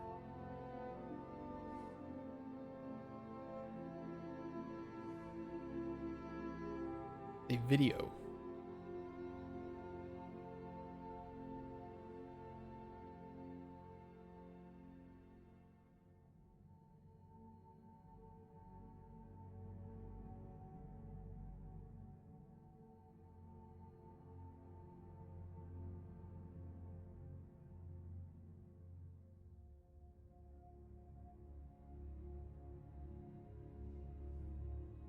Nah, no. I think a collection would be smarter than whatever the fuck I'm doing here.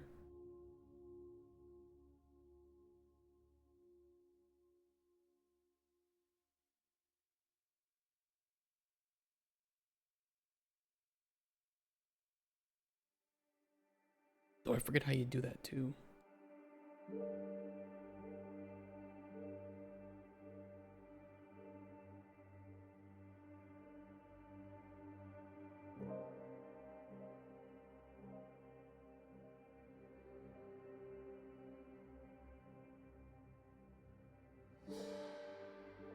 I know there's a way to do it.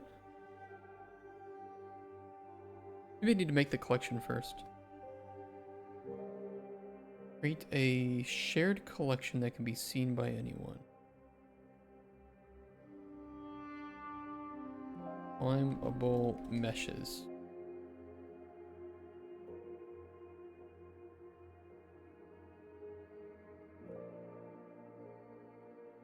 Okay.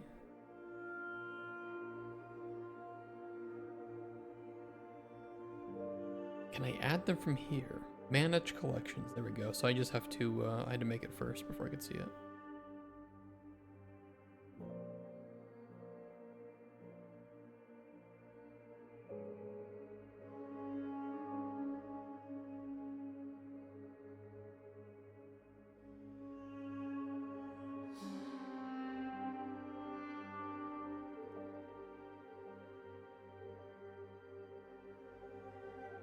Okay.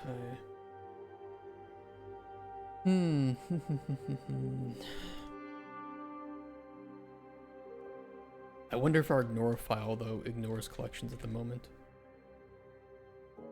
I'm kind of thinking it does.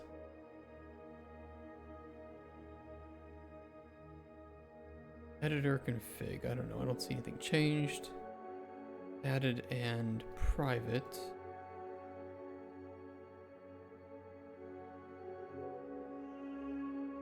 Yeah, I don't see collections here.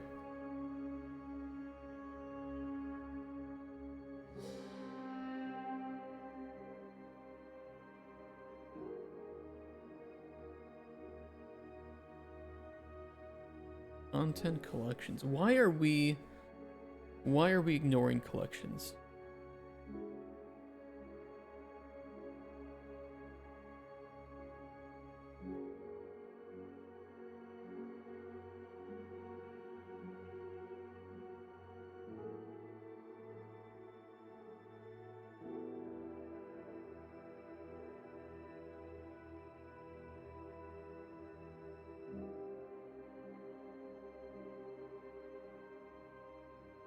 Shared collections and version control. Real seems to automatically check in changes made to shared collections with whatever source control you're running.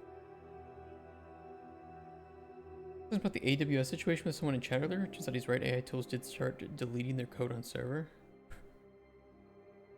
I read about that. I don't know any of the details, but I did read about it. We call that karma.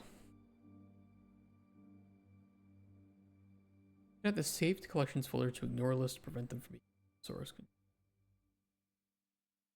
Local collections already cover this need, but as far as shared collections go, I would much prefer to commit them manually like any other asset. I find it strange that there's a special case for collections such that there's no setting to turn auto check-in off. Even though collections get saved as text and essentially just store a list of files.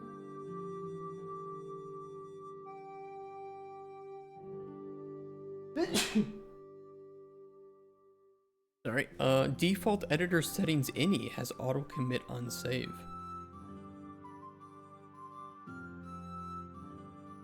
Wait, there's no way this was committing, right? Oh my fucking god, it is.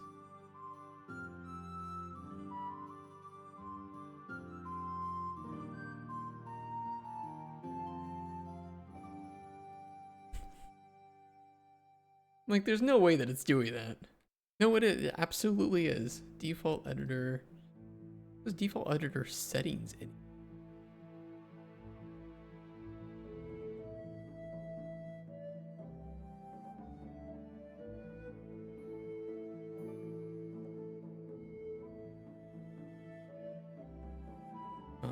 Collection. It's not in there, right?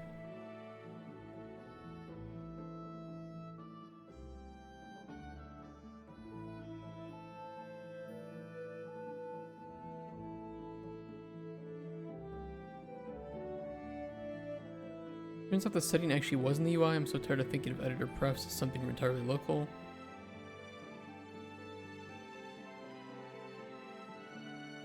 But it's in the UI by default. It does not need to eat, does not need to pay rent, so it is not afraid to mess things up hard and lose job.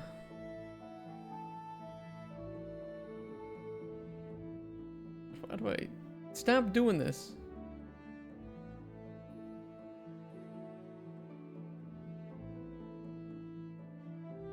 Auto commit to source control and save.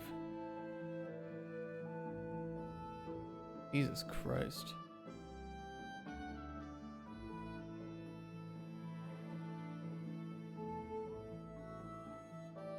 Where was that? Just general collections.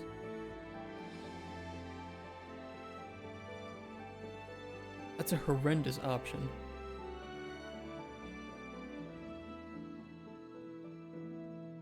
A horrible, horrible option. Okay, so we can do that. Good to know we can do that. Does that mention that our editor ini is checked out?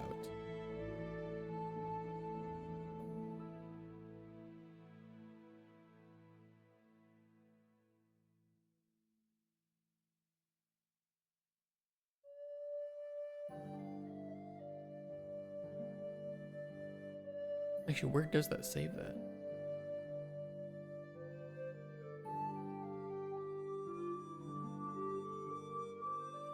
I don't see anything in here.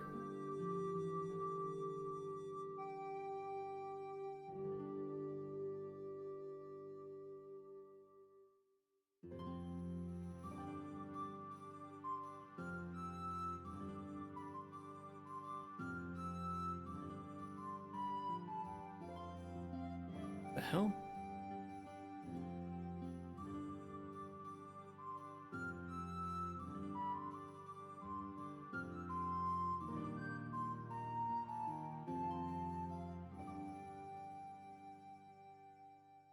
Not in here, is it?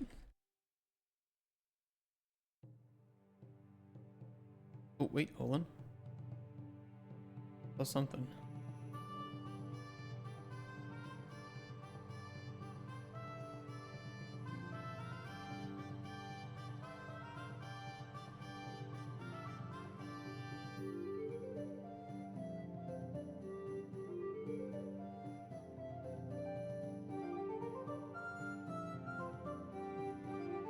I don't see shit.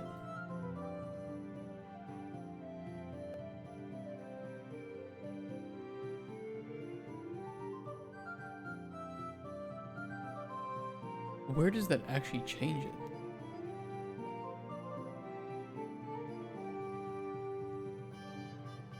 Oh, I don't have it checked out. Well, no, because it's editor settings.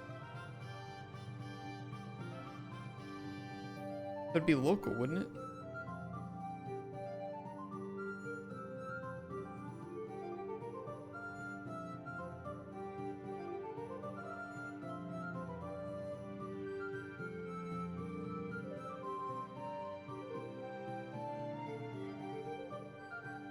Nah, they must be in here.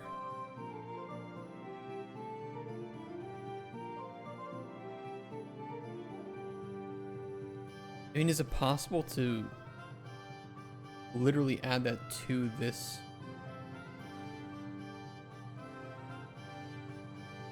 Any file that's checked out so that if we, have this, then it would propagate to the other users?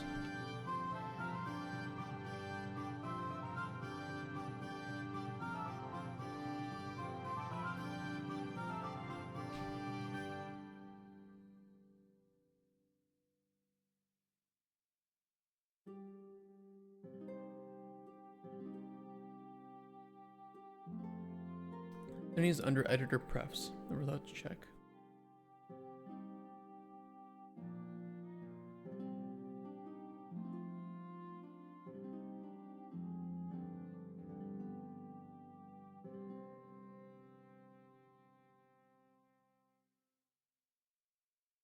Okay, hold on, let me try this.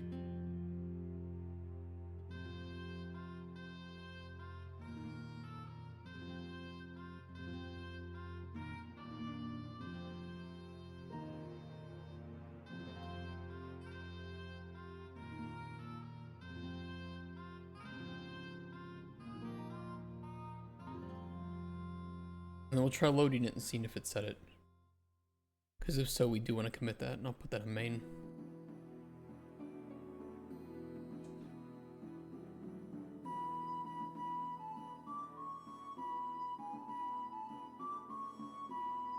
I mean, it's possible that some of the engineers don't like it either. I don't know who's forcing it though, but somebody is forcing it. Somebody is. I kind of like to know who.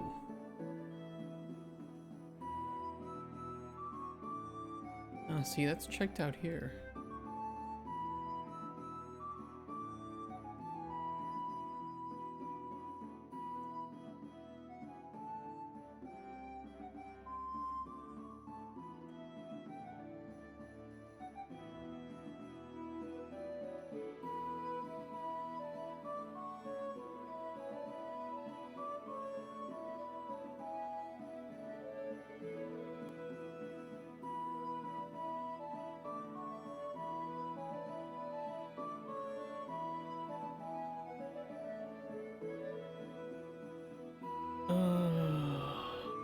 I mean, if that doesn't change it, where does it actually get changed?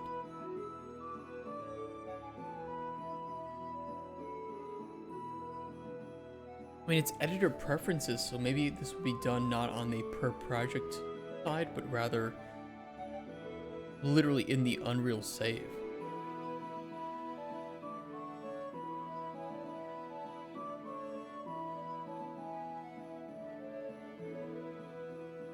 Like in here.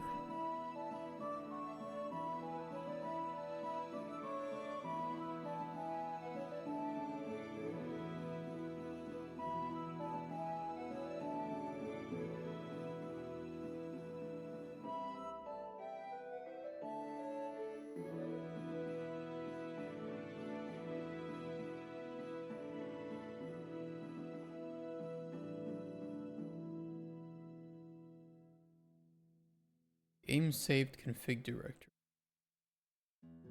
It will not automatically propagate to users who already have saved preferences. Bobber entries. Game saved config directory. Saved config.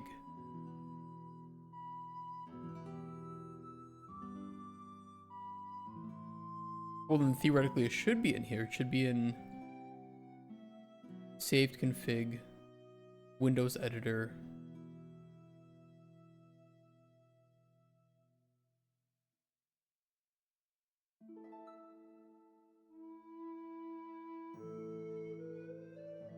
Why don't I see it though? Hey, Mighty Rob. I wonder why all my friends are playing Deadlock. Is it possibly because of the influencers on Twitch and YouTube? I don't think I've seen a single second of gameplay of Deadlock. I've heard it's good though.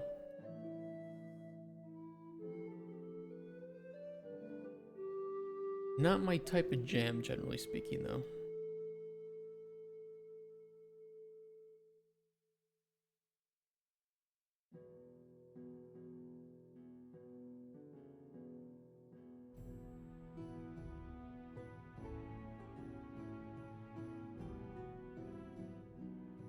Yeah, it's not even here.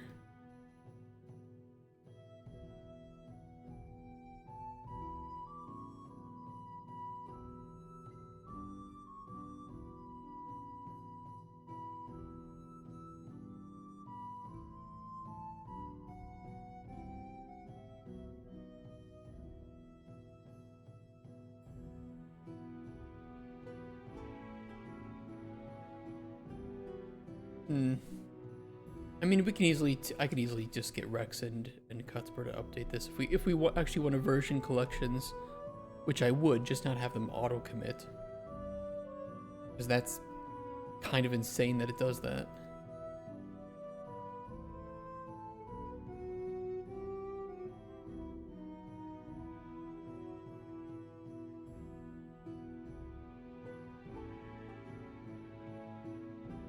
Did it just do it again? No.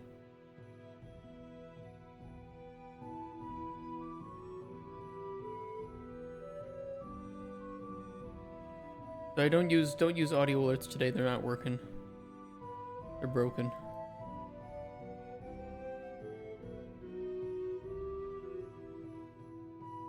I gotta fix them after the stream.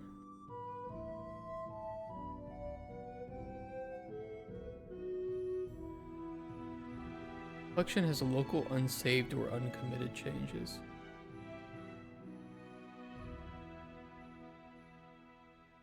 Sorry, I don't know. I woke up today, I turned on the stream and they weren't working. I hear them, but you guys can't hear them. I don't know why.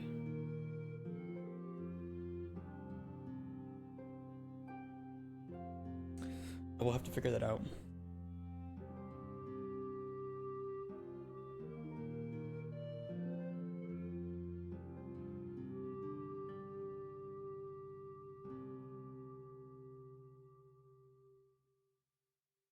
Oh, here it is. Content collections.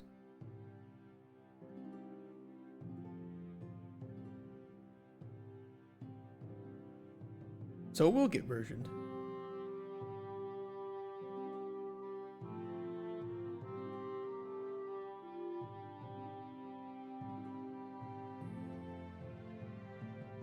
Were you... was I vibe coding? Where?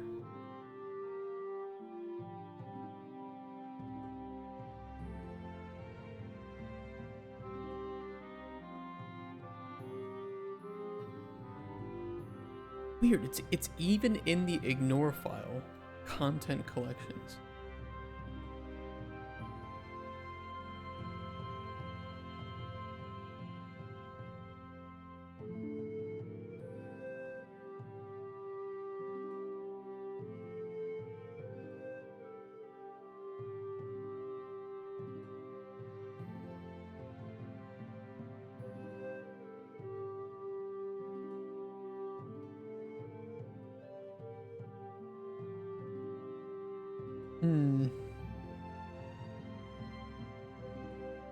But I wonder if it's looking a folder too deep.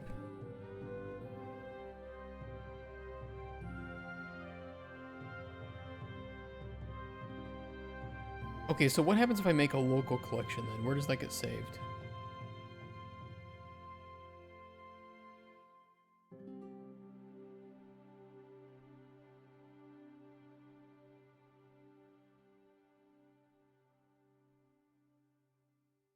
I don't see it anywhere.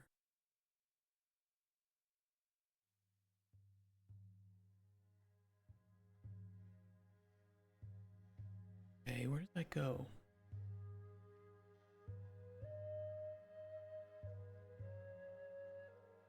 Uh-huh, into saved collections.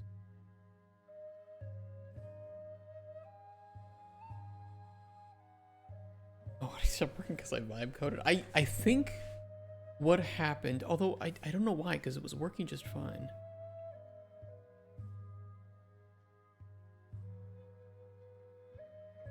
The program I'm using should output to a monitor source. And that's usually just the default, or my headphone. But I wonder if it's because I turned off an audio source and I was fucking with it. That now it isn't feeding into OBS. I don't know, I gotta play around with it.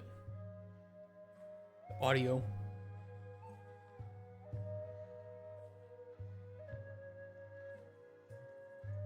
As long as you guys can hear everything else. Music, me.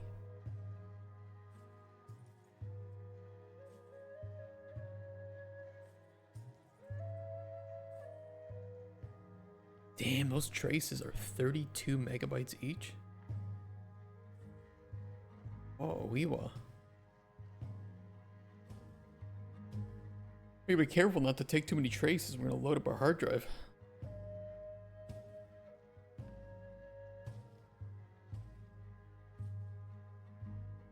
Okay.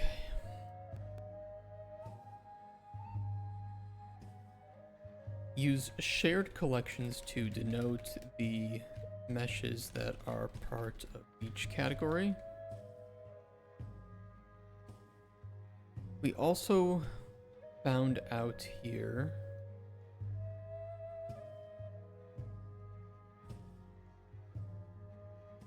need larger meshes and more variety.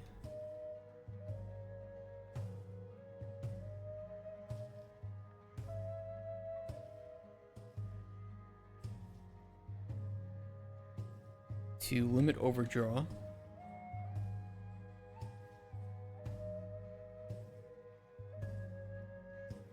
Flammable meshes need to have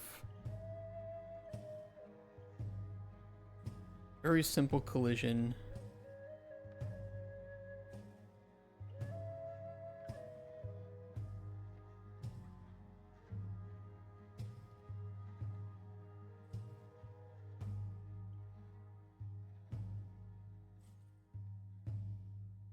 You know, I wonder if we should do, you know, let's say let's take a look at like one from the top view, right? We have our mesh, our platform. It would be nice if we had one that was just like a completely smooth side, and then more complex geometry on like the other sides. Because then if this was the side that you're meant to climb up on, I can keep that simple. Not that it has to be completely flat, but rather just simpler.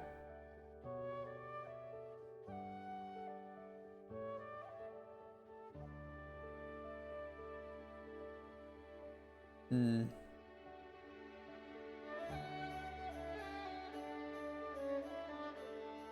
know, I think about in cases like this, right?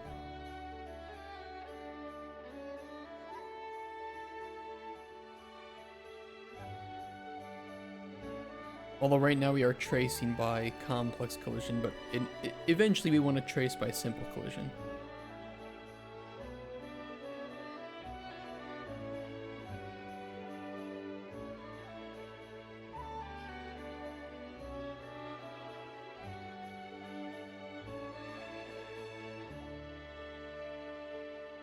No rounded edges.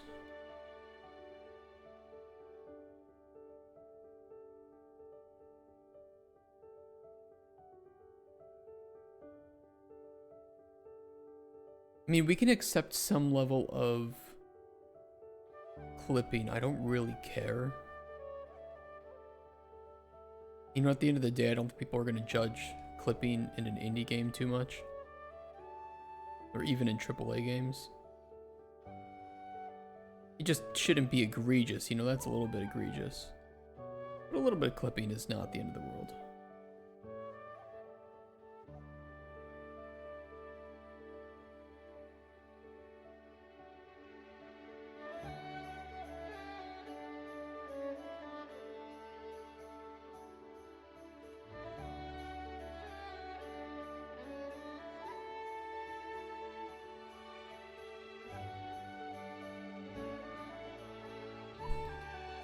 I just need to have equally sized triangles.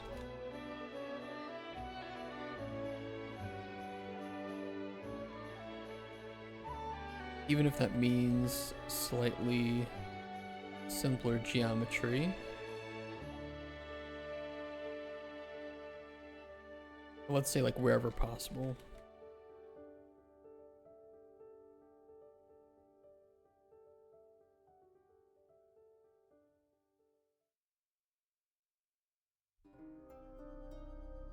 Oh, I have nanite still turned off on those, I think.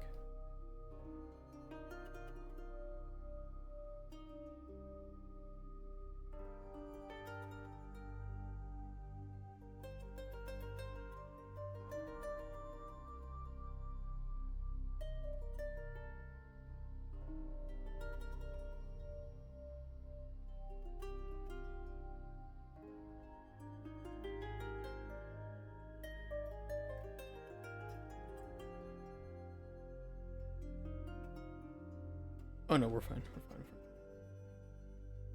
The black is from the block out. That's smoother. I mean, I think generally speaking, the complex geometry here is really reducing the noise of Lumen. Like really, really well. I read that recently. I didn't really believe it. It didn't, you know, it doesn't make sense that to fix noise in Lumen, one of the ways you can do it is to have more complex geometry, not simpler. completely baffled me when I read it. I can really see it though. There's no lights in this scene. It's all global illumination. And there's almost no lumen noise, at least that I can tell.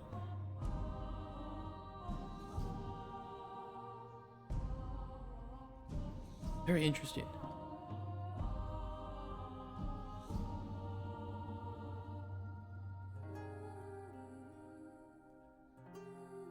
It almost makes me want to go up into that third room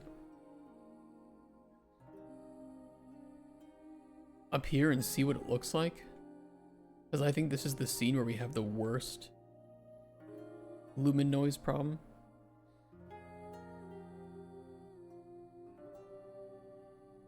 Just see what happens. See what happens if I just do some lazy placement.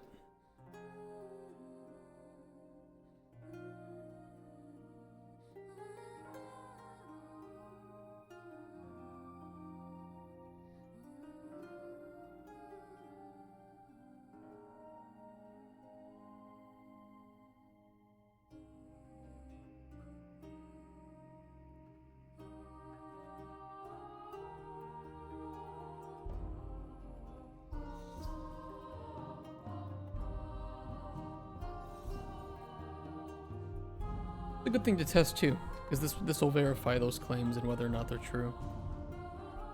And then we can just kind of, constantly remember.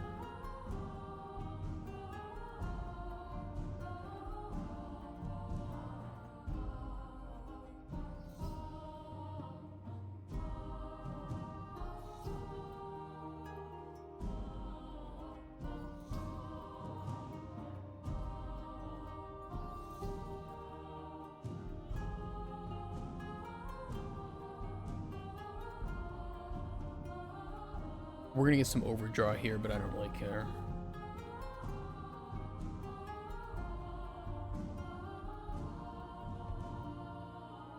Just a good test.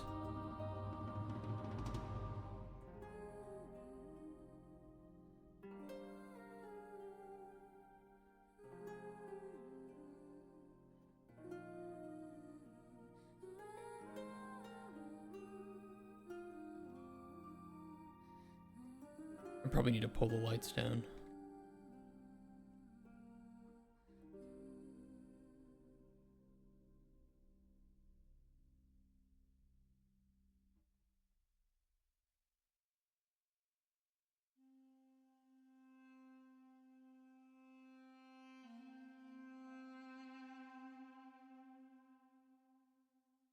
Alright, that should give us enough space, I think.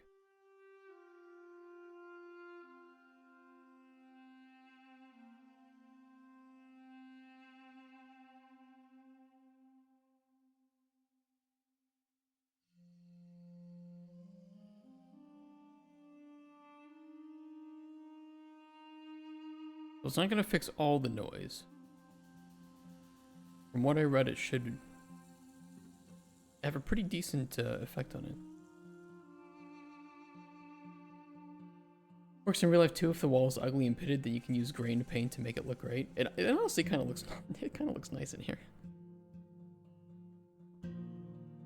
Like it's silly. It shouldn't look like this.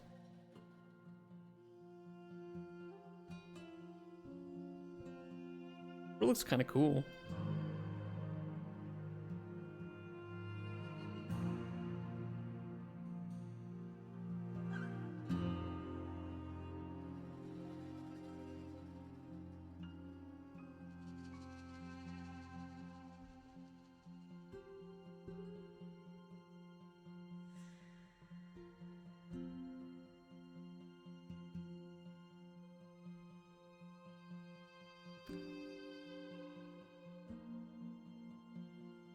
Yeah, it's fine. Don't worry about the these are not the final meshes. We're just doing it for nanite testing. Collision's gonna look horrible.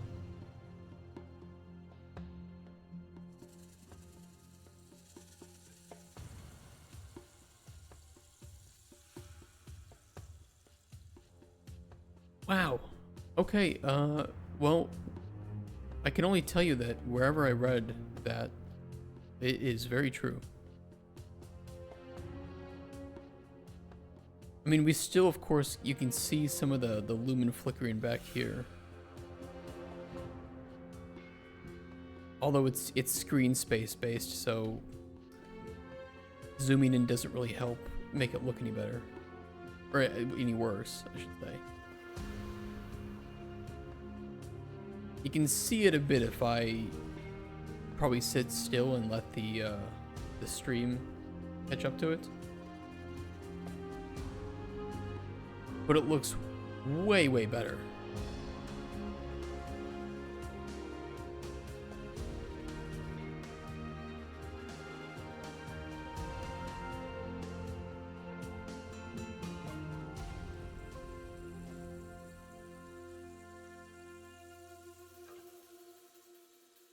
I mean, maybe just the complexity of the geometry makes it harder to see any noise if it's there anyway.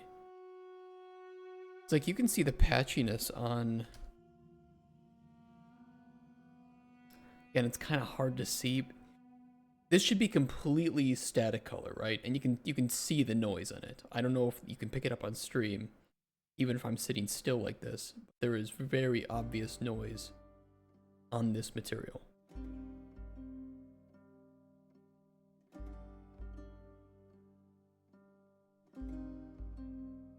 And maybe just because the added depth to the shading and ambient occlusion, it's harder to notice on the complex geometry, but it is a benefit of that. There is still noise here. There's still noise. How's it going, tomatoes?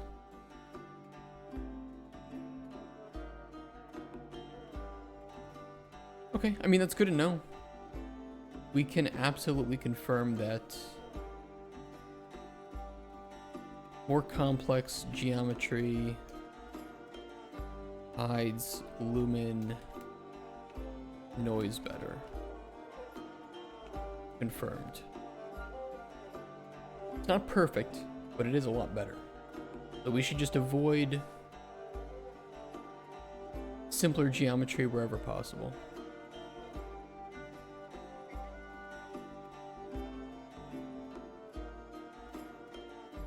Which of course we can't do when we're blocking out, but it's fine.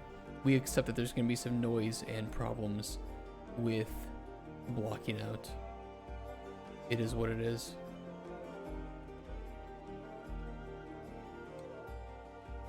I mean, it almost feels like it creates a little bit less smearing too with it. Hey Thano, how's it going, man? Atano just subscribed, Pepe Money. Good to see you.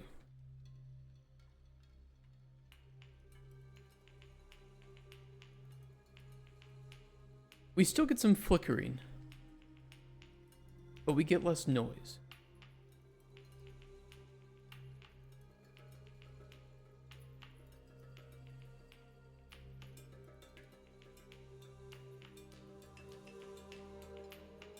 Very interesting.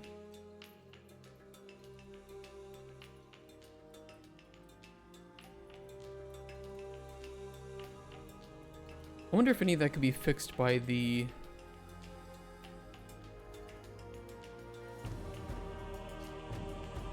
maybe making emissive sources not simple geometry too.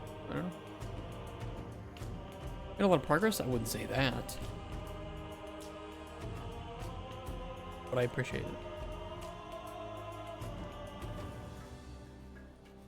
If we can finish up with some common UI problems, we can I will concede that I have made progress. But we're probably going to be doing that later this week, or even tomorrow, because I don't know if I have more than one day of actual testing to do with Nanite. I think I'm going to have to put the meshing back into the backlog, report my findings, get some new meshes, and try from there.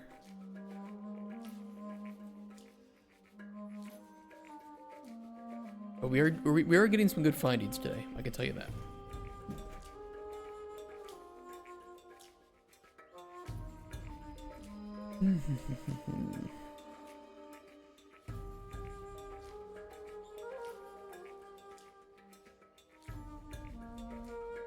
Despite the lumen issue?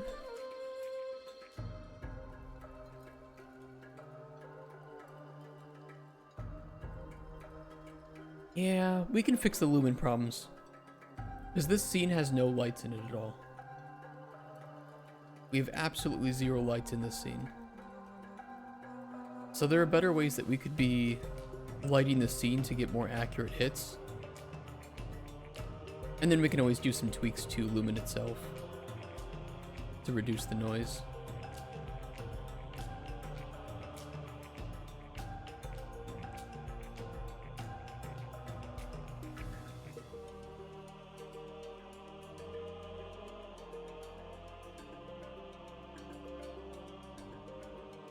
The TAA. FXAA, you get a lot of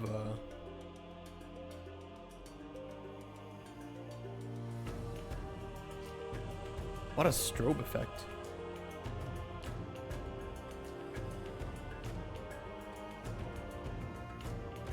Same with no anti-aliasing at all. Am I floating? Yes.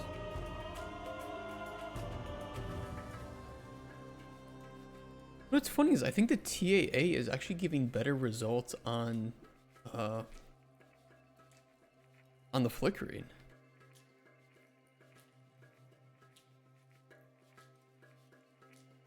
Compared to the TSR.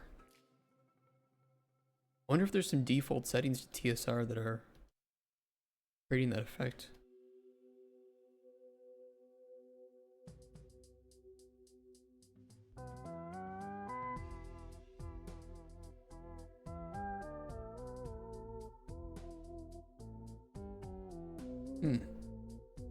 Something we'll look into when we do our lighting pass and optimizations.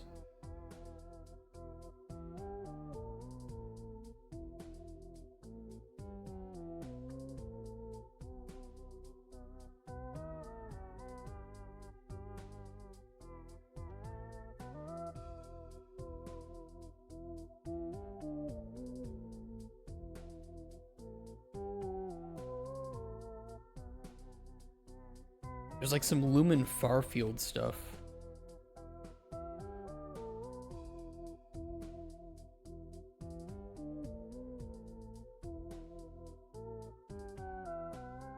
I don't know. We'll worry about that later. We're very early for optimization, so I'm not gonna worry about that. Don't profile nanite, just believe it. You know, to be honest, I think I am gonna believe it. We were talking about that earlier because it's hard to profile nanite. Just because of how much can change from scene to scene. You know, what can you really do except to avoid the bad practices that they tell you to avoid anyway, right? So I think we're gonna go into nanite optimization, avoiding the bad practices that we know exist. And just doing our best with it. And I think that lumen ultimately is going to be our source, and lighting will be our source of saving a lot of GPU cost.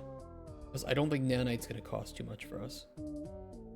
And realistically, our game is so slow that I don't really see the player having to stream in a lot of meshes in a short amount of time like you would get with like a racing game. So I don't know how much hitching we're going to run into with that. We just need to be smart. And we need to be smart from the start of the project, not from the end of the project. Because, you know, optimizing nanite really comes down to the very basic of how you mesh out a scene.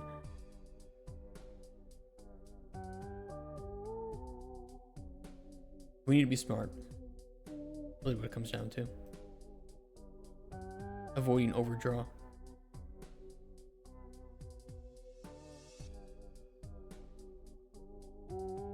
You know, if we know that this room is, like, let's just say that we need this room this size and we know that, let's just generate one mesh. Generate one mesh for the room and the walls. No overdraw. Guess we could use imposters and use non-nanite meshes for them, of course, while using nanite. Imposters, non-nanite meshes.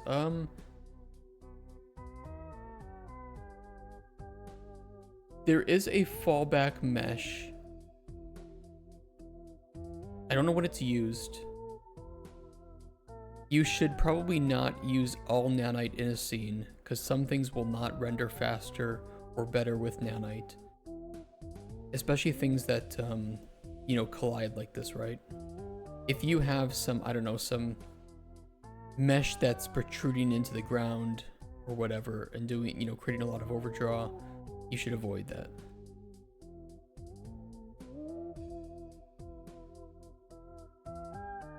Then there's benefits you can get from using instance static meshes and hierarchical instance static meshes. You could also use a proxy mesh to generate shadows so that you aren't using the nanite mesh to generate shadows, which can cause a massive, massive cost in drawing the shadows for your scene. That is very recommended, especially with foliage. Or just not having foliage draw shadows anyway, or receive shadows. I would probably, in almost every case, tell it not to receive shadows. Too expensive.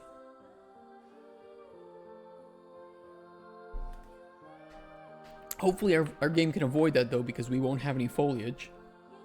We don't have a dynamic day-night cycle or any dynamic global light. Almost all of our scenes are contained rooms like this, or, you know, even at worst, like Mr. Big Boy here.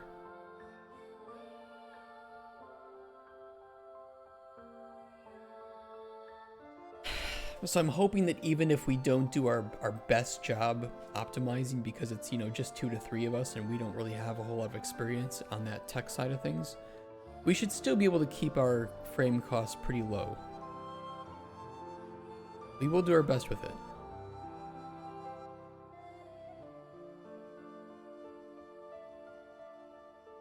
That I can say with certainty. Separate all meshes by ones that will and will not be climbable by intention. Use shared collections to note. Climbable meshes need to have very simple collision, no rounded edges.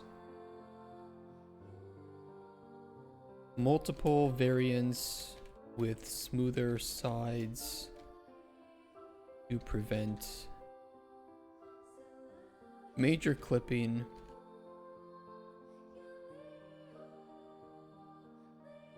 And to create simpler geometry from.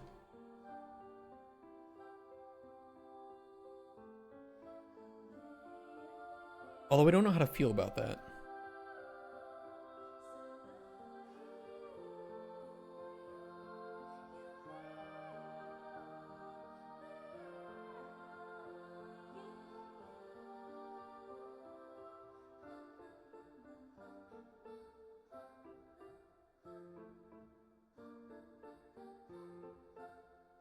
You know, by the way, I've never used lit wireframe mode. And I'm gonna be honest, I love how it looks. I find this so much more visually readable than just wireframe. I don't know why I haven't clicked this sooner in my time with Unreal, because this is way better.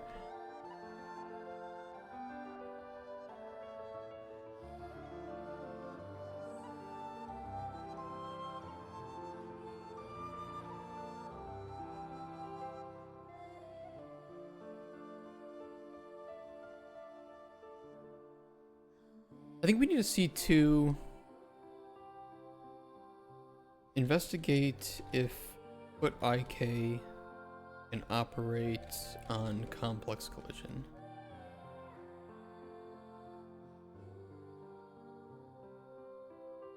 Not that we want to, but we should investigate if we can do that.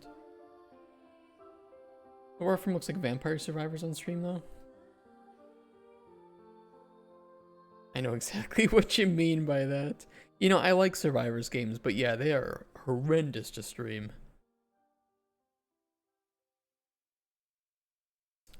Fortunate reality. I imagine that nanite triangles probably looks pretty similar, right? This is like absolute hell to any sort of streaming software. Just give it a hernia.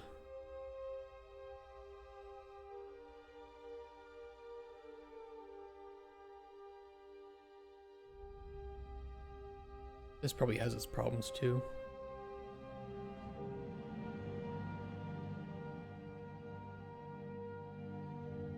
You know, because it's like visually I like how this looks. Even though we're testing, you know, without any materials. I like how it looks, and I think it blends very well together. Oh.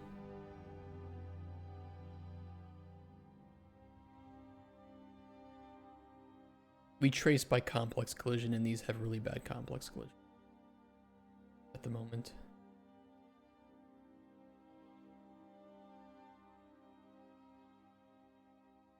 No, it looks good.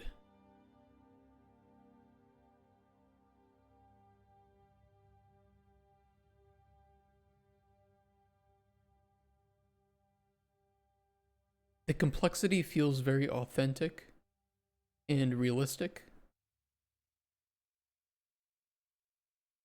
And I think that it has a really good effect on the immersion in the level.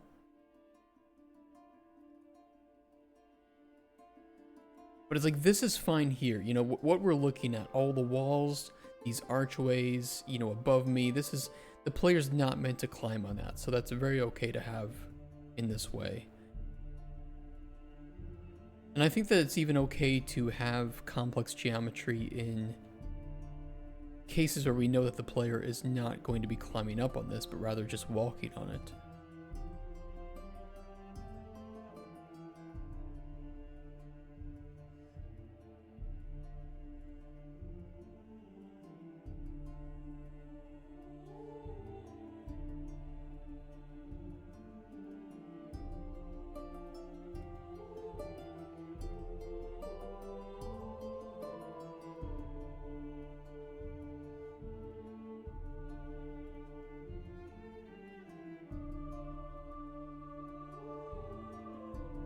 Or consider subtle indicator between non-climbable and climbable architecture. Subtle, yes. Yes. I mean, it is all climbable. Let's put it that way. But what I mean is like,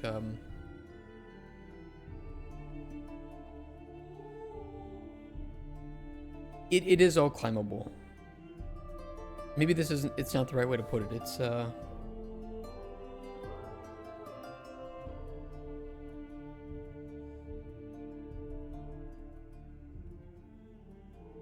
I think that there are cases where it's easy to see where the game expects you to go. No, I don't think he's asking for yellow paint, but rather, you know, a slight like worn texture on top of a rock. You know, we can get that. We can get away with that with like vertex painting, right? Which we probably will use.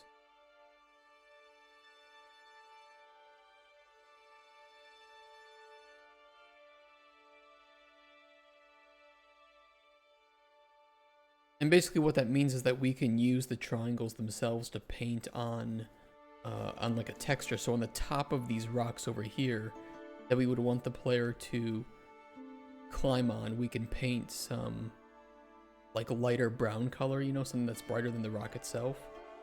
Just for indication that this is somewhere where you could climb. Doesn't have to be on all of them, but it could be on the ones that are a little bit harder to spot. You know, that'll come in with a polishing pass. Actually, intuit how you're supposed to move through the place even though you're not signposting. Exactly, yeah. I think that's something that we're going to aim for, Em and Kira.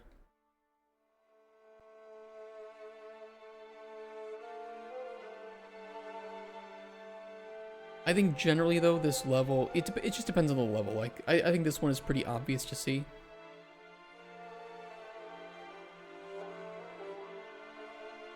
I think it's relatively straightforward. We want there to be some friction with that.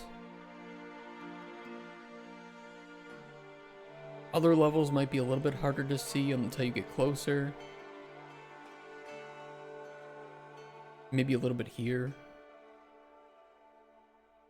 I guess where there's high natural contrast, where you have like these, you know, places in lava, it's pretty damn easy to see.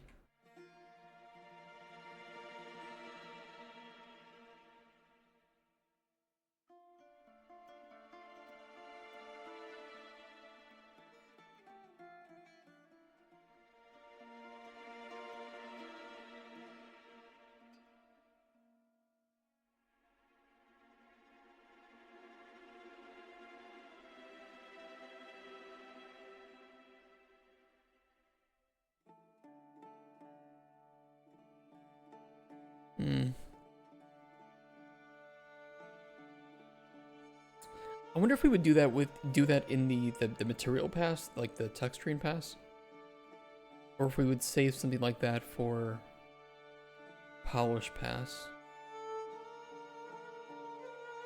or maybe a little bit of both. You know, it's easy to read the scene when there are just such visible differences in color, and I think of course with like the crystals, they're pretty easy to see, but then when we have the rock on rock,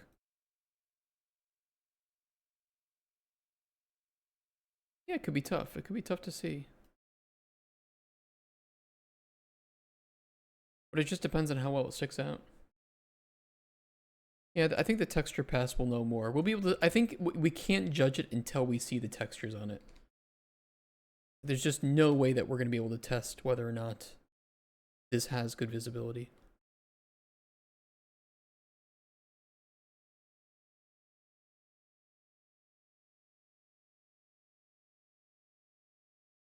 Let me try setting this mesh to use complex as simple for a second.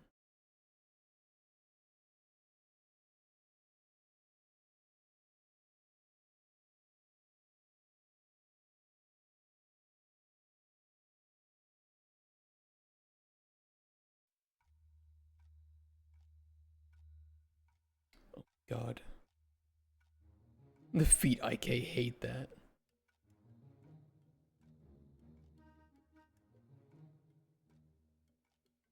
I think we need to lower the complexity of anything the player is going to be walking on. Walls, fine.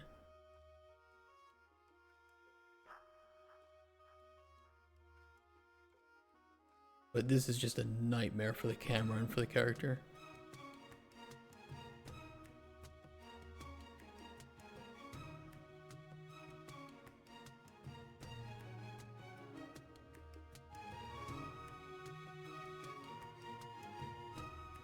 It's almost as if I were playing Death Stranding at this point.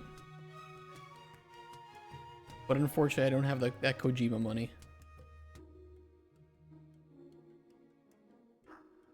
Move the collision but keep the texture complex and add a hidden smooth layer underneath. We could add a separate... I mean, we can add simpler collision for walking, but it is going to end up with those holes where the player can visibly be seen to be floating or walking through it, depending on how low we go. It's about to break the ankles. Yeah, like stuff like this is not too bad, to be fair. Although I think this is still using simple collision. But I'd almost rather go for like this texture on top, where it's still complex, but it's not so different in like height.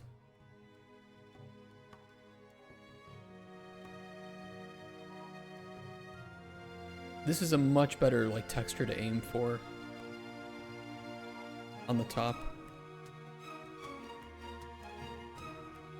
Yeah, I don't care if there's slight foot clipping. I can say that. I don't care if there's slight foot clipping. That's a cosmetic problem to me. The jitteriness though directly impacts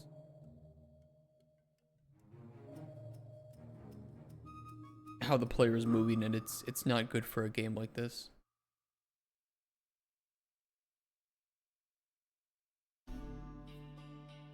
So I think we should never fall back to using complex collision, especially just because we are using very complex nanite meshes for that. And that's not going to be very beneficial to performance.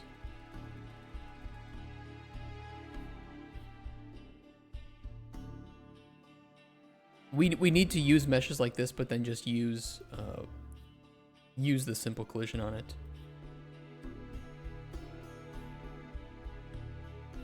It doesn't have to be just specifically a box, but we can always make some convex collision like this. Although it does fuck up on the sides a bit, so we need to be careful about it.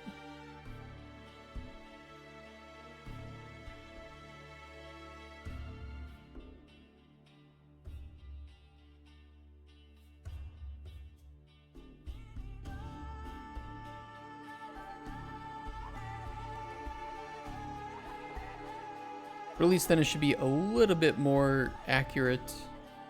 You can see, you know, there's still some floating, but then it's not going to be jerky.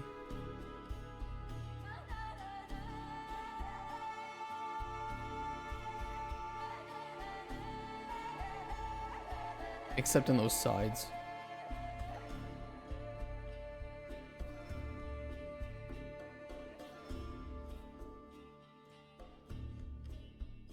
It's a little jerky still, though.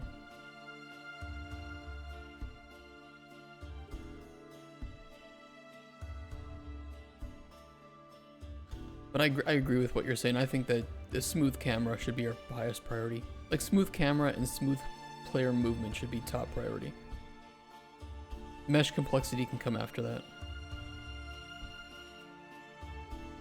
We should not sacrifice the 3Cs just for more realistic looking rocks. Not in a game like this.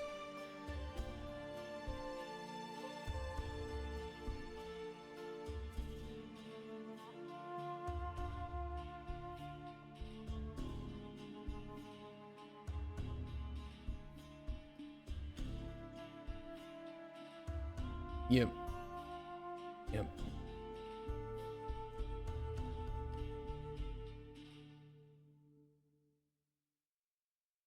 Like, we can always make edges that are not simple, but they can't be rounded. They can't be, what is it, like chamfered? Whatever the term is. Like, we can still have some jaggy edges like this. That's fine on a top view. But from a side view, you know, it should still look like that. And shouldn't be, like that. Because our line trace for mantling looks for that edge, and if it finds it at a specific angle and it's too steep, that's bad. And then of course the player is hitting here but doing the test, you know, on one of these rounded edges, whereas keeping it as 90 degree as possible, doesn't have to be perfect, but as 90 degrees possible will maximize the response for the mantling trace. That's really key too.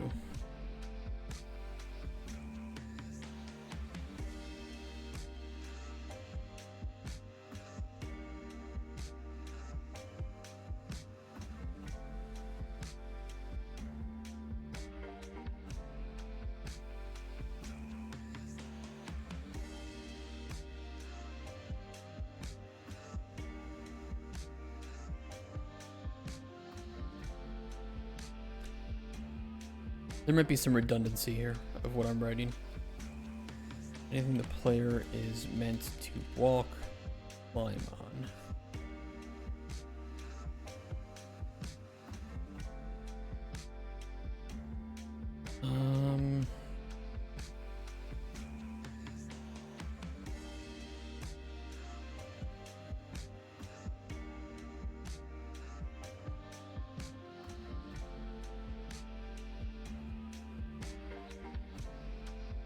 Multiple variants with less jagged sides. More reliable LD.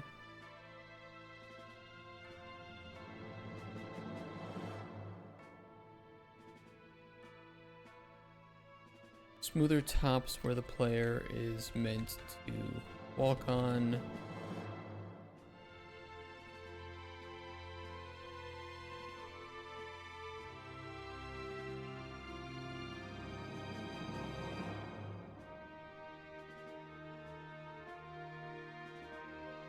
Non-climbable meshes.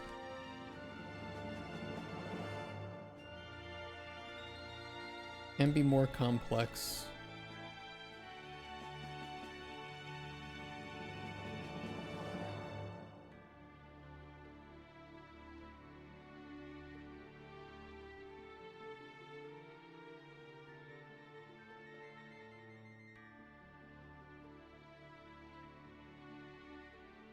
We can individually set meshes or anything in the scene, components, whatever, to not be climbable. So if, for instance, you know, we do have one of those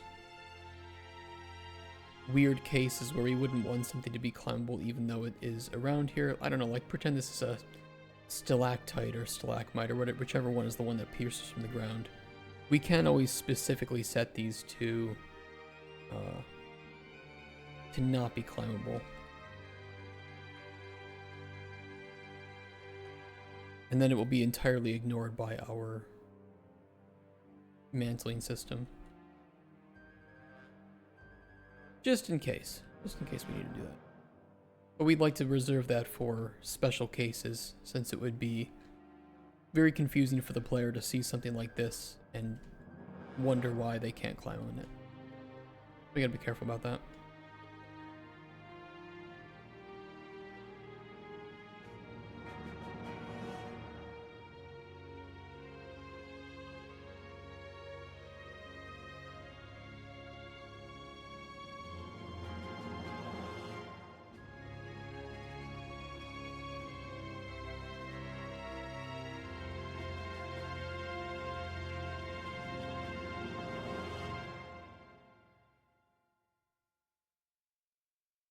And therefore, better culling.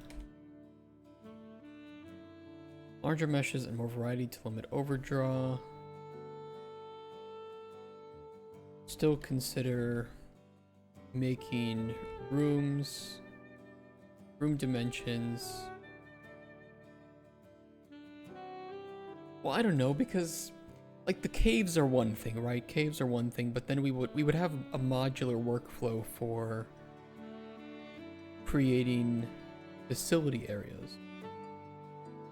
It's just the caves are natural, so it's harder to make natural looking or modular looking locations. We might have to accept some overdraw in the early cave sections, and we would have less of it later on.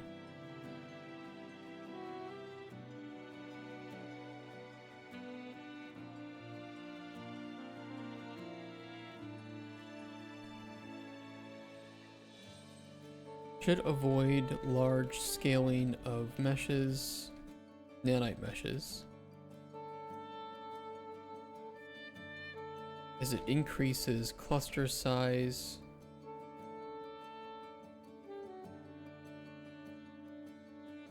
There's something else about it too. I think it was with Lumen.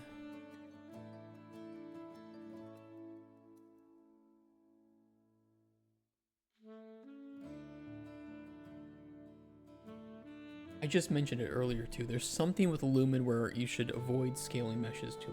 I don't remember what it was.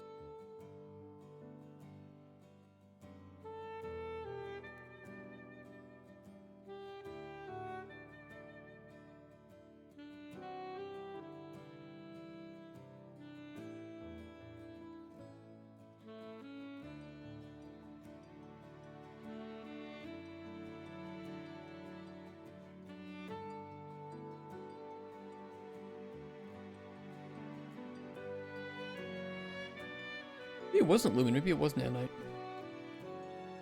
I was reading a bit about hardware ray tracing, right? And that's one of the important realities of hardware ray tracing, is just keeping overlapping far field.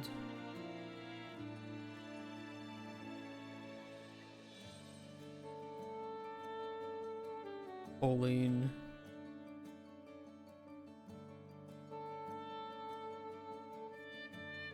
I don't remember.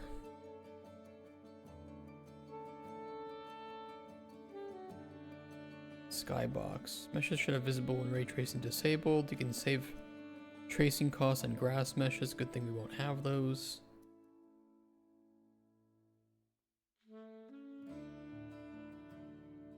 Yeah, maybe it wasn't with nanite.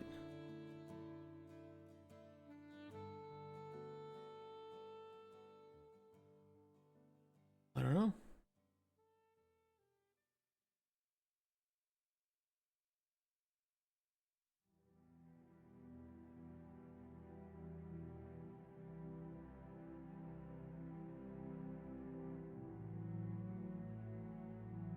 Hell if I can find where they mentioned that.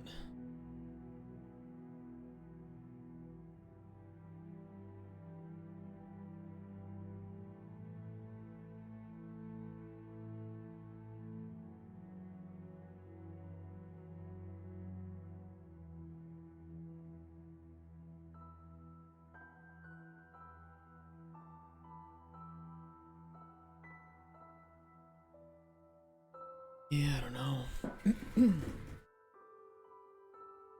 Good practices for scaling. Define a low spec and a recommended spec early. That is a good recommendation. Very good, very true. Set good defaults. Yep. Most players never use the options menu. That's very, very true.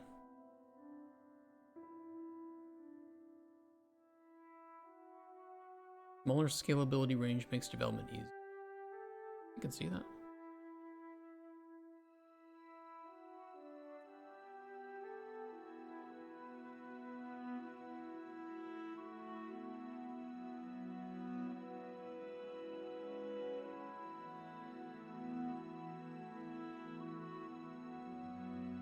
Yeah, we'll have to be careful. We gotta be careful. I think these are some good findings from today, though. On top of just, in generally, as expected, nanite is hard to trace / profile. But let's just say nanite issues are hard to trace profile, and we should avoid the already known bad practices, which would be lots of overdraw,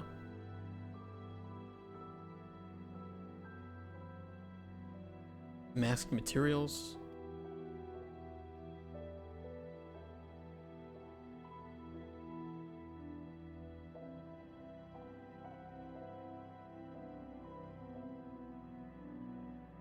poor triangle sizes, clustering, or let's say not poor, but rather non-uniform.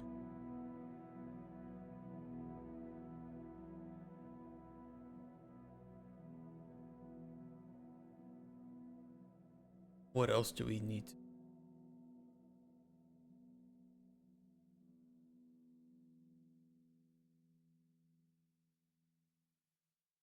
Too many instances that are separated and not in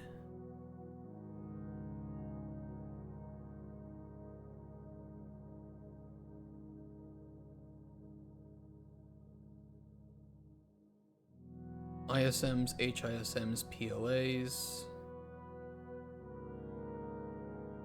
That was mainly fixing GPU cost, not V. That's something we'll deal with when we get to shaders.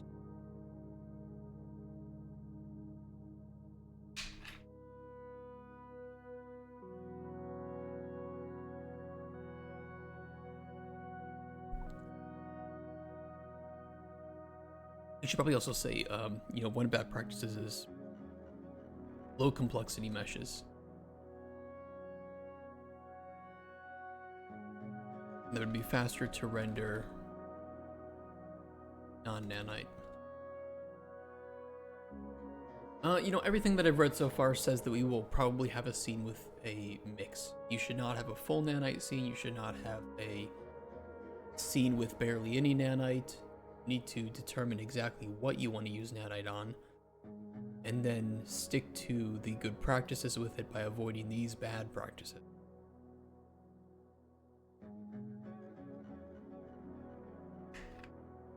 And then nanite should be a boon on your project.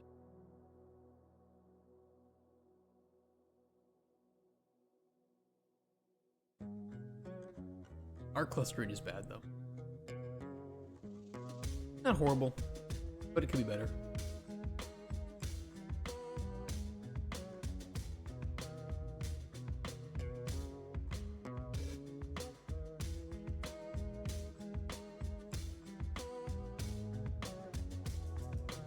We only really get a significant amount of overdraw when we are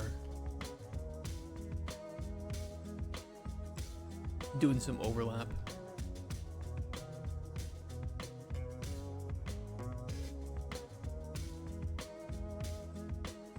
And even then, it's not really that bad of overlap, overdraw.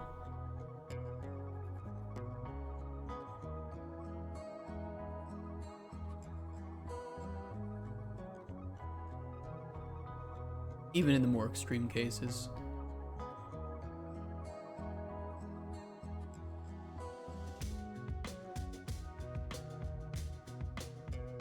But we will be careful.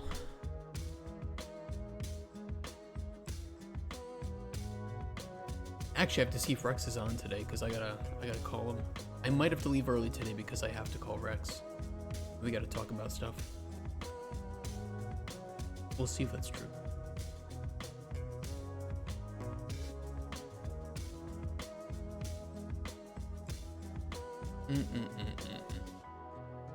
Nanite findings.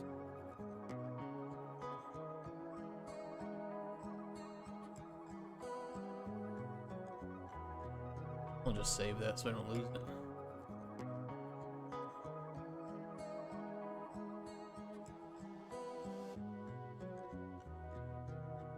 Well, I fucked up on...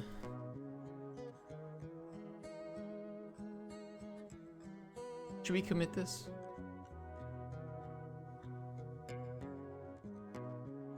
No, I'm not gonna commit. I'm not gonna. We can undo these changes.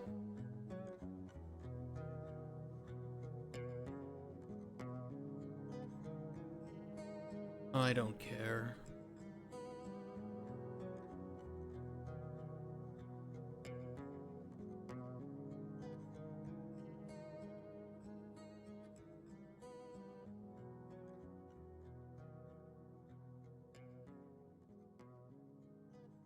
What did we find?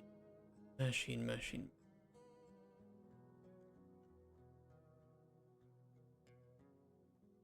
Let's show me.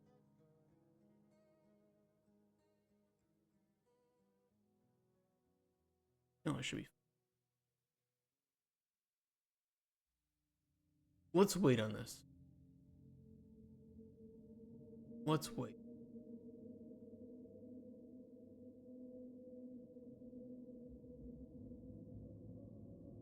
We're gonna move that back for right.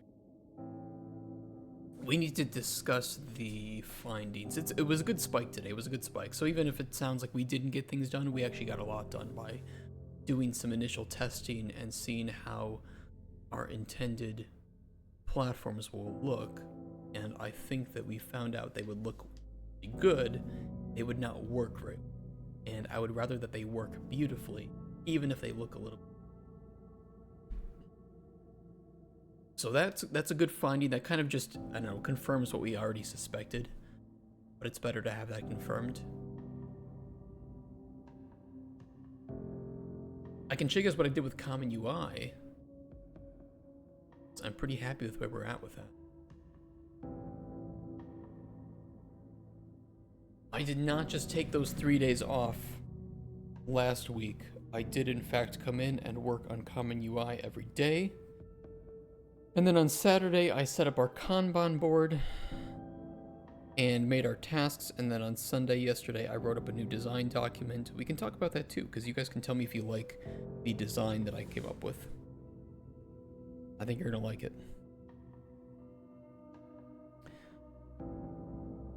But for common UI, apart from some placeholder stuff that I'm still working on, ignore that.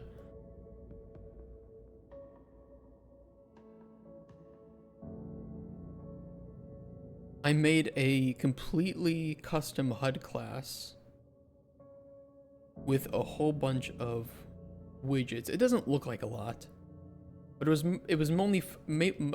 Jesus Christ, mostly focused on understanding common UI and how it works.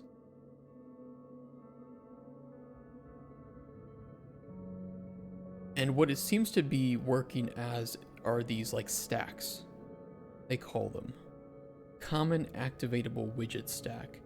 And when you build a widget and you want to show it on the screen, you push it, it's called push it to the stack. And those stacks sit on different Z levels. And so you would have like your game stack, which is, I don't know, some in-game, you know, like your resources or your health. Things that cannot be focused and should exist on the game layer. Then you have above that like a menu stack. And these would be like menus that pop up. Like you open up your inventory, you open up the escape menu, whatever. That's above that. And then above that is the modal stack, which are like confirmation buttons. Like, are you sure you want to quit the game? Shit of that nature. And so you have to design widgets around these stacks and know which one you're going to push it to. And then have, you know, common UI automatically manages the focus between these based on which one is higher and more important. And then on top of that, you then also have deactivation, which doesn't remove the widget from the stack, but it deactivates that. And the next time you try to activate the widget for that stack, it sees if it's already there.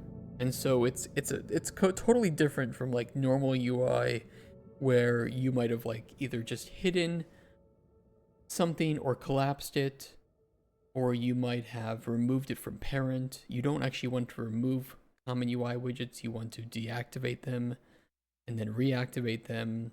But it's a whole thing, and I was just trying to wrap my head around it and set up like the basic structure of how I want to build widgets and manage them in this way. And I created some wrapper classes for easy access to that. So in any of our widgets, we can just quickly grab this add a widget to stack, and then we can just specify the soft class reference. We're working with soft classes and all this. Yeah, I think it's pretty good. It's not working perfectly yet. I still need to tweak it, but we've made progress. And I did test it. I don't know if I have it working right now, but I can show you. We do still lose focus sometimes, and I don't know why.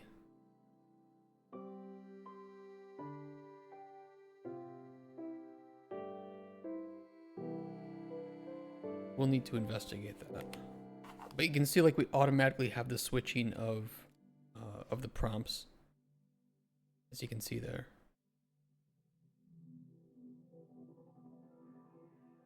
And then we have focus. Go to the game. So it is something. It is something. I'm getting there. I can only tell you that, you know, I'm glad that we didn't go with Menu System Pro, because Menu System Pro just seemed way too over-engineered. Instead, I found like some tutorials from Epic themselves, but they were for like things that were separate with Common UI, like using MVVM for navigation in Common UI. And I was able to extrapolate from that like a super bare bones setup, and then just kind of build on top of that to, you know, learn from Lyra as well, because Lyra uses Common UI. And I think what I have now is just a really, really simple, easy to understand set of functions to build these widgets and to display them on screen. but I gotta keep going with that. So I'm not gonna merge that to main until I feel like I have handled focus well and created some of the basic widgets that we need. Once we have that though, we can push that to main and consider that done.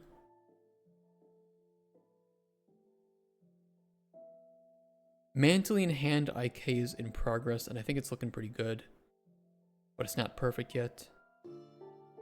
So we can't merge that to main yet.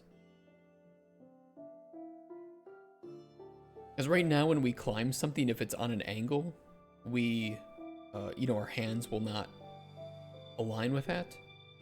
So we're going to do some hand IK, but we're going to kind of customize it a bit, where instead of running it every frame, which looks kind of weird, especially with the way that we mantle, I'm doing an initial trace to find the points at which we should put our hands and then the angles that the hands should be at.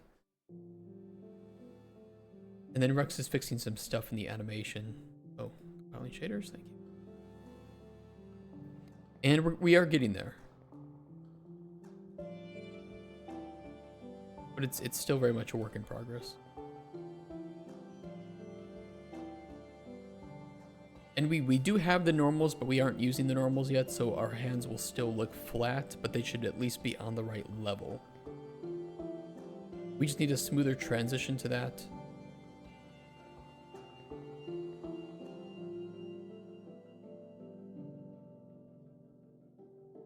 And then adjust the normals and we should be good. I need to add a couple of lines into the trace though to ensure that we are handling null references. For instance, if you're climbing something close to an edge, or if the found edge is of too weird angle, then we need to adjust for that too. And probably just do a fallback where we accept some clipping.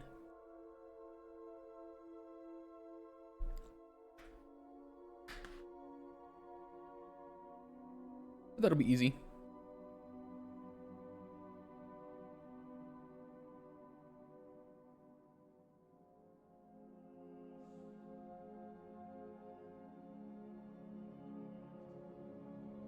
And that's just a couple of new traces I added.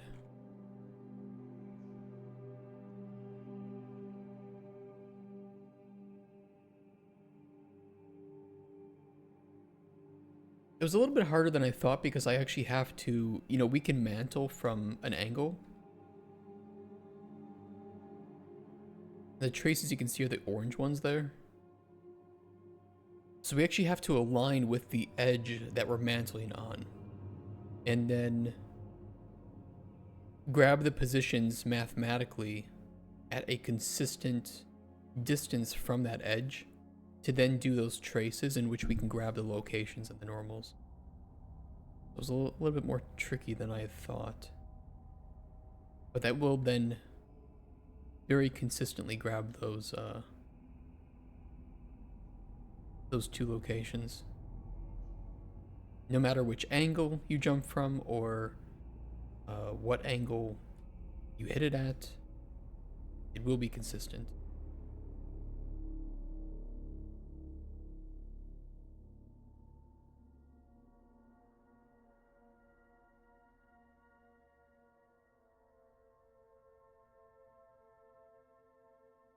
So I feel good. I feel really good about that.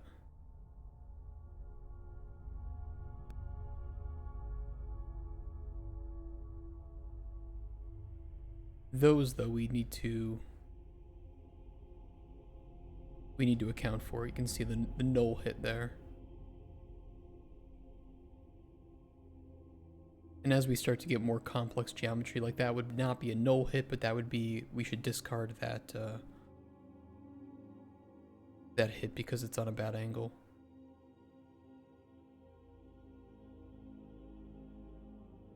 That'll be pretty easy to do though.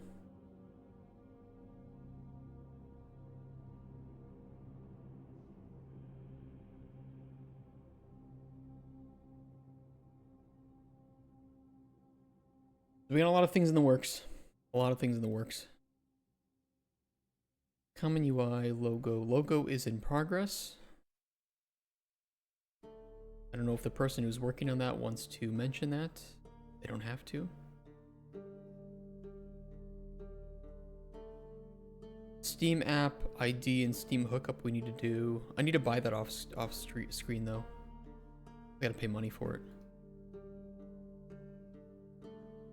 And then we have documentation that's necessary to write. I think though that this Friday.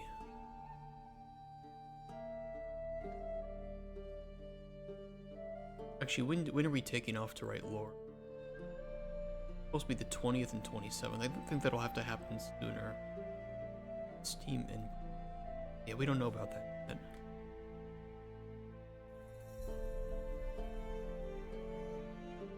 Let me double check though. See if Rex is available.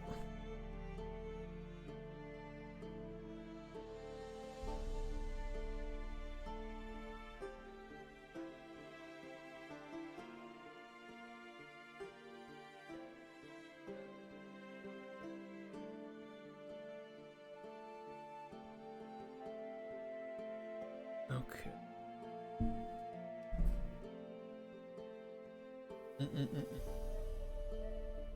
Yeah, I think I should take this Friday for a lore, not stream, a lore day. That'll be the exosuit.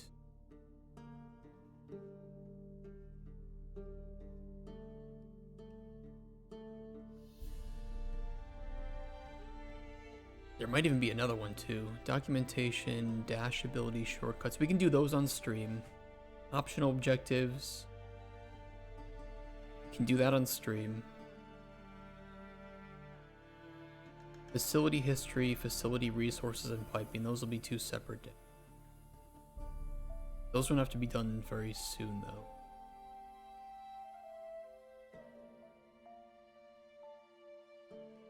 I need to write up one about...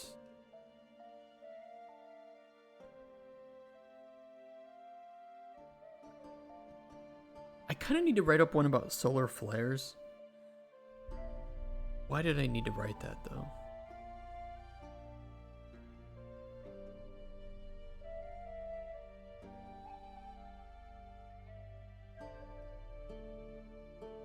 Not the lore though, that's a system. Are we doing that next milestone?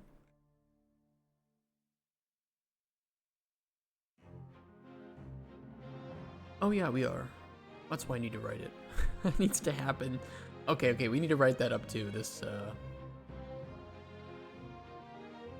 month.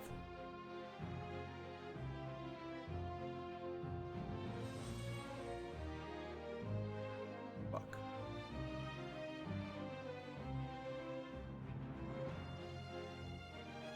Okay, good news is we are not gonna have this whole week for meshing and profiling. Because we hit some roadblocks. We can't go further, that's fine, we'll be agile.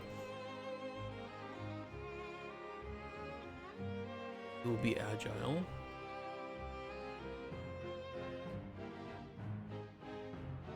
Did I make a...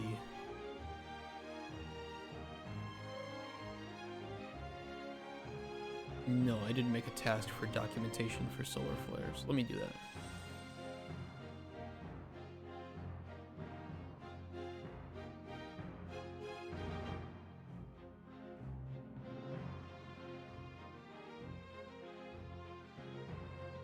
RLA 41.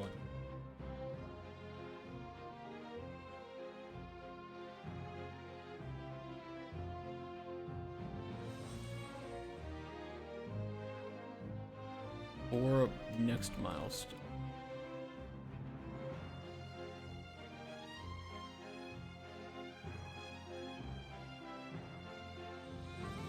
What's up, Mark? One sec. Shows emails. Okay, now we're good. Team, design, priority.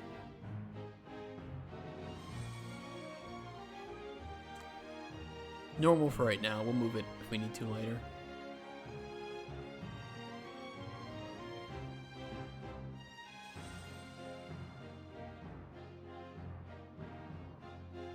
This has to be done off stream though. So on stream,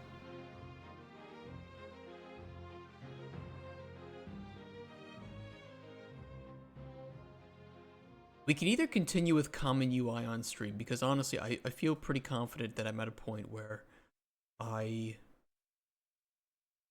okay with it. So maybe for the rest of the 3 days, because I would like to get that done, you know, it's a critical task. Let's do that for the next 3 days. Then I'll take the Friday off to do documentation for the exosuit. So we need that for designing the character. And then of course I'll just buy the Steam app ID off stream. We can hook it up on stream though.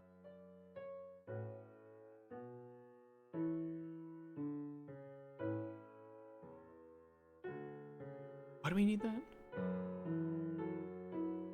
Oh, because it's blocked for Steam. It's a blocker for Steam input.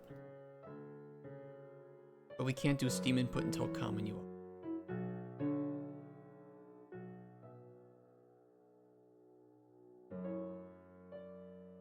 Is required for Steam input.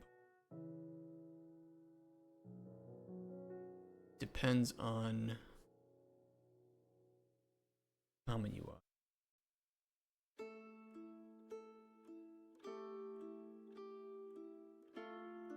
Okay, this first, then this, then Steam input. Okay, yeah, we can do that. How are things? Things are okay. Not a whole lot of progress today, but today was really like a spike day. Of potentially cool things. One is a BP to CPP LLM model. The other describes itself as a design agnostic event. Design agnostic event node. The fuck does that mean?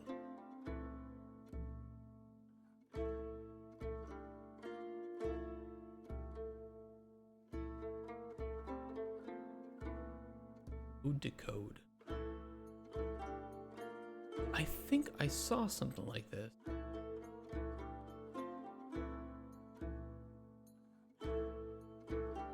Interesting.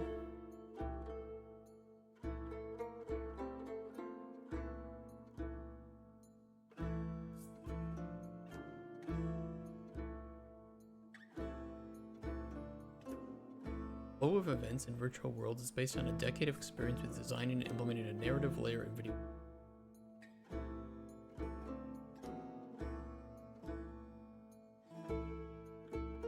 Interesting.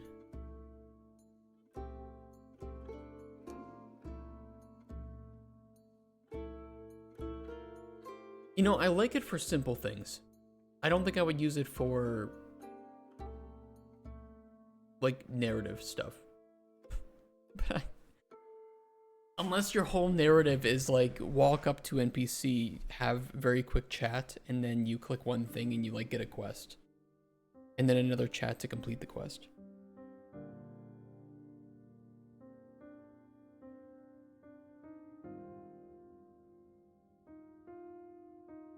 But this is nice. This is interesting.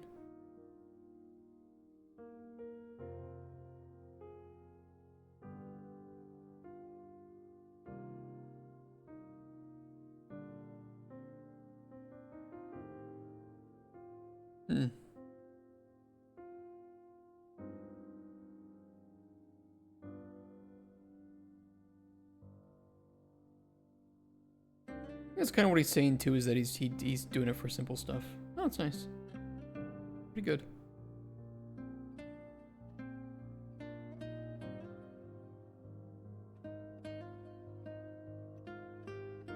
I mean, there kind of already exists something. I don't know if Unreal has developed it further. They do have a dialogue plugin, but I think it's kind of unused and unloved.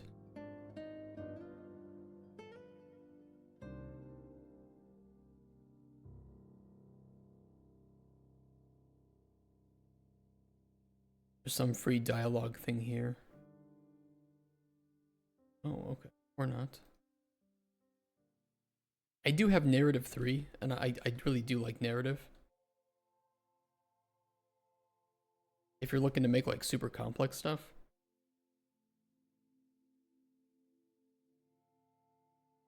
This was very nice. This was very nice. Yeah, the conversation plugin that appeared in 5 but never had exactly that one. What's up, Kool-Aid? How's it going today?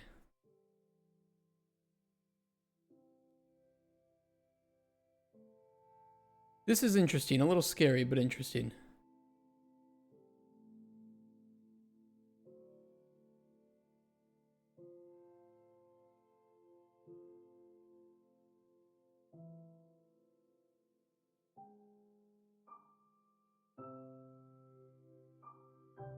I mean, yeah, I mean, you know, to be fair, there is some value here where you could provide that pseudocode and share it along with your blueprint. There is value to that. Even if you aren't using that code in your game, you can still provide that pseudocode as like a different type of documentation. Yeah. Remember me asking about Tornado? Vaguely. But to be honest, I don't remember what I ate 3 days ago, so take it, you know, don't get too offended. You run the node to code locally if you have the right LLM model? Well, that's cool.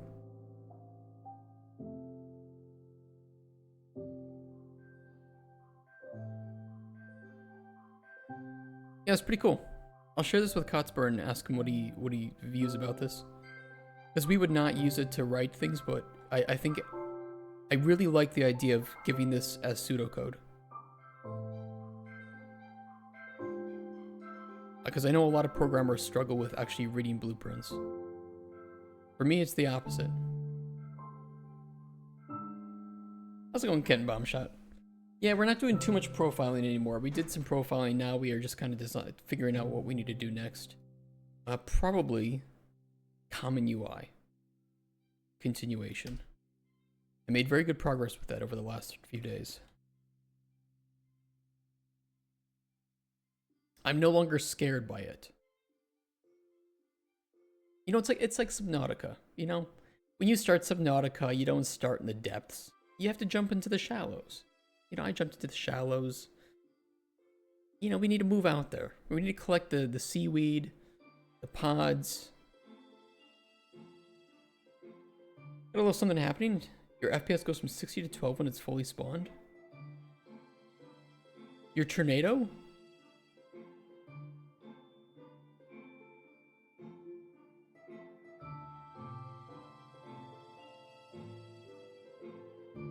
$60 to 12. Sounds like it's summoning too many VFX or something.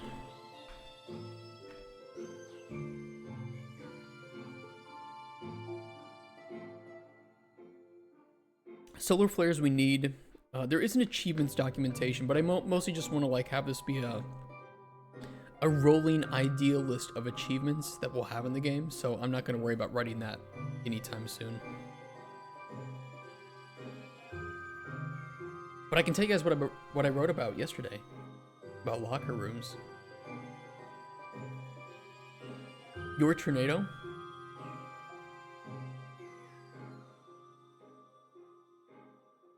How big is it? You know what had a good tornado? Stalker 2 had a tornado.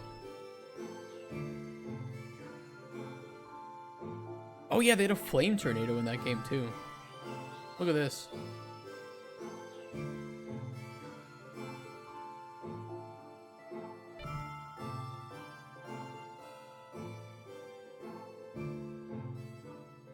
Look at this thing.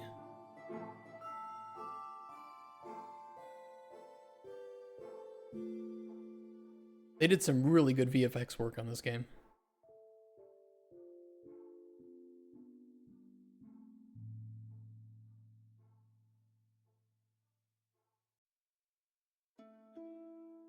There's this one, and then there's this other one over, look at that. It's only one VFX, your particles die in collision. Is there a way that you can profile it and see why it's causing your FPS to drop so much? I don't think it should be going from 60 to 12.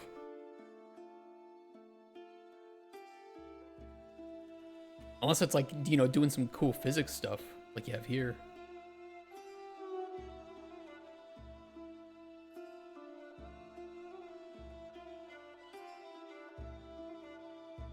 Cool game, cool stuff.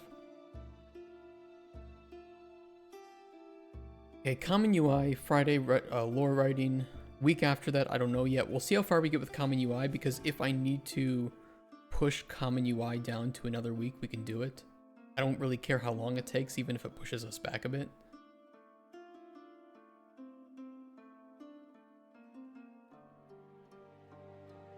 I'd be okay with it. Be okay. Pre-production should take longer anyway.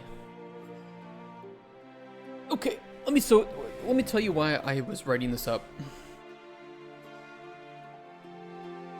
So we have our like exosuit upgrades and abilities, right? And I was thinking about how we were supposed to get these in the game. And the way that we wrote it up originally was that these upgrades and abilities would be non-missable things that you could obtain as you progress through the game, right? So you would get to like a quarter point that you would have to go through in order to progress through the game, and you would be forced to pick up something in order to, like, I don't know, open a door to continue. You would be forced to. This works. It's kind of boring, but it works. And I wanted to replace that with something that I think sounds a little bit cooler, has some danger spots, but I think adds for more unique and interesting progression that feels a bit more immersive. And I think rewards player curiosity. And we do that through locker rooms, which, if you're familiar with like Resident Evil, you'll kind of know what we're talking about here, because, I don't know. I was watching some Resident Evil gameplay and I'm like, you know what would be really cool? Lockers. How do I do that? If you're in Unreal Engine, you can do a trace. And you can check why it's costing so much to render that frame. Or do like stat GPU and just see if there's something that's boosting it up, like a Niagara particle or something. Combination of both ideas. Or turn things off. I don't know. Something is happening though. Something is happening. I could see it going from like 60 to 50, because, you know, sometimes VFX can be pretty expensive, but 60 to 12 is pretty. So locker rooms are dedicated locations throughout the facility, usually one on each level, where the player can input collected codes to open up personnel lockers and obtain rewards that will assist on their journey upwards. Locker rooms can be found on every floor of the facility, always in accessible places nearby checkpoints. We want checkpoints to be centralized hubs for taking a breather, restoring resources, and figuring out where to go next. So placing locker rooms nearby keeps that point of focus.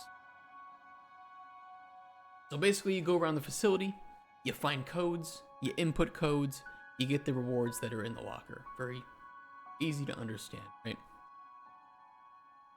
Codes are always 4 digits in length and may repeat numbers multiple times.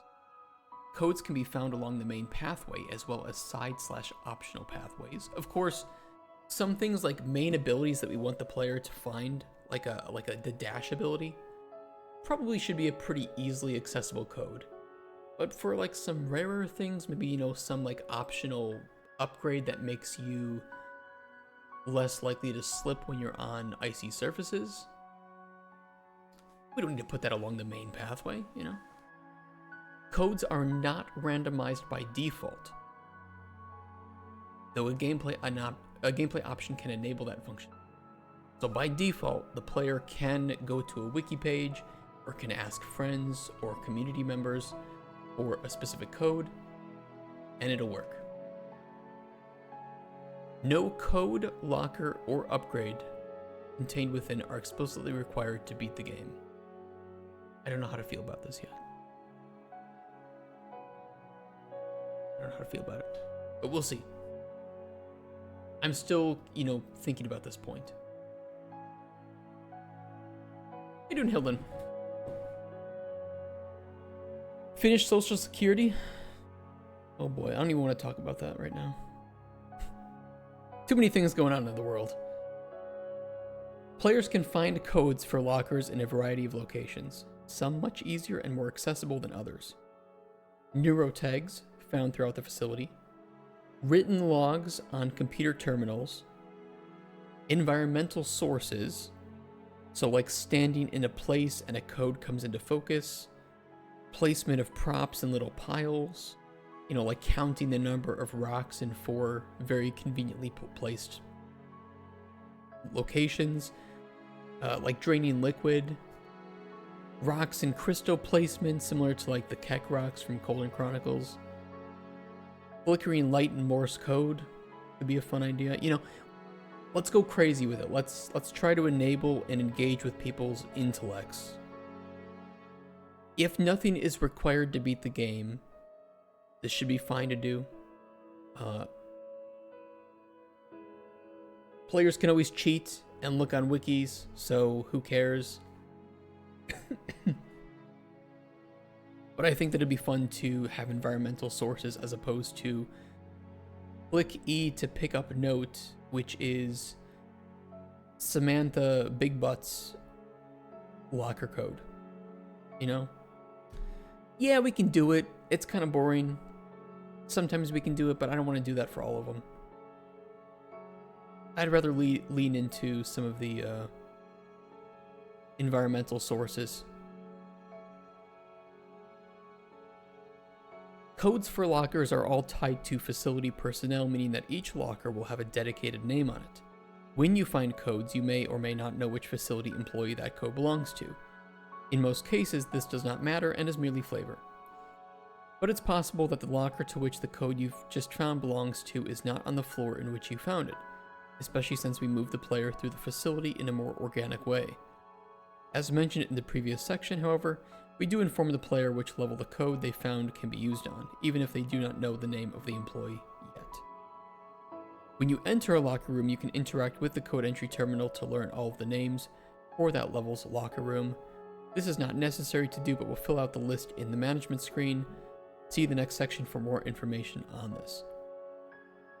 In order to make managing codes a bit easier, we will have a simple dedicated screen for managing the names of personnel and the codes that you find. This is just an example of the information that you'd be able to view. We can see some important distinctive information here. Player may obtain a code and not know who it's for, or obtain a name and not yet know the code. These are the lines in red. However, when a player uses a code, the line becomes green and all information is shown. That's because the name is on the locker directly, so it makes sense to just resolve that name in the menu at that point. The player can use codes at the code entry terminal to unlock lockers. There is, of course, only one success state: entry of a valid code at the correct code entry terminal. This instantly unlocks the locker and the player can claim the items within. We have 2 failure states. The first is for entering a completely incorrect code, meaning that code doesn't exist in our game at all. The second failure state is for codes that do exist in the game, but have either already been entered or are entered at the wrong level/location. Because I think that we should reward the player if they successfully guess a code.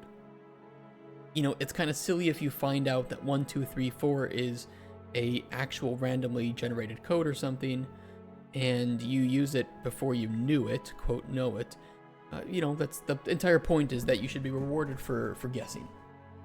You should be punished for incorrect guesses, though. So, when entering a completely incorrect code, we start incrementing an integer for incorrect codes entered at that specific code entry terminal. Sorry, you can't hear sounds. Don't use sound alerts today. It's broken. When the amount of incorrect codes entered at the code entry terminal reaches 3, that code entry terminal enters a lockdown state where codes cannot be entered. The player must find a specific nearby computer and interact with it to clear the lockdown. I would like for this computer to make a beeping sound, maybe blink, potentially have a mini game that must be solved to lift the lockdown, whatever. Entering a correct code into the code entry terminal will not reset the incremented integer. The second failure state is when a code is entered that does exist in the game, was either already used or is for a locker on a different level. Using one of these codes will show different VFX in the code entry terminal, play a different sound to indicate the softer failure, and this will not increment the failure counter. So rewards could range from abilities and upgrades, so maybe like some capacity upgrades for hydrogen, ablative, or health, to some passive abilities like neurotag sense or resource sense, where you could see or sense that you're nearby a collectible or a building component of some type. Upgrades for your boots or exosuit, shoes, whatever you want to call them, that would make you have more friction on icy surfaces or have less friction on muddy surfaces. So basically you can walk better and handle those surfaces in a better way.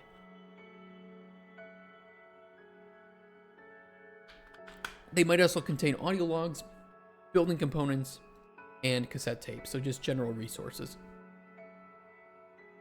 And then we have 4 difficulty options that we've added with that. The first one is to randomize locker codes. This is off by default, but if you turn it on, it will randomize the codes in the facility for that run. This is if you want more replayability, or you don't want to be, you don't want to cheat using like a wiki or something. This will just randomize the code at the start of the run, and you can optionally seed it if you want to have, I don't know, a specific seed that you're using for it. I don't know why, but maybe you want to do that. You can turn off the code lockout, so by default the lockout feature is enabled, but you can disable it here. And theoretically you could just keep typing in numbers 1 2 3 4 1 2 3 5 1 2 3 6 as much as you want, and you can cheat it, who cares. Randomized unused locker codes on death. So this would, on the player dying, take any code in the facility that has not been used, so any locker that has not been opened, and will randomize the codes for them again. If you really want to get hardcore with it, you would then be forced to find a code and go enter it without dying in order to actually obtain the item within it. This is obviously off by default. And the last one, which is also off by default, is to randomize the locker contents. So this would randomize everything that's pre-designed. So like an upgrade for, I don't know, your health capacity that we want to appear in, you know, John Doe's locker on level 1, or on the level 6 actually would be the first level that you play in, would then, you know, could not appear. You could get all 3 health upgrades in the last level. Whatever. However, there's one caveat to this, which is that certain exosuit abilities, because we design levels around the use of those abilities, if we want to go that route, which I think we do, we will randomize the locker that has it, but not the level in which you can find it. So it would still be on, let's say, level 5, but in this case, you just wouldn't know whose locker it's in on level 5. Just to make it a little bit, you know, to prevent, essentially, complete failed runs because of the randomization. So do you guys like that idea? Do you like the idea of finding codes and opening up lockers to receive rewards? Even if it's not perfect, even if it needs a little tweaking, is the general idea fun?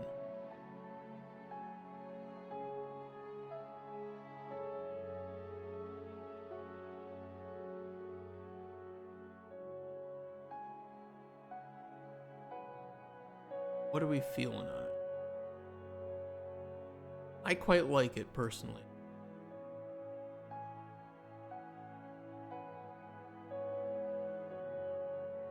But we'll need to test it. We'll need to see if other people like it. The danger here for me is that the speedrunners may not like it. But I think that if they know that they can learn the codes and enter it, I don't think it's gonna matter too much because they don't need to find the codes. But I could see there being speedrunning modes where they randomize the codes and they randomize the locker contents, and you know, they have to specifically find, I don't know, it could just be fun. It's for replayability.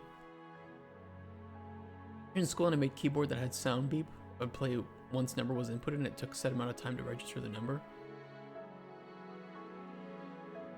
One could not just make a mechanical device that brute forces it in seconds. I like that.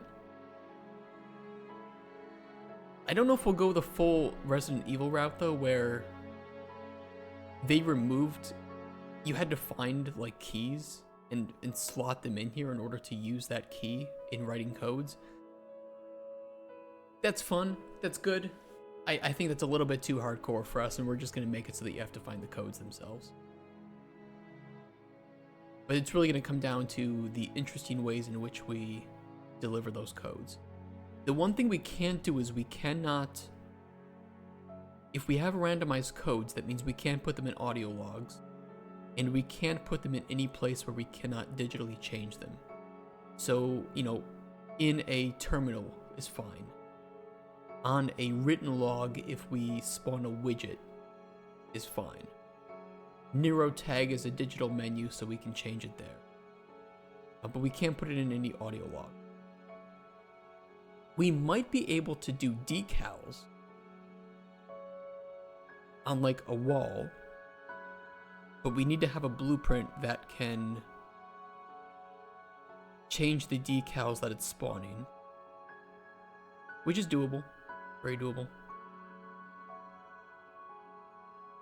And then we need to save this all, so I had to update our saving and loading screen, or a saving and loading documentation too, so that we know that we're saving like locker room statuses and which ones have been opened, the failure counter, known names and codes.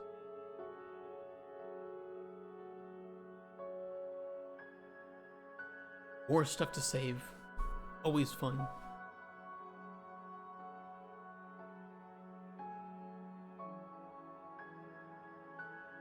Oh, I missed something here though.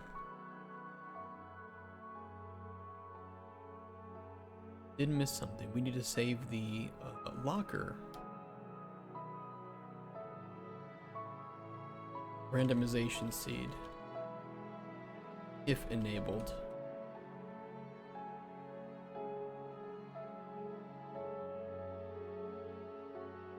Otherwise, we don't use a seed. Can't forget that.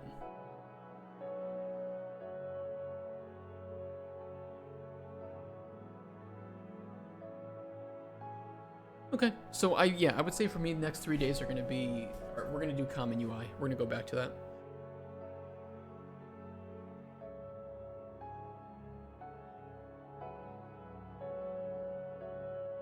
And I don't know if Rex is available.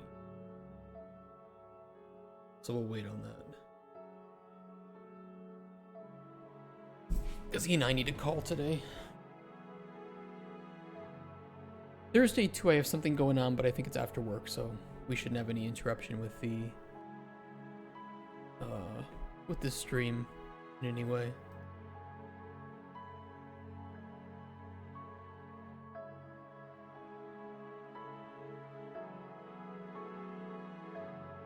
Ooh. Yeah, checkpoint for room 6. For level 6, room 2, not room 6. Let's add that real quick, because I was meaning to do that last week and we didn't get to do that.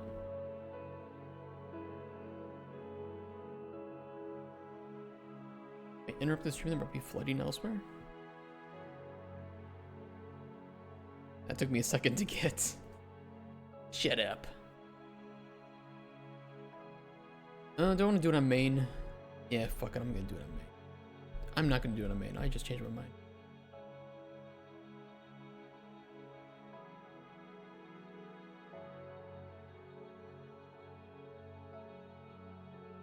But I will push it back to main, and we'll make a build today for this.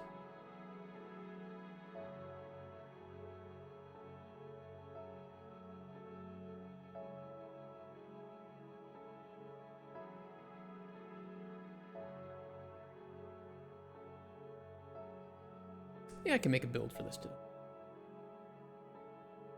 Sorry, today's been kind of just jumping around places.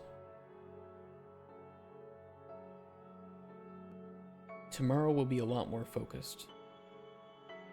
I hope we don't get stuck.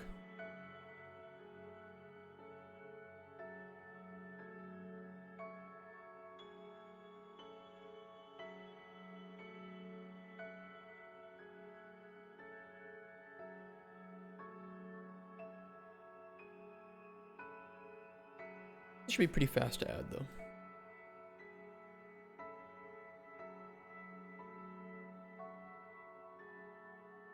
Stupid stick drift.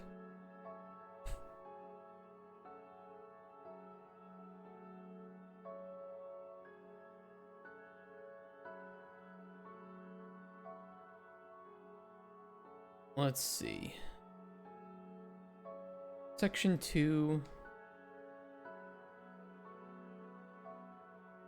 We are adding a checkpoint here.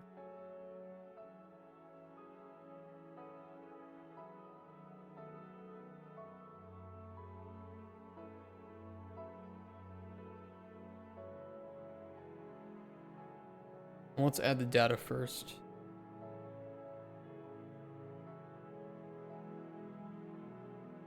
Checkpoint level 6 to duplicate.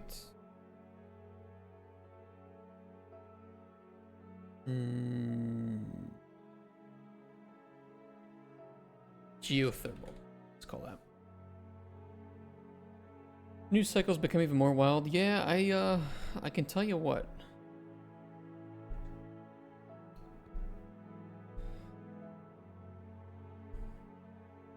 For the time being, I'm just gonna focus on working on the game. All I can say.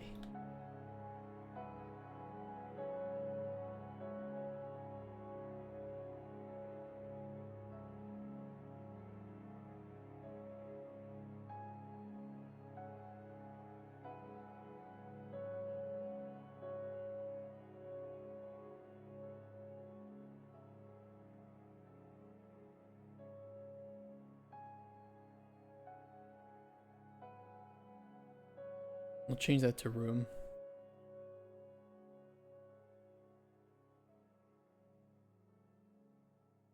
Okay. Checkpoint ID. Geothermal. And we'll put this here. We'll put the unlock box. I'll make it a bit bigger because I think the player could probably jump up onto here if they wanted. We don't want them to miss it.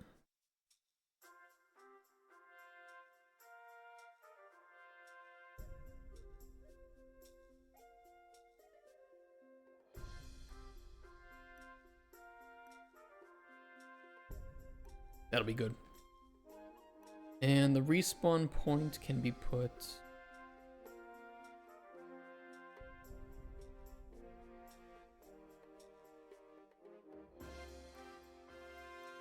Put that there.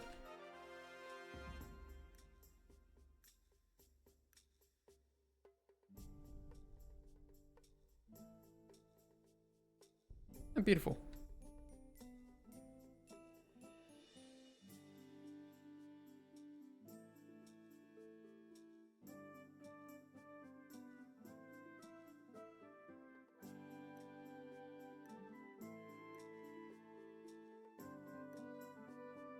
Looks good to me. Checkpoint added. I would like to add though to this tooltip because this is the first one the player sees. It is a bit long, but it does inform them that there is the it should inform them that the checkpoints over there. To turn the geothermal fully connects with the main pathway and has a checkpoint. Just add that to it.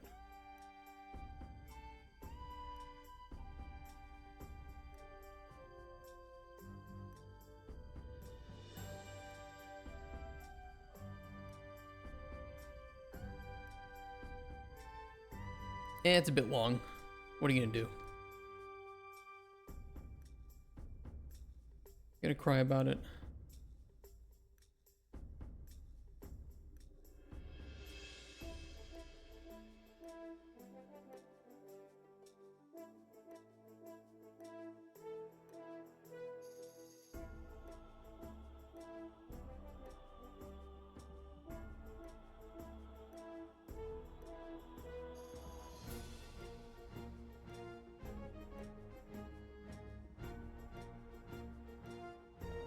Look at me, I'm speedrunning this shit.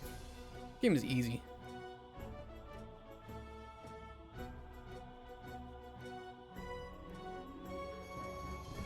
The game for children.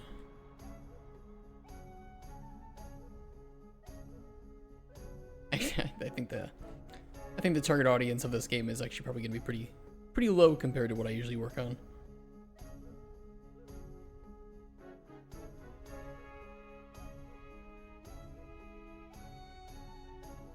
I'll have to think about what kind of content I put in there.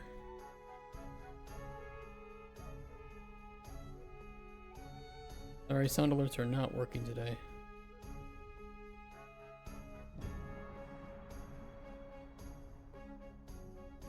I tried to fix them earlier, but it caused like a brown note to appear.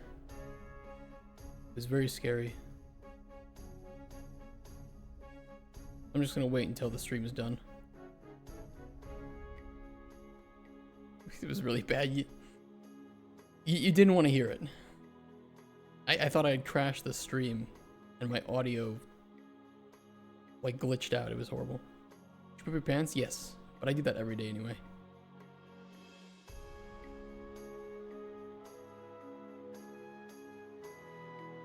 Nothing new about it.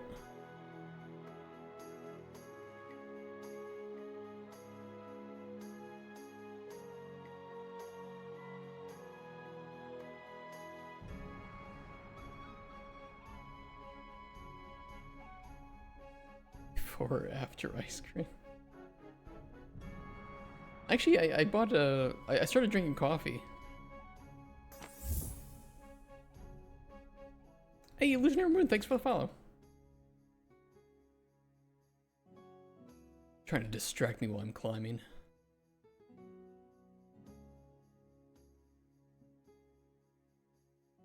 I bought an AeroPress and a grinder, a hand grinder. I started to make coffee. My wife does not like the smell.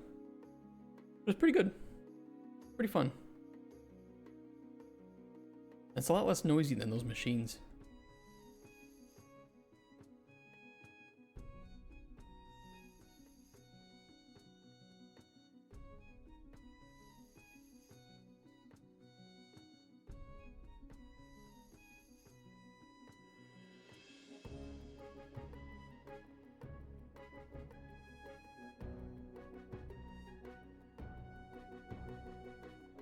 Do you think we should make a version of the moving platforms that can spawn more than one moving platform? I feel like it would ruin everything though.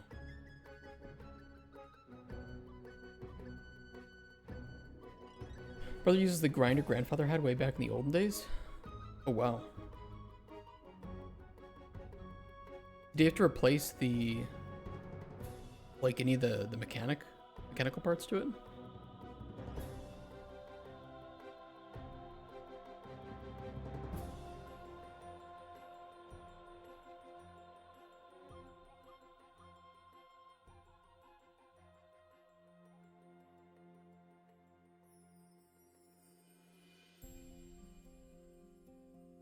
This room is so cool under here. I'm really glad that we added this. Especially if we add in like some dripping lava effects. Make the room feel a bit unsafe.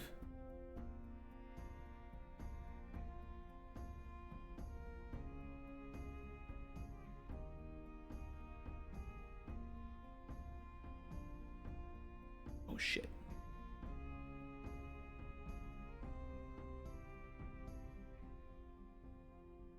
I would have had to wait for that to come back again. That's pretty cool though. I was a little surprised to learn that the grinder costs more than like everything else to make the coffee. But apparently you don't want to buy a cheap grinder because then it's not going to work very well or it might break. So I took some leftover birthday money that I was saving to go to Digital Dragons and I just used it to buy something good.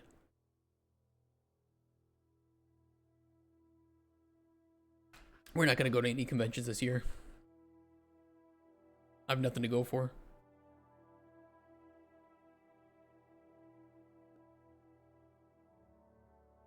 So they did not make stuff that breaks easily. Funny how that used to work, huh?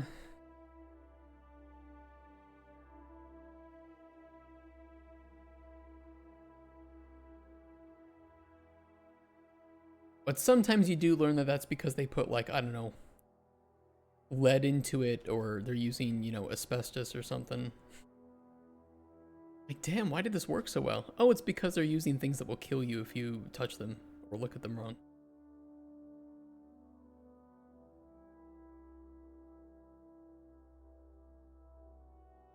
Asbestos grinding stones.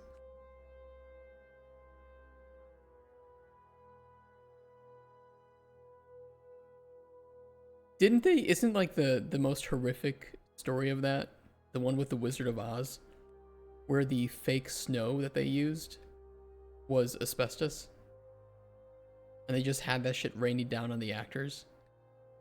And you go back and you watch that movie now, and you realize, like, a horror scene.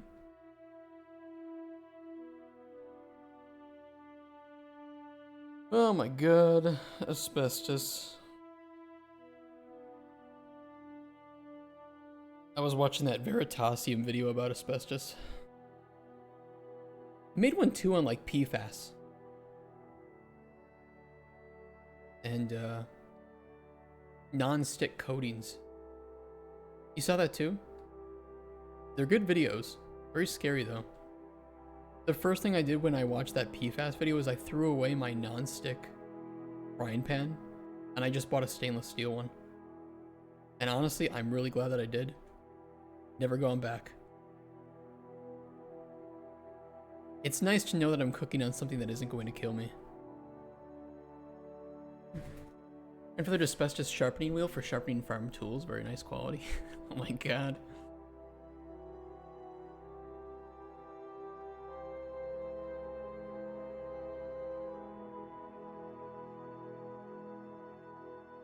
You think we're too far gone? We're all impacted, but still I guess we can avoid as much as possible.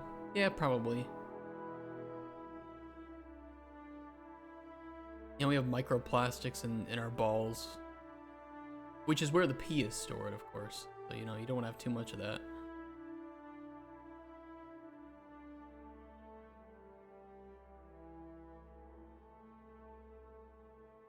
That's why I have to go to the bathroom so often, is because my balls are small.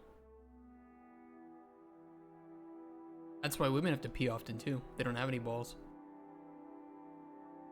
So every time they pee, they just they get rid of all the water in their body. So always make sure to give your wife or girlfriend or sister enough to drink. Because every time they pee, they are peeing out all of the water in their body.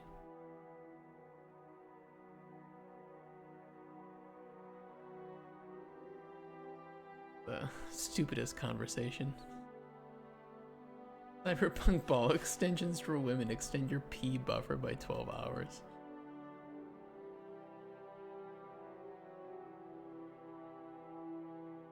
Had an ancient Teflon pan from like 30 years ago.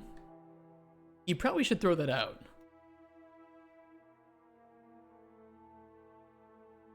Oh, those are forever chemicals.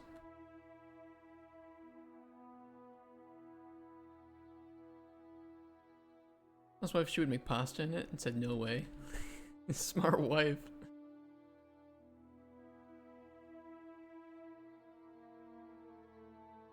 Oh, this is the wrong way.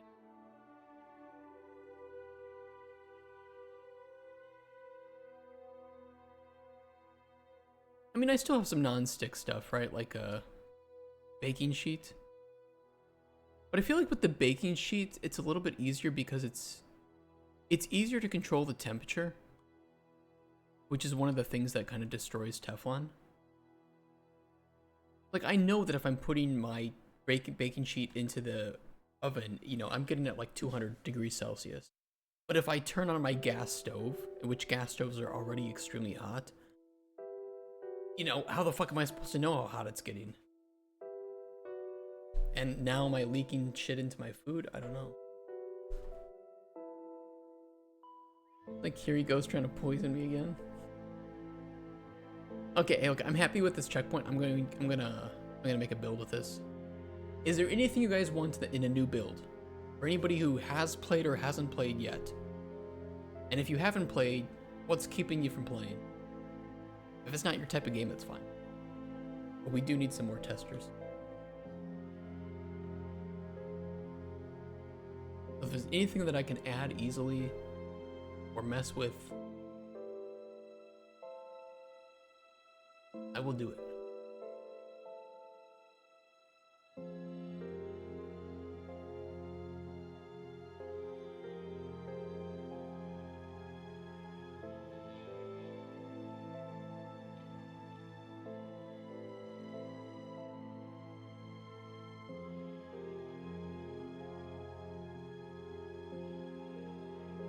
Platforms, package, looks good to me.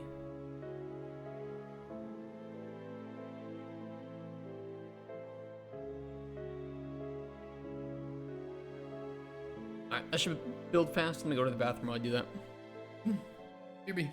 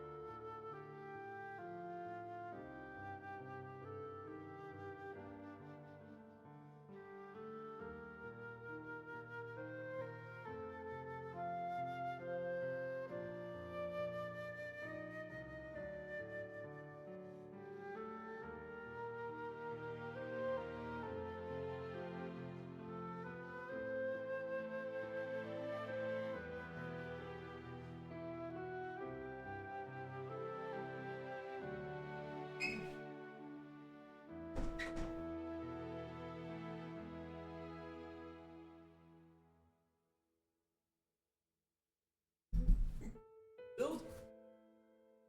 Build successful. That's what I like to see. Let's get that shit uploaded.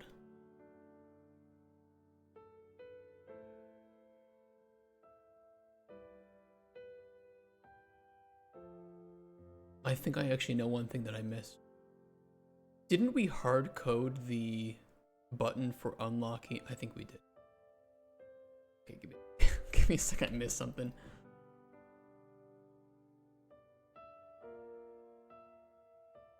I hard coded the button to unlock all checkpoints because it was just supposed to be for testing purposes. And I didn't include the new checkpoint.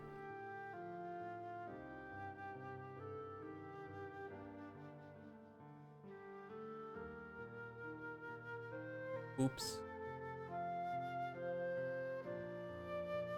that what I call it? Geothermal? Yes. Now we can make a new build.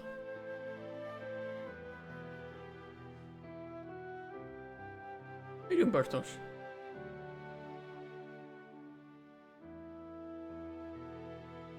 How's it going today? How's life? How are milestones? Not bad. Like, oh, life sucks, okay. Is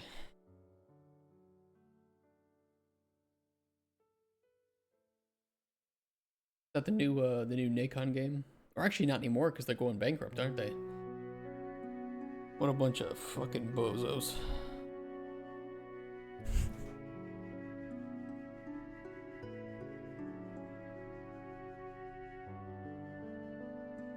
Okay, now we got the build.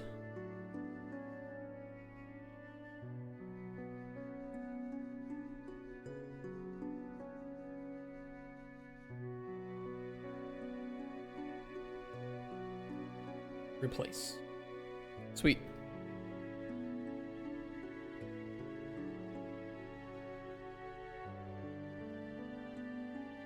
Unlock all checkpoints. There we go. Guess that around work could boost dollar value, so I'm excited a bit for that. I have no idea what will happen. I just know that if you ask any pundit what their opinion is, you're likely not to hear an intelligent answer.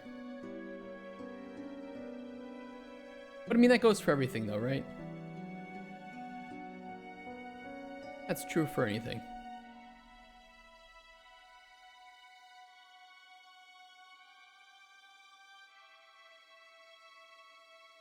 We're a bunch of idiots.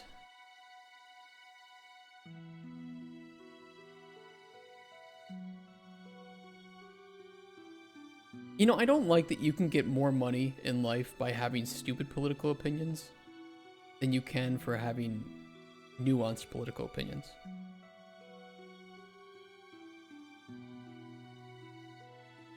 Not a fan of that.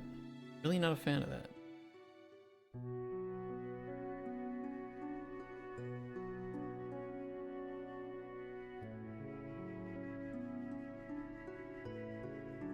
And I don't mean the, you know, the quote unquote right or wrong political opinions. It's stupid. But rather, just even asking questions.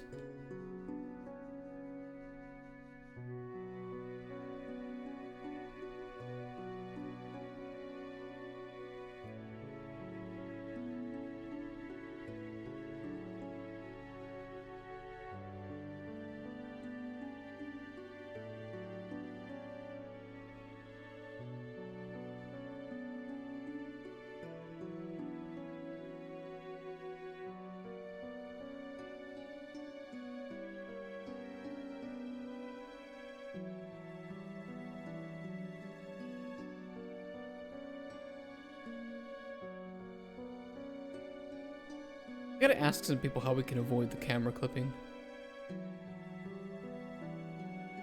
I did not understand it when people were explaining that to me.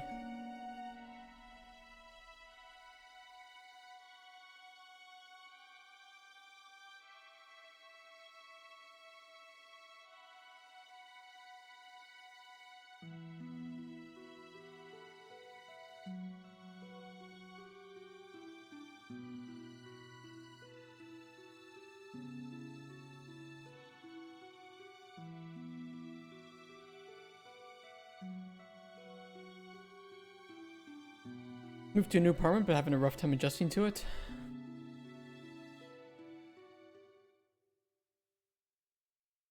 You will do it. You will adjust. But I know how that feels. First time I ever moved out of my house, I moved to a different continent, a country where I didn't speak the language, where I had no friends or family. Wouldn't recommend it. Don't do it. Don't do that. Very stupid.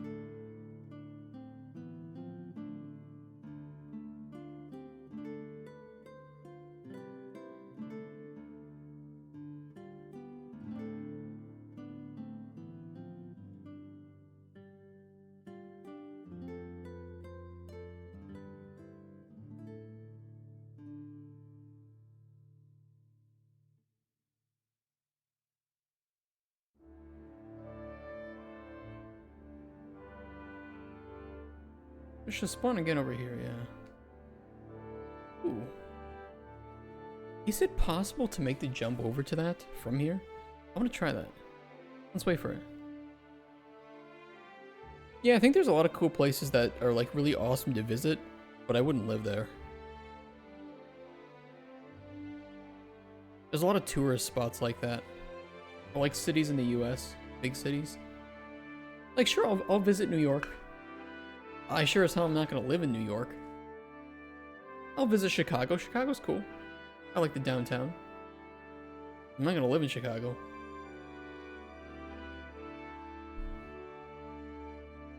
The goal is to live in far enough outside the big city that you don't have their problems, but close enough to where you can still enjoy the big city. Yeah, there's no way you can make that jump.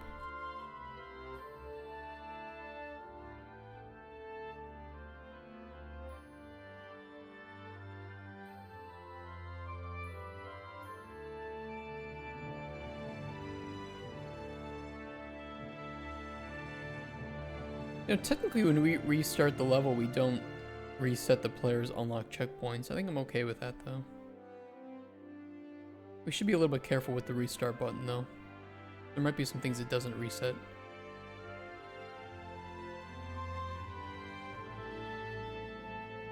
Does not know in language people are just logistical differences become too culturally different and your old brain just wants familiarity. And, you know, I think that's one of the reasons that why even when you have like ethnic communities in cities that are multicultural. And I think it's a very natural, normal part of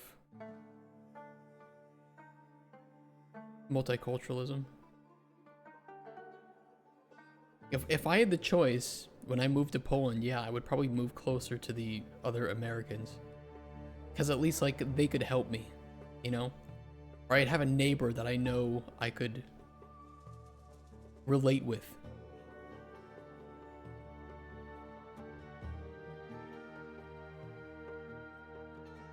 Poland is not too culturally different from the US, though. It is a bit. I think it's becoming more different, too.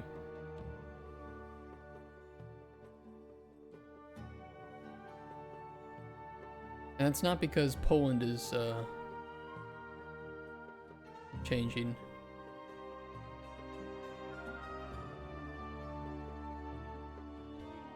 Okay, new build is up, though.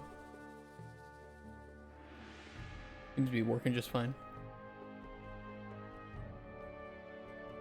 There's a TV show that I'm really angry about because I spent so many hours watching it. And by so many, I mean like 5. It's called The Pit. I have to rant. I can't stop ranting about this because it had such high reviews. You know, if you look at like IMDb, top 100 TV shows.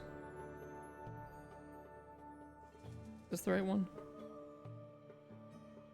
You know, you have some really, really good stuff up here, right? Some shows that I think are very good. Some that I don't know if they should be as high as they are. I'm not going to name names.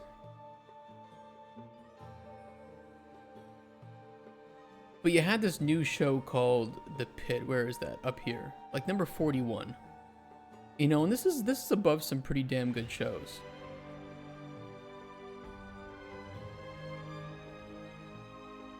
And so I watch it. I'm like, okay, I'll watch a medical drama. I haven't really watched any. And it pretty clearly, quickly shows that it is just trying to pander and lecture and sideline character development.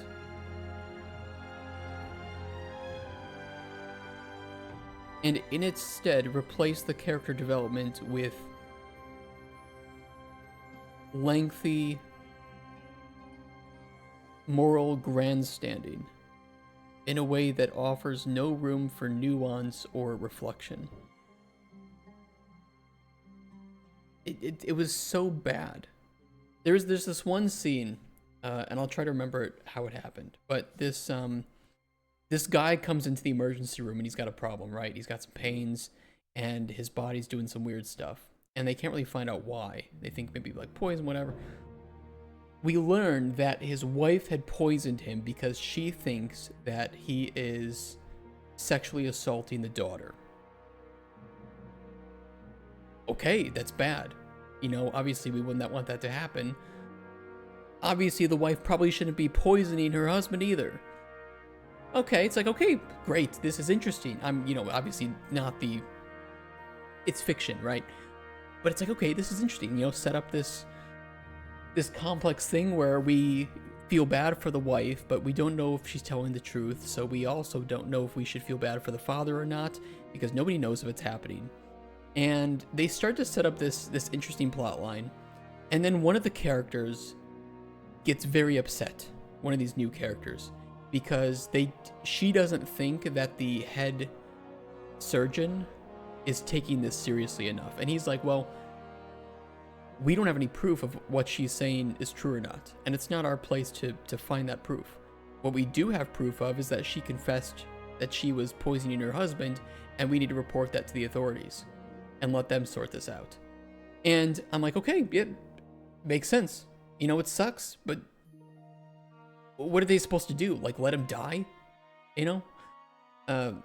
So it makes sense. But then this character who was upset goes up to the daughter and starts asking these very leading questions. Like, you know, so that's your dad, huh? He's in here. And, you know, does he ever, like, touch you? You know, it's not okay for him to, I don't know, come into the bathroom and watch you while you're taking a shower. And the daughter is, like, visibly like, excuse me? Huh? And just keep in mind that during this whole time, the daughter is actually concerned and wants to see her dad while he's sick. The mom does not, right? Because the mom thinks that this is happening. So the daughter is giving absolutely no indication that this is happening. So what does this Karen, you know, med student do, who was, you know, asking these leading questions? She goes into the dad's OR room and has this monologue where she's like, I know what you did. You know, if I should just kill you right now, I should just let you die. And all these things. And she has this like whole like hero monologue about how she's telling him, and he can't speak, right? He's got like a tube in his throat. And, you know, here I am thinking that this is like really unprofessional. Like, she should not be a doctor when she's like this. This is completely unprofessional. I hope that when he wakes up and this tube is taken out, that he reports this and she gets fired, because she is literally threatening to kill somebody as a doctor and is assuming things.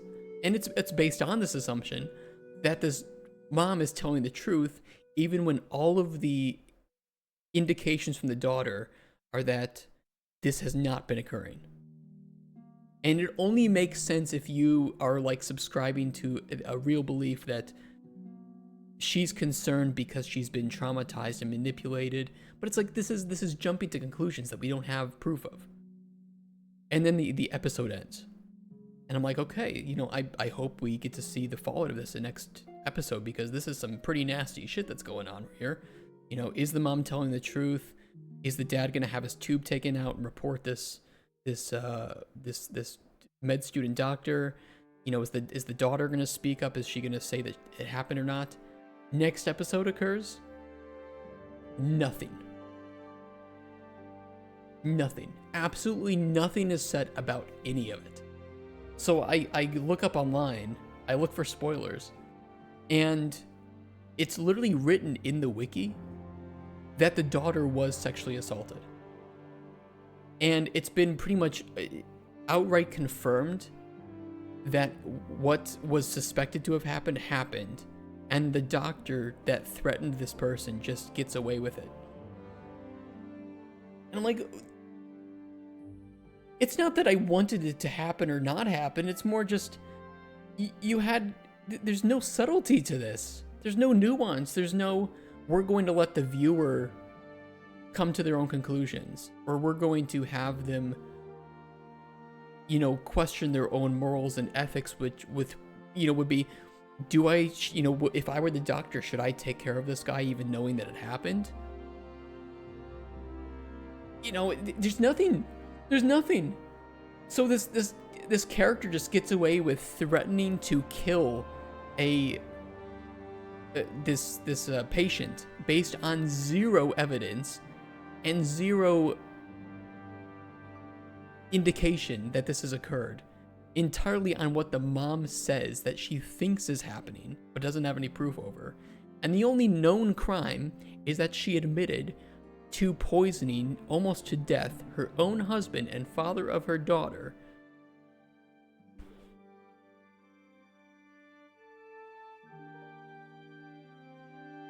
We stopped watching the show right there because honestly we could not deal with that. It's like this, okay, like you're not engaging with me intellectually here. You're just, I'm supposed to have hated this character until she has this monologue, and now I'm supposed to sympathize with her. That's literally the entire point of that scene. Is we're supposed to sympathize with her because she was probably sexually assaulted when she was young, and now she's getting her revenge. And I'm supposed to be happy.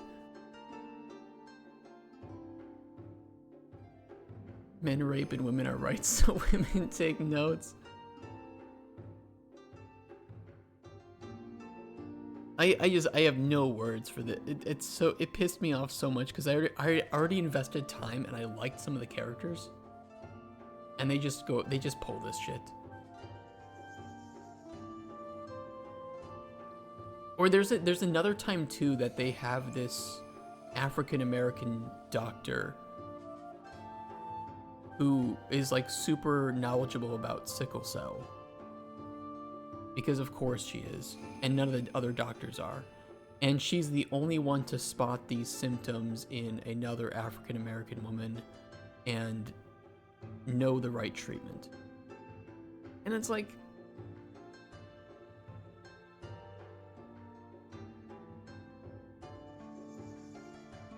come on. I don't believe it.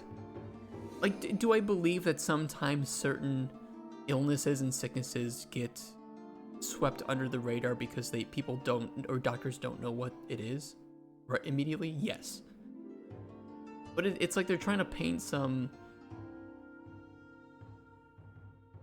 weird brush that for some reason all of the other doctors and the surgeons wouldn't know,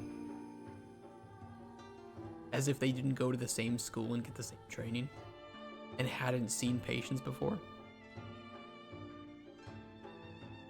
I don't know.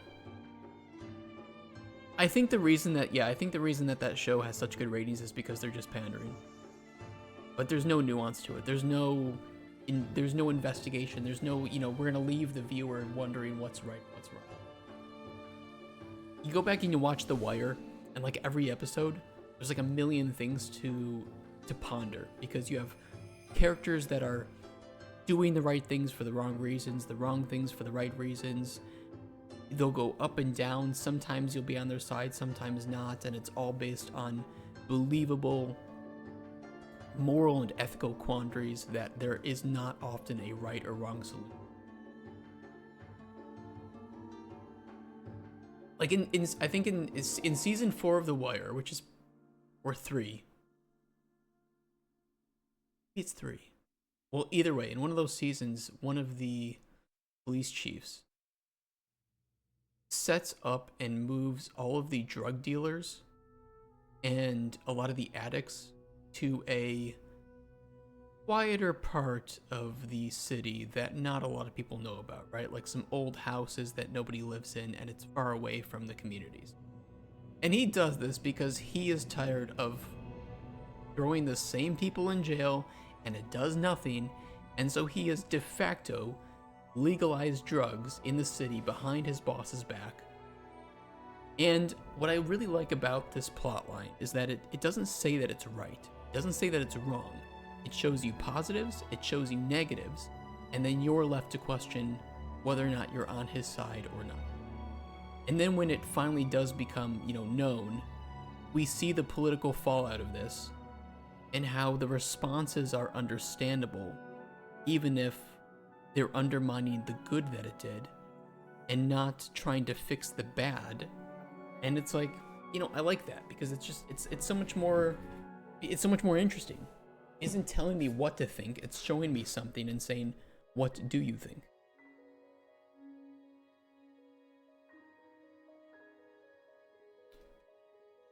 Sorry, I got distracted. Alright. I have to rant. I know if I don't rant about the pit here, I'm gonna go home and I'm gonna rant to my wife. And I think she's tired of hearing me rant about that show for like the 15th time. Do we need to save anything about the build? I don't really want to save anything about the build right now. Just another 400 megabytes to upload. Fuck that.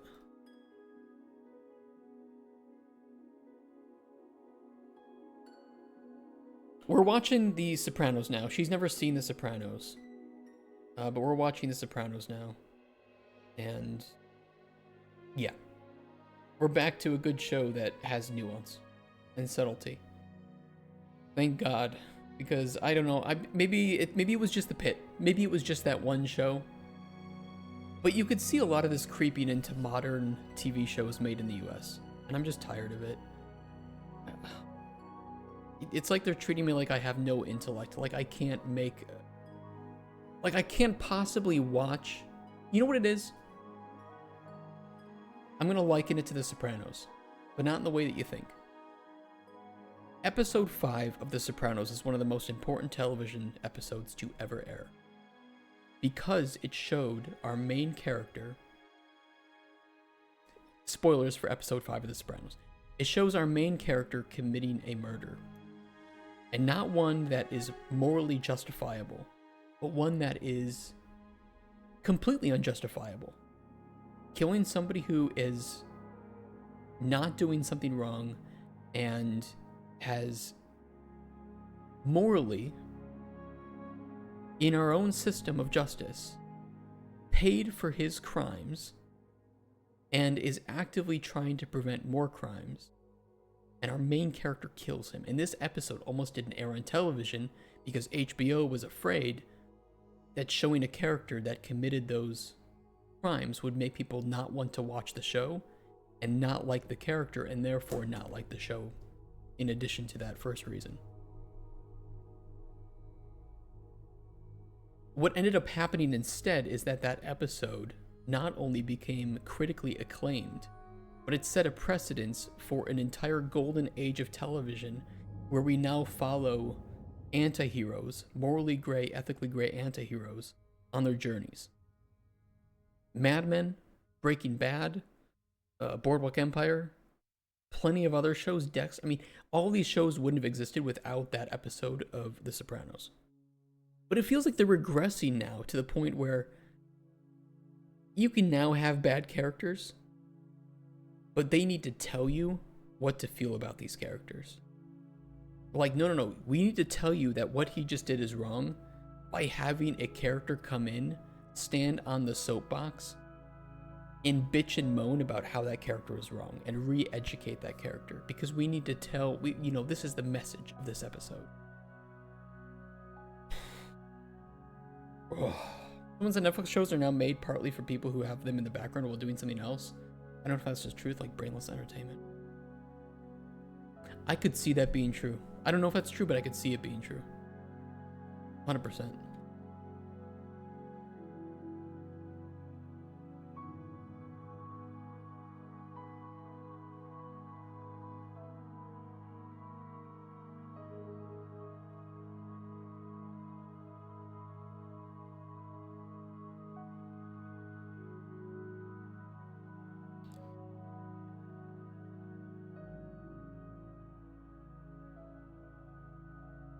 Room 2 to main.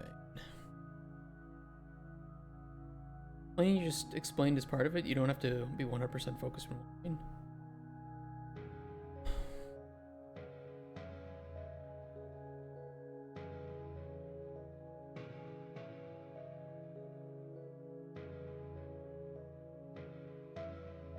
I mean, do they have...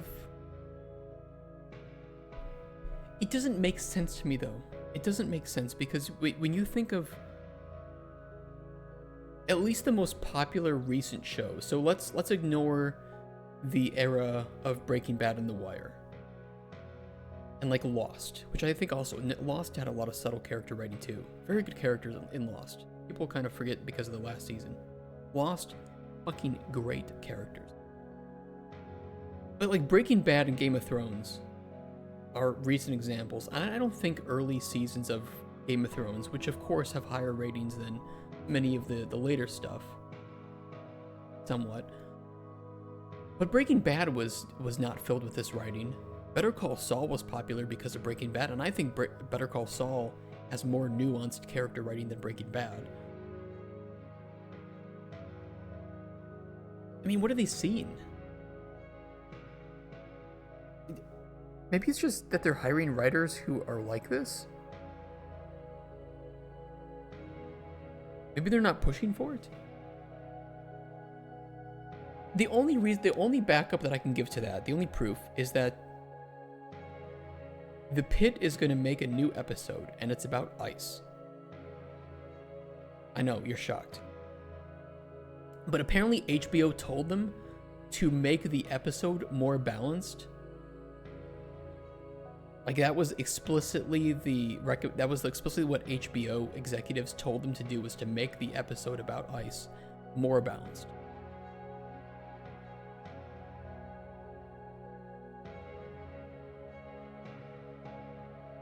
I think it's the writers. I don't think it's the executives. I want to make all of them nuanced and complex. I don't know smart people what Netflix can answer. They all have all the data.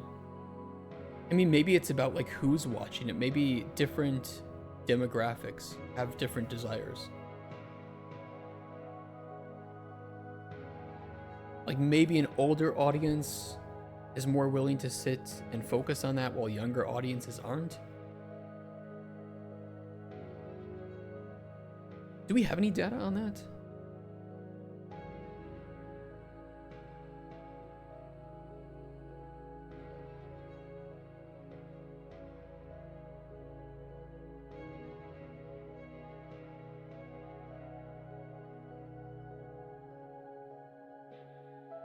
So differences in, what's the word for it? Like,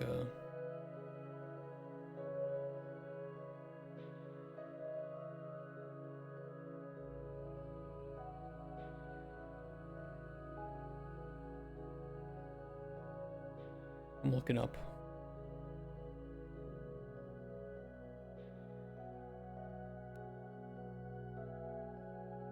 Age differences in vulnerability to distraction under arousal.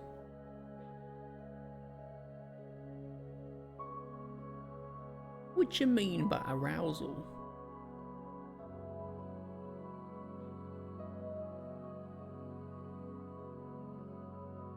Arousal?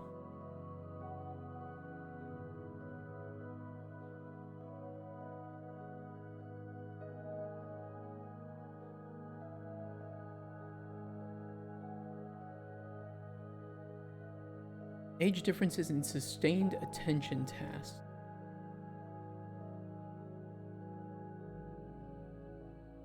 Portion, there's a random requirement, blah, blah, blah. 12 studies were suitable with 832 younger adults and 690 older adults. Results showed that older adults were slower than younger adults on trials and more accurate than younger adults on no-go trials.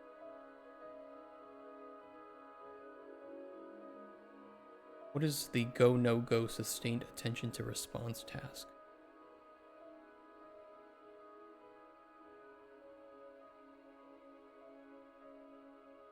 The ability to maintain the focus of attention on a task over time is known as sustained attention or vigilance, and it is a fundamental component in fundamental component of normal cognitive capacities. Okay. Explaining that. First aim was to do blah blah blah. We have some graphs here.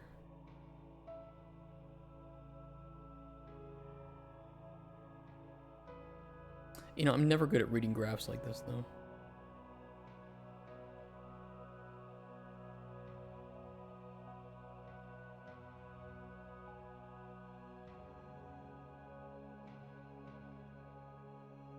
I'm gonna ask, would be nice to know how they actually make decisions. On average, been happier with HBO shows than any others, and I guess award shows agree.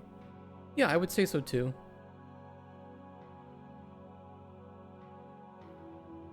I would say so too. Although, I mean, if I think back, like Breaking Bad was what? Breaking Bad was AMC.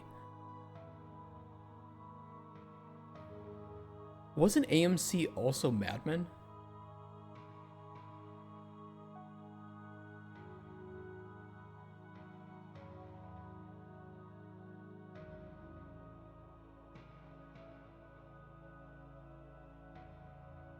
Like The Walking Dead for a while too, but that was kind of, eh.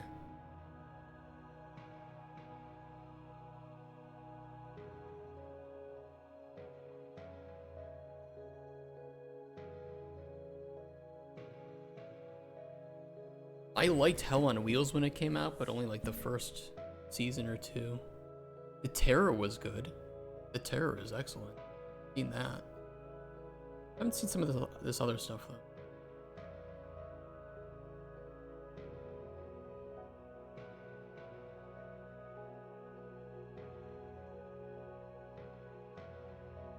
The Killing. Killing sounds pretty good. I don't know if anybody saw that. But I would say that of all the other networks, I think the only one that can kind of compete with HBO would be AMC.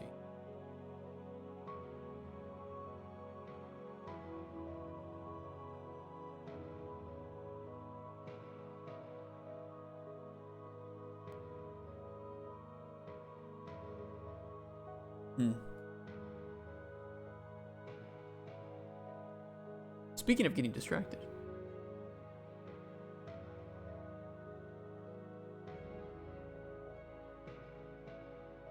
So what is a go, no-go, sustained attention to response tab?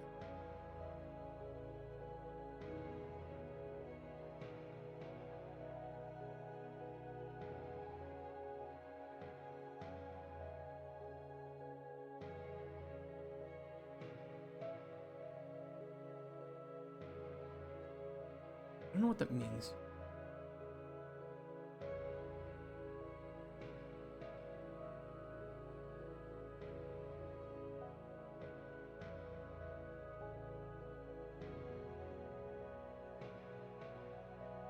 Older adults appear more easily distracted by irrelevant information than younger people with experienced stress or powerful emotions. Oh. So wait, are we the cooked ones?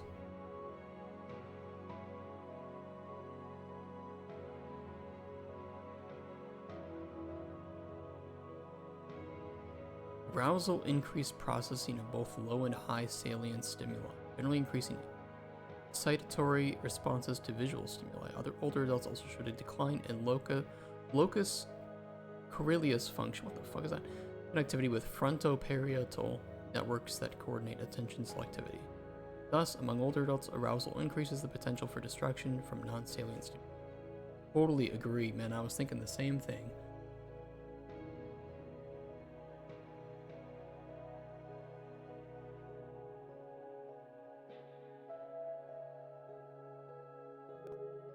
Weird.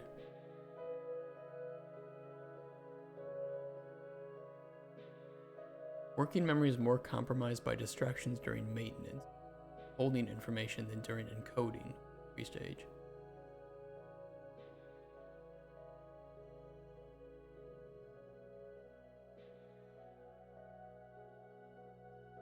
Okay, I think, never mind, I think the old people are cooked. They have Apple TV, they have good shows. I don't have it. No, I don't have Apple TV. I have a wooden ship that I hoist the sails on.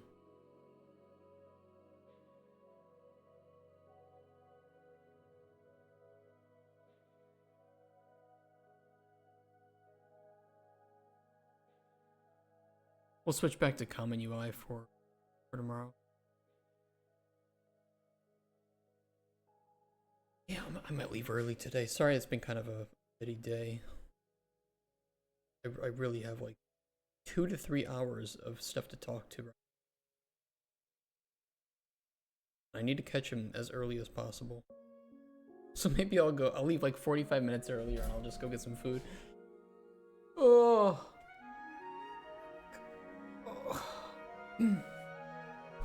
But yeah, hey, we'll do this tomorrow. We'll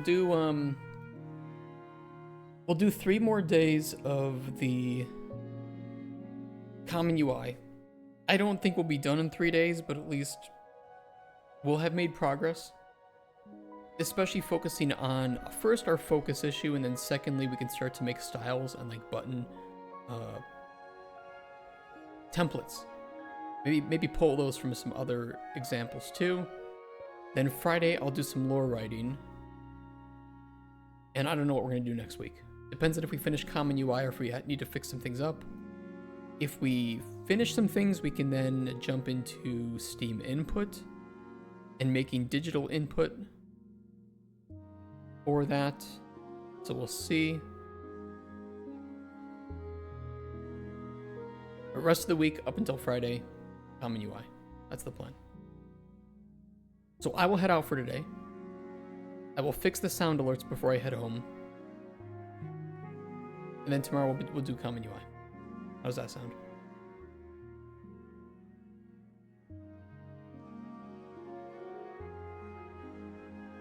Alright. Yeah, thanks for talking today, guys. And sorry that today was kind of jumping between things, but we did have some good findings. We're gonna report back. I'm going to talk about those with Rex today, and then we will have a better idea of how we want to approach meshes. He might have to make some new ones, and then we can come back and we can remesh out that small section of the level and see if it feels better, looks better, performs better. Until tomorrow. Peace. Take care, guys.